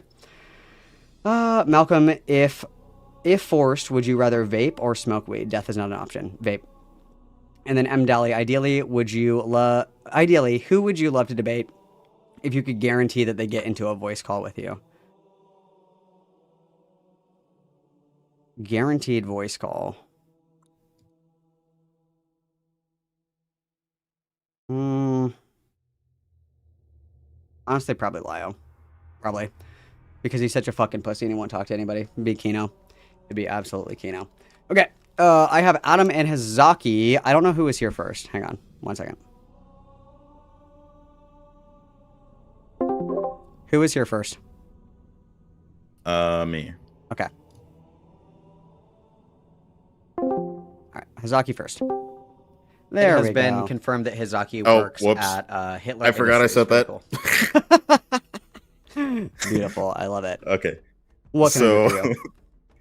So the one thing that I really wanted to mention about Sai and kind of my experiences with her is that it always felt like she like categorizes people and doesn't actually engage directly with what most people say when they're challenging her. Sure. I noticed this in some DMs I had with her, which I'm not gonna go into detail about that because I don't think that's I don't really think that's proper. But Sure. I will bring up an example that happened right here on the server. When we were the whole like blow up was happening yesterday or the day before, and I said like, oh, I felt like she just wanted this to be her free playground and whatever, and she was like, well, why don't you just talk in my server and say like the R word that you're so desperate to say? I've never said anything like that. Like I've never given any indication. I've never complained about that here or there. I don't understand, and I'm in her server too. So I literally don't know where she got that from. Maybe she's implicating me with like DZ or something. But yeah, it kind of seemed like she was just lumping me in with weirdly enough, like lumping me in with the general mod team, maybe she doesn't know that the blue roll is cosmetic. Sure. It's very interesting. Yeah, I would agree with that because I think it was even in the one that I just went through with like the conversation about, you know, well, do you even care about the Uyghur genocide? Like, instead of engaging in the conversation or whatever, it's like you have to like point the finger and say, well, like, you're one of these like, you know, young, like, dumb fuck Twitter leftist, instead of just like engaging with the conversation that's like right in front of us, right? Yeah, like, aren't you that guy who, why is that relevant? I feel like, and you know, if you are going to do that, why don't you bring up something that is actually relevant to the conversation? But no, she can't even do that, and that escapes me. And that's why we keep having these brick wall conversations with her, because she won't engage directly with the person or what they're saying. And I think that that's like a pretty common like sentiment, is that everybody's like a dumb internet person. Everybody's really young. Everybody's, you know, it's kind of like you're just like filtering people into like an out group where you can like generalize the behavior without actually engaging. So yeah, I would agree with that. Yes. And that thing, that first thing that you brought up earlier in the debates channel, I remember, I think she went in her own server and said something like, oh, they just hate to see like a lesbian be successful. Danny Usagi, hello.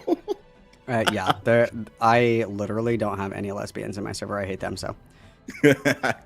Yeah, we should honestly ban women. Anyway. All right, well, thank you, Hizaki. I see. Oh God, Crim's up next. This will be good. Hell yeah, brother. Thank you for your time. Love you long time. See you later, Gator. Bye bye. All right. Hello.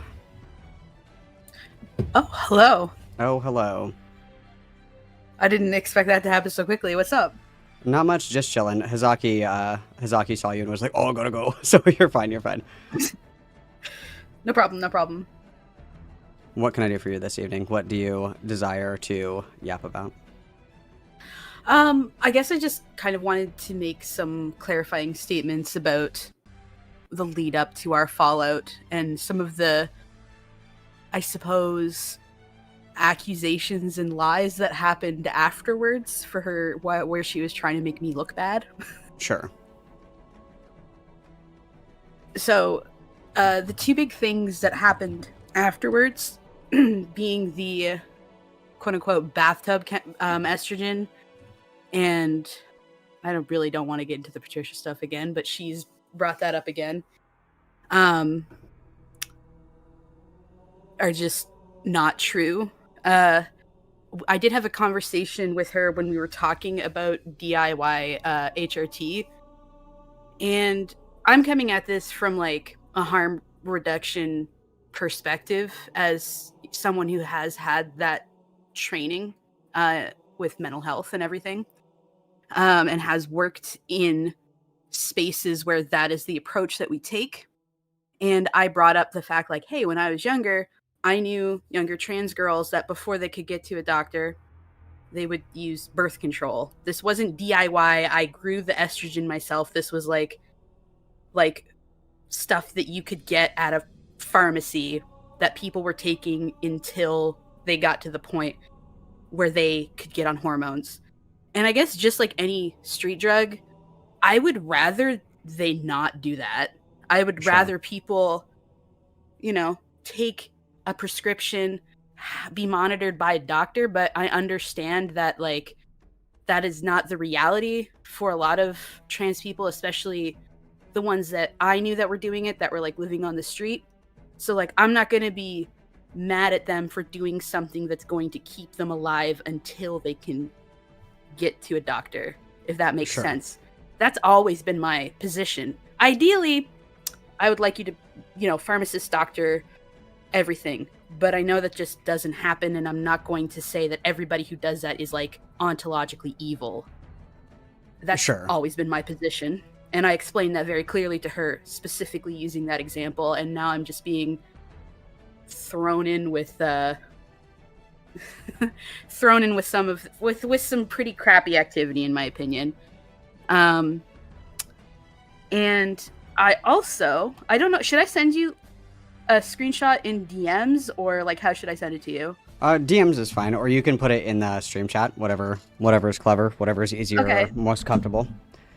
Okay, because I rediscovered, like, she has been saying it's like, oh yeah, no, he definitely retracted the Patricia stuff. And oddly enough, after we had stopped talking, there was a moment where I'm like, hey, by the way, Sai, this one person, completely unrelated, is around again and might be coming after you. I just wanted to give you a heads up, because even after we stopped talking, like, I didn't want anything bad to happen to her. So when somebody that I knew had been harassing her in the past poked their head around again, stream chat, you said, right? Yeah, stream chat's perfect. Okay. I was like, hey, by the way, this. I don't really want to interact with this person directly because I said something about Patricia publicly again. And I turned my anons off, so I haven't been getting any of that. And she says, yeah, I saw that. That's another person people weirdly sweep for. And I say, she, as in Patricia, keeps eating her own foot, though, and the last thing I posted didn't get a lot of reaction, so I think people are starting to realize she's not a great hill to die on. And this was in July. So this was after we stopped talking. So, and Sai has been going around just lying knowingly about me being okay with Patricia again. So, again, I don't want to get into the Patricia stuff again. No, sure, because my understanding, of course, is that, because we talked about it briefly as well, and I think that the thing that we had talked about was kind of like balancing that, like how much heat do you want to take, right? Like that was kind of the general spirit of the discussion, and I don't think that it's necessarily like a failing for you to be like, actually, I think that I kind of bit off way more than I could fucking chew, and I'm going to back off. I don't think that's an endorsement necessarily of someone else's behavior. The only thing that I think that I saw in reference to that where I was kind of like, was, and I could be just like totally fucking misremembering this, but I could have swore that I remember seeing something where you were like, I don't think like it's appropriate to attack trans women in the current political climate. Am I making that up, or was that said? I would say that if you got that reading, I wouldn't be surprised. Here's the thing. I never set out to be like someone that was covering this sort of thing. With the Patricia stuff, I was put into a position where I felt like I was the only one who was going to say anything. And I did a bad job.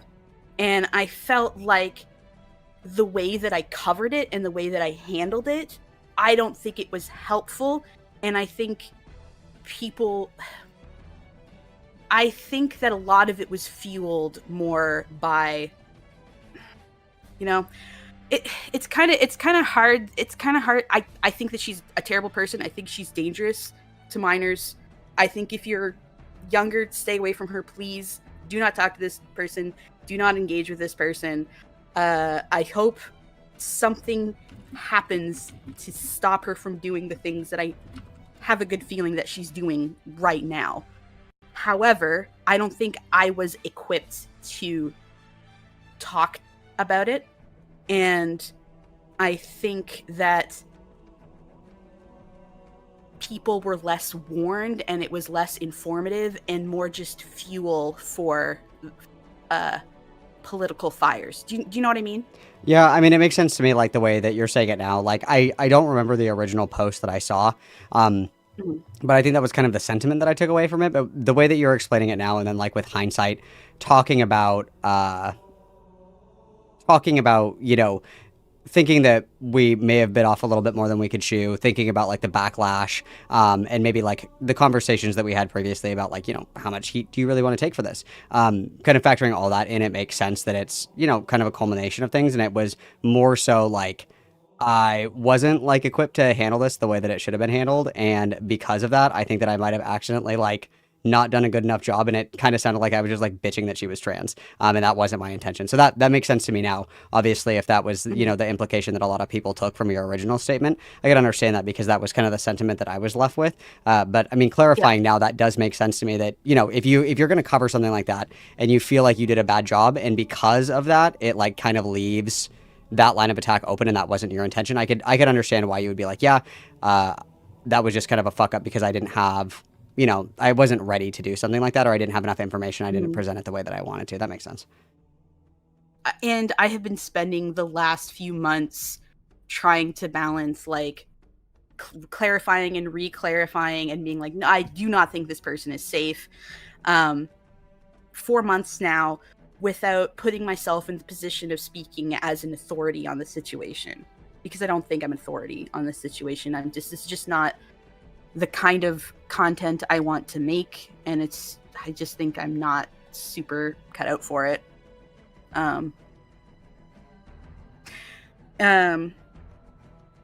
Now, then I clarified a little bit about the bathtub hormones, so I don't think we need to revisit that again. But leading up to me and Sai falling out, and I talked a little bit about this with Anthony before I called in just to get his permission. Me and Anthony have been kind of like, how do we we've been kind of unsure how to address how we get lumped in with Sai as a trio all the time, and how we're often treated as her keepers. And I would say that that's been going on for the better part of this year. I would say around April, maybe March is when me and him were like, what do we do? Because like, we're not her keepers. We can't tell her what to do. We can't make it's inappropriate for us to ask her to behave in a way that she's an adult. And sometimes it would get personal, but a lot of times I would do this thing that I have this sort of tolerance that I call white people bullshit, where if I went to dinner with the white members of my family and they said something racist or, heaven forbid, like homophobic or derogatory, like there's a certain level of like, all right, Aunt Carol, that's great. I just kind of like turn off those receptors, I guess, and I just expect a certain level of that from someone like Sai. Like she's an older millennial. She is white, and I just kind of expect a certain level of bigotry from that I'm just like, okay, she doesn't really mean it in a bad way. She might be a little, she's not meaning anything by it, but sure, it's kind of like the old white person, like passive aggressive racism versus like a fucking Klans member. Yeah. Yeah. Your dad. Sure. Your dad kind of bigotry. And Sure. I just kind of tolerated that from her, and I think it became a frog boil situation. And it just kind of kept ramping up and up and up. And I think it was a week before I was officially like, you know what, Sai, I can't do this anymore. You're being a bully. One of my roommates passed away. I'm sorry to hear that. The situation that I'm living in, it happens. And I was like, it's hard to be angry at internet beef when something like this happens. This is something that I posted on Blue Sky.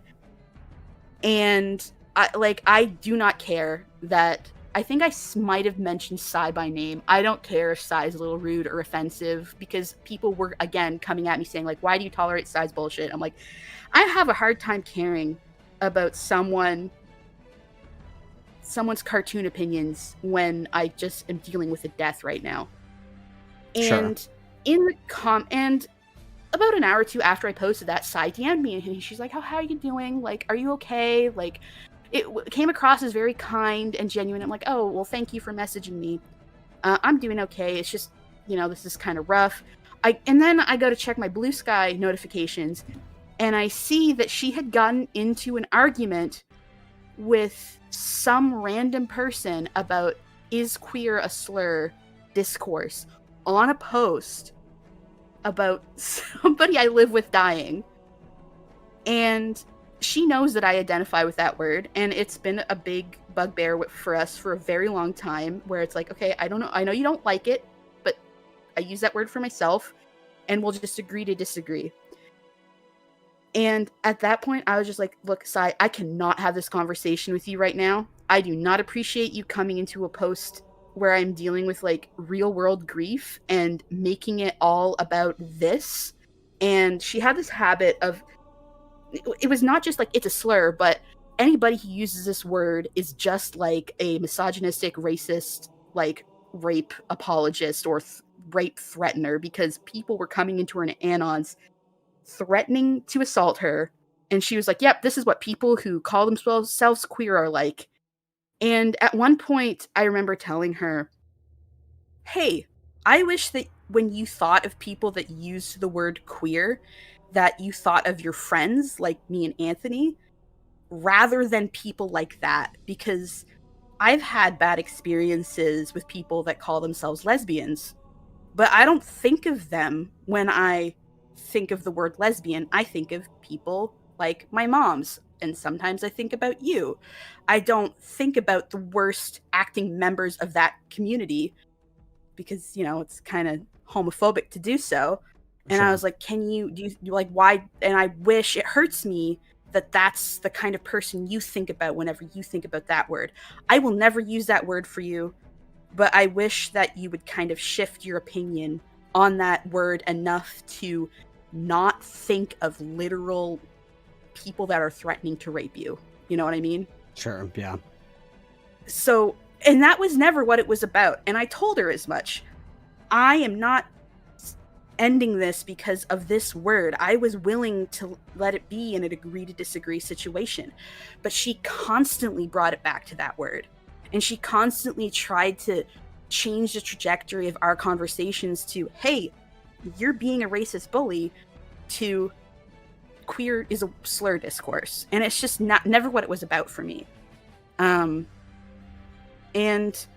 I defended Sai even up to a couple days ago to people that were misinterpreting her words, like when she like kind of clumsily censored the N-word. I was like, that's not what's going on there. Here's the context.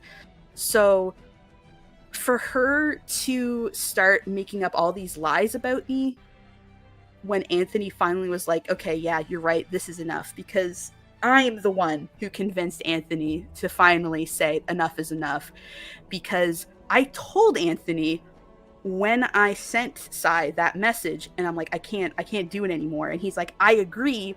I'm going to be more discreet about it. I'm just not going to engage with her in public or collaborate with her anymore. But I don't want to make a big deal out of it. And I told him, you don't. You can just say, like what I did, hey, I'm no longer associated with this person. You don't have to make a big call out post. But I think for him, it was either one or the other. It was either being silent or making that call out post.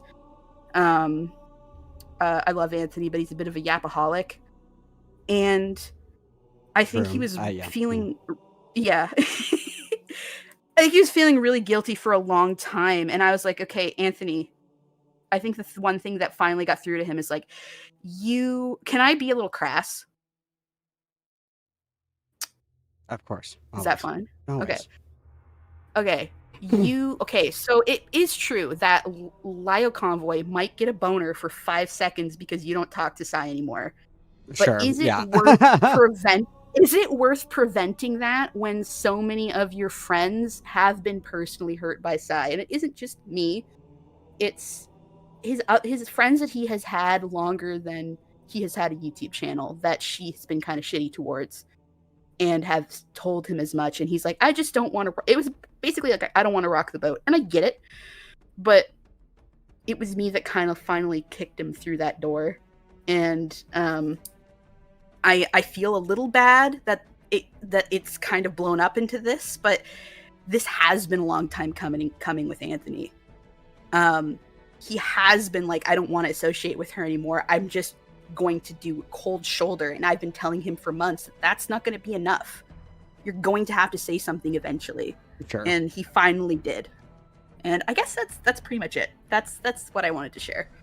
Yeah, I mean, fair enough. I mean, I think that a lot of stuff just conveniently all happened at the same time, right? And that just kind of seems to be the unfortunate outcome of everything, right? Yeah. Did you have any questions for me? Because like I said, I think I haven't been tapped in. I've been kind of like staying away. I saw a few things with people making up weird lies about me, and I've been like, I don't want to deal with this. I have real world shit to attend to. But if you needed me to clarify anything, I'm happy to. Yeah, sure. I mean, if I think of anything, I can always shoot you a DM. But like I said, it originally wasn't even planning to like say anything about this, but it's been like actually super fucking annoying. Where like there's just so much bullshit. Like it's not even my server. I don't even have any power in my server. It's not mine. I'm gonna get banned from my server. It's a fan server, and you know I wasn't the one that banned Sai. It's my moderators, and they tell me what to do, and they probably even own my YouTube and shit like this. Like I'm bored. I don't want to play this game anymore. So I'm hoping that it is what it is, and that's just how we are. And that's it. Yeah. I think that's what I wanted it to be. It is what it is. And I was like, hey, it'd be cool if we could handle this discreetly. And I've been quiet since literally June. So what is that, like?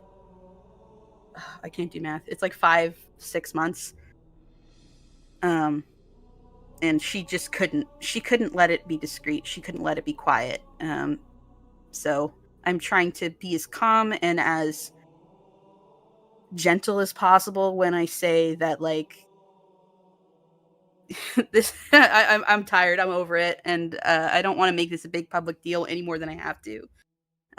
So yeah, I think I said my piece.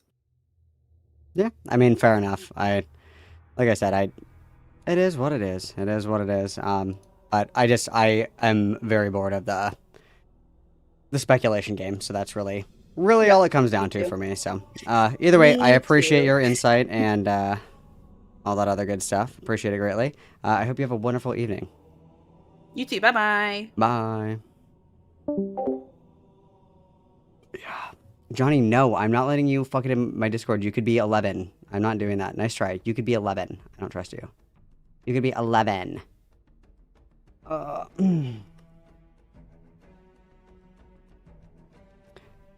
I mean, the only reason that I said at the beginning, and I'll say it again, the only reason that I am doing this stream is because people are just making shit up about me and my moderators. And I think that it's actually fucking insane that people are just like quite literally schizo posting, saying that I'm gonna get kicked out of my own Discord server and that my moderators own my YouTube channel and shit like that. It's like, let's just talk about it, babe. Let's just clear the air, because that's not true. And it's also not true that my moderators banned Sai. I was the one that did it. It was my decision. It's driving me nuts. It's just driving me nuts, okay? It's driving me fucking nuts. You're 20. You've drawn me before? That sounds scary. Post in... Can you... Isn't the whole Discord fucking age-gated? Send me a DM on Discord. Are you in my Discord? Where are you? What's happening? Johnny, are you in the Discord? What's happening right now? Where are you?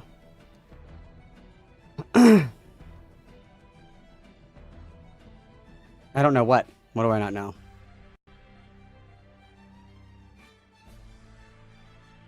What do I not know? What do I not know? You guys, you're scaring me. What do I not know? Is there any more in here? Hang on. What is your favorite Yu-Gi-Oh card archetype? Pot of Greed, obviously. Do you think Sai will watch the stream? How do you think she'll respond to it? I know at the very least that, like, she's providing commentary on it right now. Like, I think that people forget that, like, everybody's favorite thing is to blow up everybody else's messages with every single fucking thing that every other person has ever fucking said about them. I'm obviously seeing everything. And again, the only reason I said anything is because there were literal lies told about the situation that I wanted to correct, right? That's the only reason I'm talking about it. Yeah, I don't know. Probably going to be the same thing. Malcolm's a Hassan dick writer. Malcolm is joining the mob. Malcolm is... whatever. Oh, well. Malcolm, do you disavow don't smoke in bed? Yeah, I fucking hate that bitch, true. Why did she do this? I don't know. What's more annoying, the deceit, the lies, or the dishonesty? The lies. The lies. The lies. Like, at least if you're being dishonest, you're trying, right? The lies are just, like, blatant bullshit. It's like oh, I didn't know, I thought that maybe it was, like, okay, maybe. But just fucking lying drives me crazy. Okay, hang on.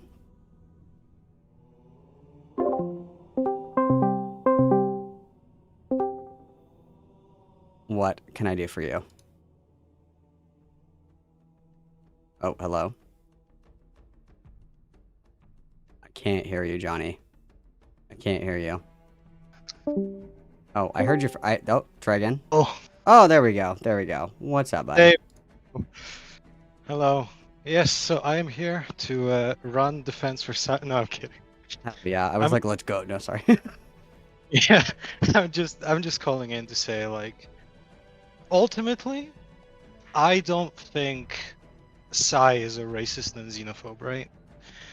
I think she has said some questionable things. I've confronted her about those questionable things literally like earlier today. Sure. Including I told her, I don't think what she said about Hassan is acceptable. I don't think what she said about the Venezuelan gangs is acceptable. But generally I just asked her, why didn't you publicly say they were wrong and incorrect? And the general opinion there was that like she isn't obligated to, which I personally disagree with, but it is a fair opinion to have, I guess. And she's also said earlier that essentially she won't say it again, which is generally good enough for me. I don't think it was coming from a place of hatred and more of a place of like being genuinely ignorant. Like she has said that, like, yeah, I was ignorant on the Venezuela stuff, and yeah, I won't say the Hassan stuff again. She said that, him being a millionaire and constantly complaining about the state of America was a mitigating factor for what she said, which I also disagree with. But generally, I do think that she isn't nearly as like fucking bigoted as people say, essentially. Well, sure. It's- So I'm gonna share my screen. I don't know if you're watching my stream right now. This is from today. Yeah, I closed it out, so I don't I'll fucking read this hear to the you. This feedback. is from today at like like now, okay? This is we're just gonna have to agree to disagree that sarcastically saying that a multimillionaire should go back to his country when he brags about growing up in is xenophobia. So she's literally doubling down and saying that, it's funny and it's a sarcastic statement and I don't care. Yeah, no, and that's actually me speaking there. I said, I disagree with your opinion. I don't think it's a mitigating factor. Well, If you scroll what I down, mean, she said, yeah, I won't say it again. sure. What I mean though is that like the dismissal is like enough for me.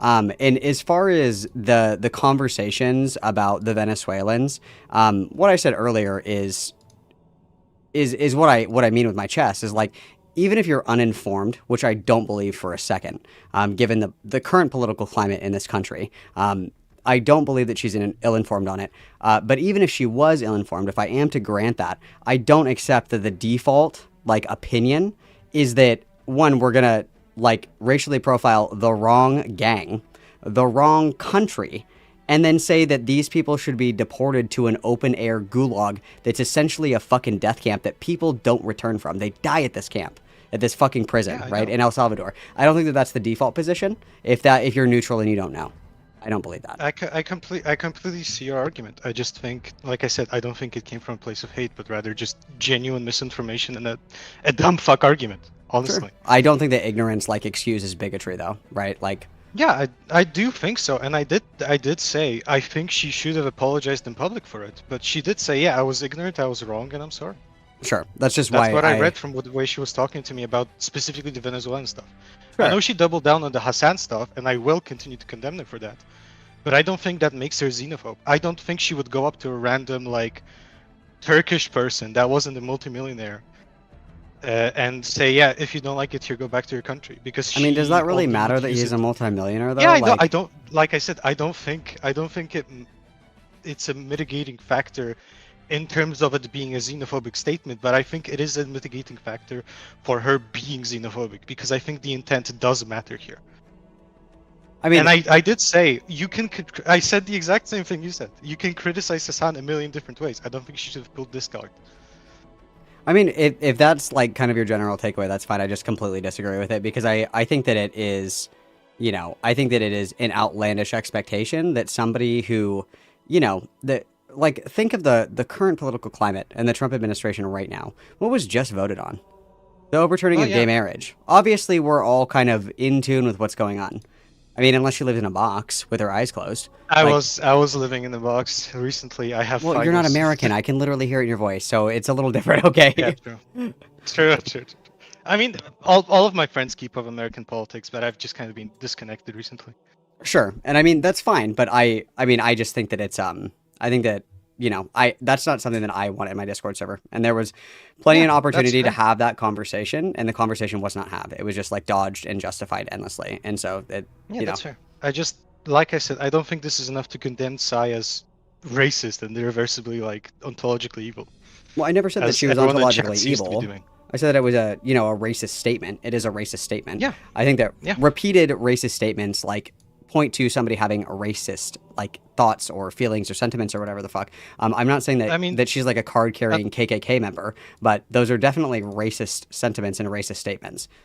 Unless there's more logs that I'm not aware of. These are like the only two circumstances that I've seen.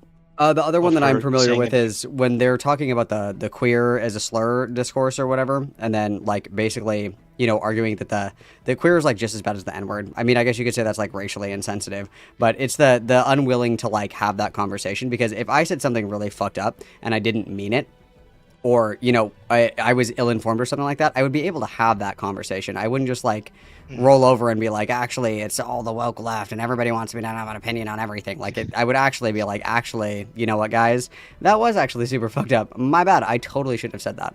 So I guess it's just a like different I in said, expectations. The main criticism I have of Sai is that she's stubborn and not willing to take to like apologize in public. That is my main criticism of her. I've said it in chat in Psycord. Like, I disagree with the framing that everyone seems to be taking. That is all I want to say. I mean, yeah, I mean, if you disagree with it, that's completely fine. If you have your opinion, you have your opinion. That's totally cool. I just don't agree with it, and that's fine. It is what it is. That's fair. That's fair. I will return to chat now. Thank you for humoring me. Later, Gator. Goodbye.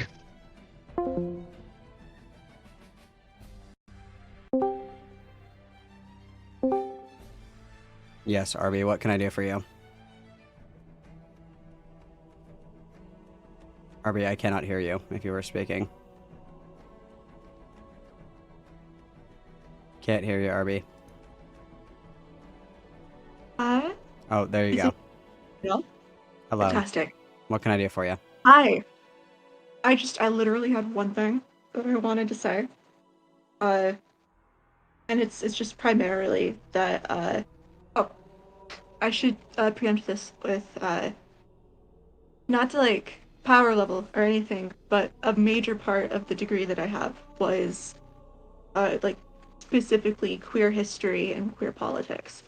Like I was the forebear of the only queer studies program that ever existed in my state, and then like one of the last people to ever graduate with it.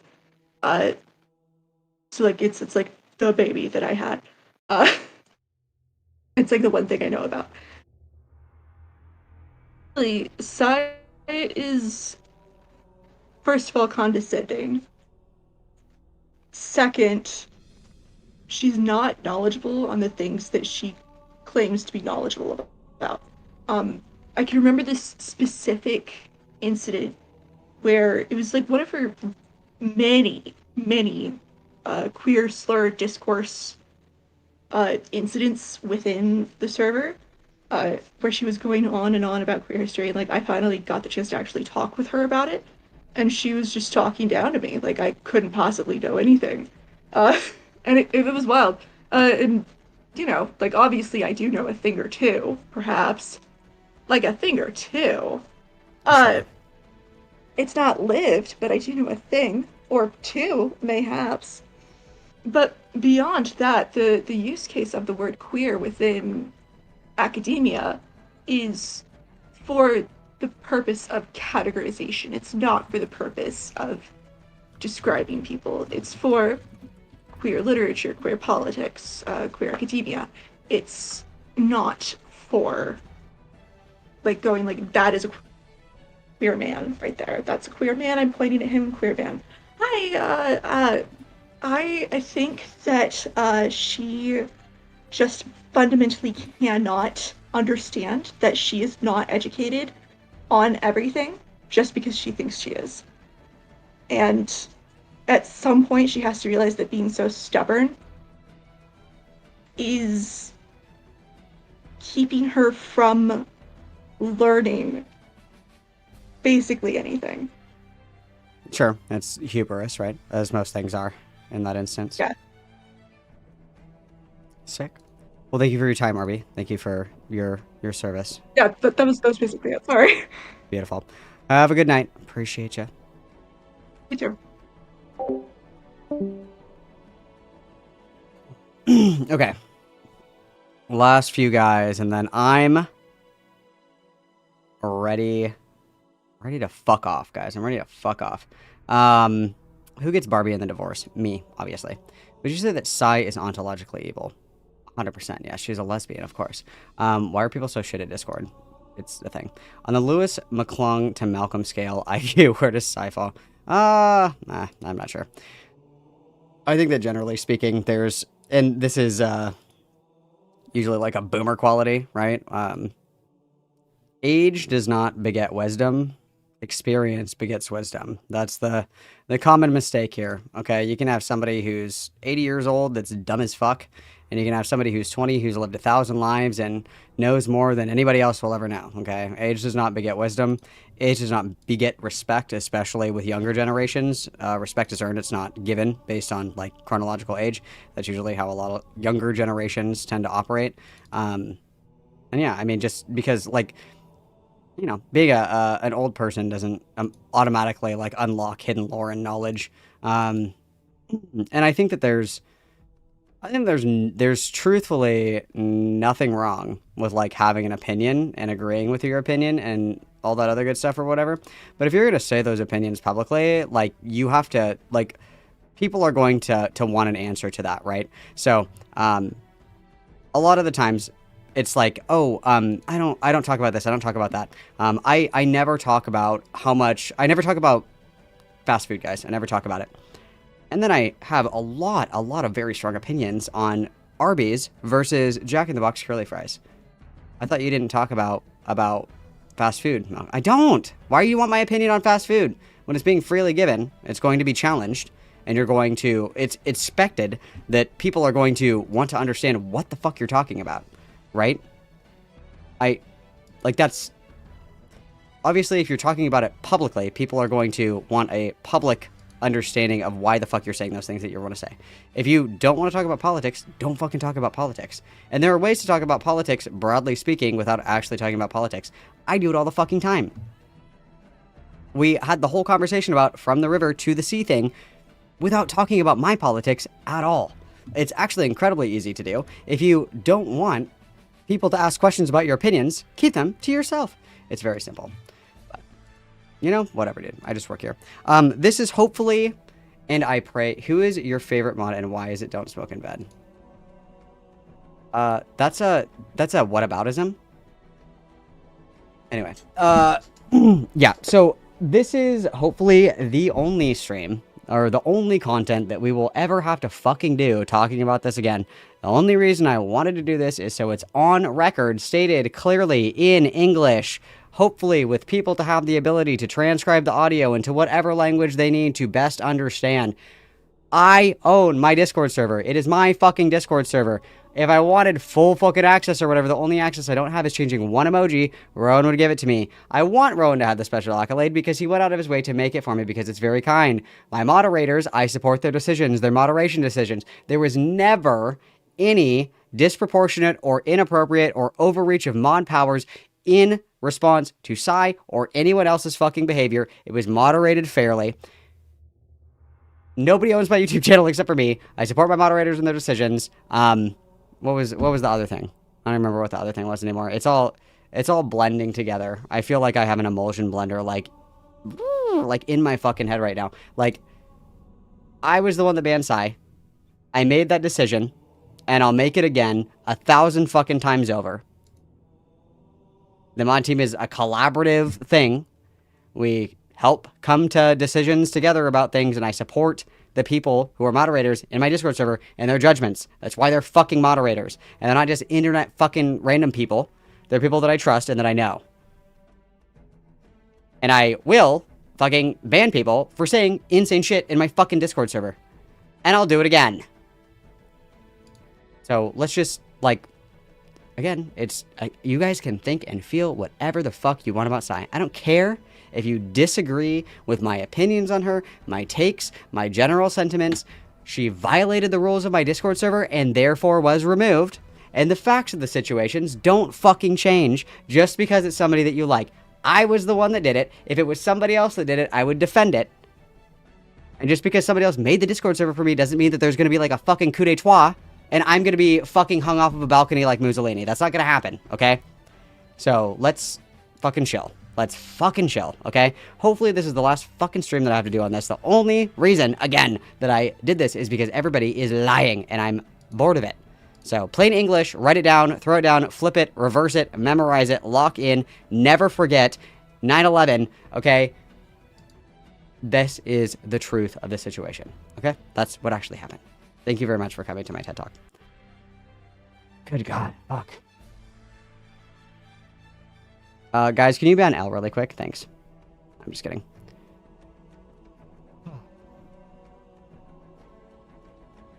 Yeah, I just... A coup d'etat. I'm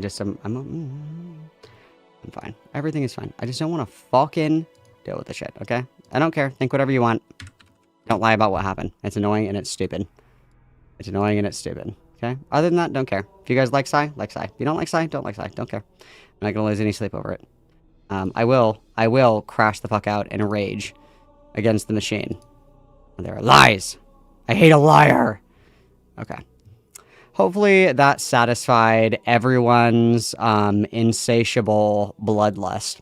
I'm sorry that I did not have more heat. I'm sorry that I did not have, you know, more hot gossip. The hot gossip is exactly what I fucking said happened. There's nothing more, nothing less. I don't have a secret nuke. I don't have anything like that. I don't. That's quite literally all that I have. So hopefully we don't have to revisit this. I will be back on Friday, you guys. We have to finish this rape review, you guys. This rape review. And the great news is that Lio Convoy is doing rape reviews now as well. And I really want Lio Convoy's reaction to Cinderella. I bet that's going to be good. I bet that's going to be good. And then Brave Fen for the 5. I did not miss you. Hassan will not be bothered by her comment due to comment, but immigrants and minorities will feel attacked by it. Very true. Everybody witness. And Yamity, thank you for the $5 dues. I'm sorry that you missed the stream, but worry not, the VOD will stay up just for you. Mwah, okay. Thank you very much for the 5. Everybody witness. Yeah, if I remember correctly, that was tonight, wasn't it? Or was that a different night? I thought it was tonight. I remember looking at it, and I was like, at 9 o'clock at night?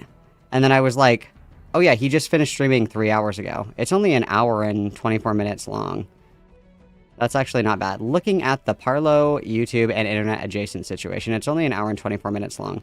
And he just finished 3 hours ago, and we totally fucking mogged him on views, guys. Excellent job. Good work, guys. Apparently, nobody wants Lio Convoy's rape reviews because Lio Convoy doesn't even have the physical capacity to have sex because he's so fucking fat. He literally cannot assume the position. So I'm sure that people are dying to hear his takes on physical intimacy as he yearns for the touch of a woman. Okay, with that said, the SAI-TUATION has been addressed. Please consolidate all of your fucking Sai posting to the Sai posting thread in the Discord. I'm starting to get irritated, okay? I'm tired of fucking reading the same thing 27 fucking times, and so is everybody else, okay? If we can't just, like, shut the fuck up and chill out, I'm just gonna ban the topic because I'm tired of reading about it. You guys need, like, a timeout or something. I don't know, okay? Consolidate it to the thread, specifically, and I swear to fucking God, I swear, it's like every 20 minutes somebody is like, wait, what happened? Use the search function in the fucking search bar and look it up, okay? Backread. I don't know why everybody wants, like, a detailed explanation every 10 fucking minutes, as if you can't scroll up 10 messages and see an entire fucking TLDR. I'm just gonna, like, copy-paste one of them or something. I don't know. You guys are driving me insane, okay? You guys are driving me insane. I understand that you want to talk about it. I understand that you guys want to talk about it, and I totally get it. You have a lot of thoughts, a lot of feelings, a lot of opinions. You know, you want to share your thoughts and feelings with the class. I totally understand you guys. I totally get it. You're driving me fucking crazy, okay? Just learn how to read. That's all I'm asking, okay? Just learn how to read, all right? Anyway, I love you guys so much. I'm going to send you guys over to Aiden, and I will be back on Friday for another Ultimate Rape Review.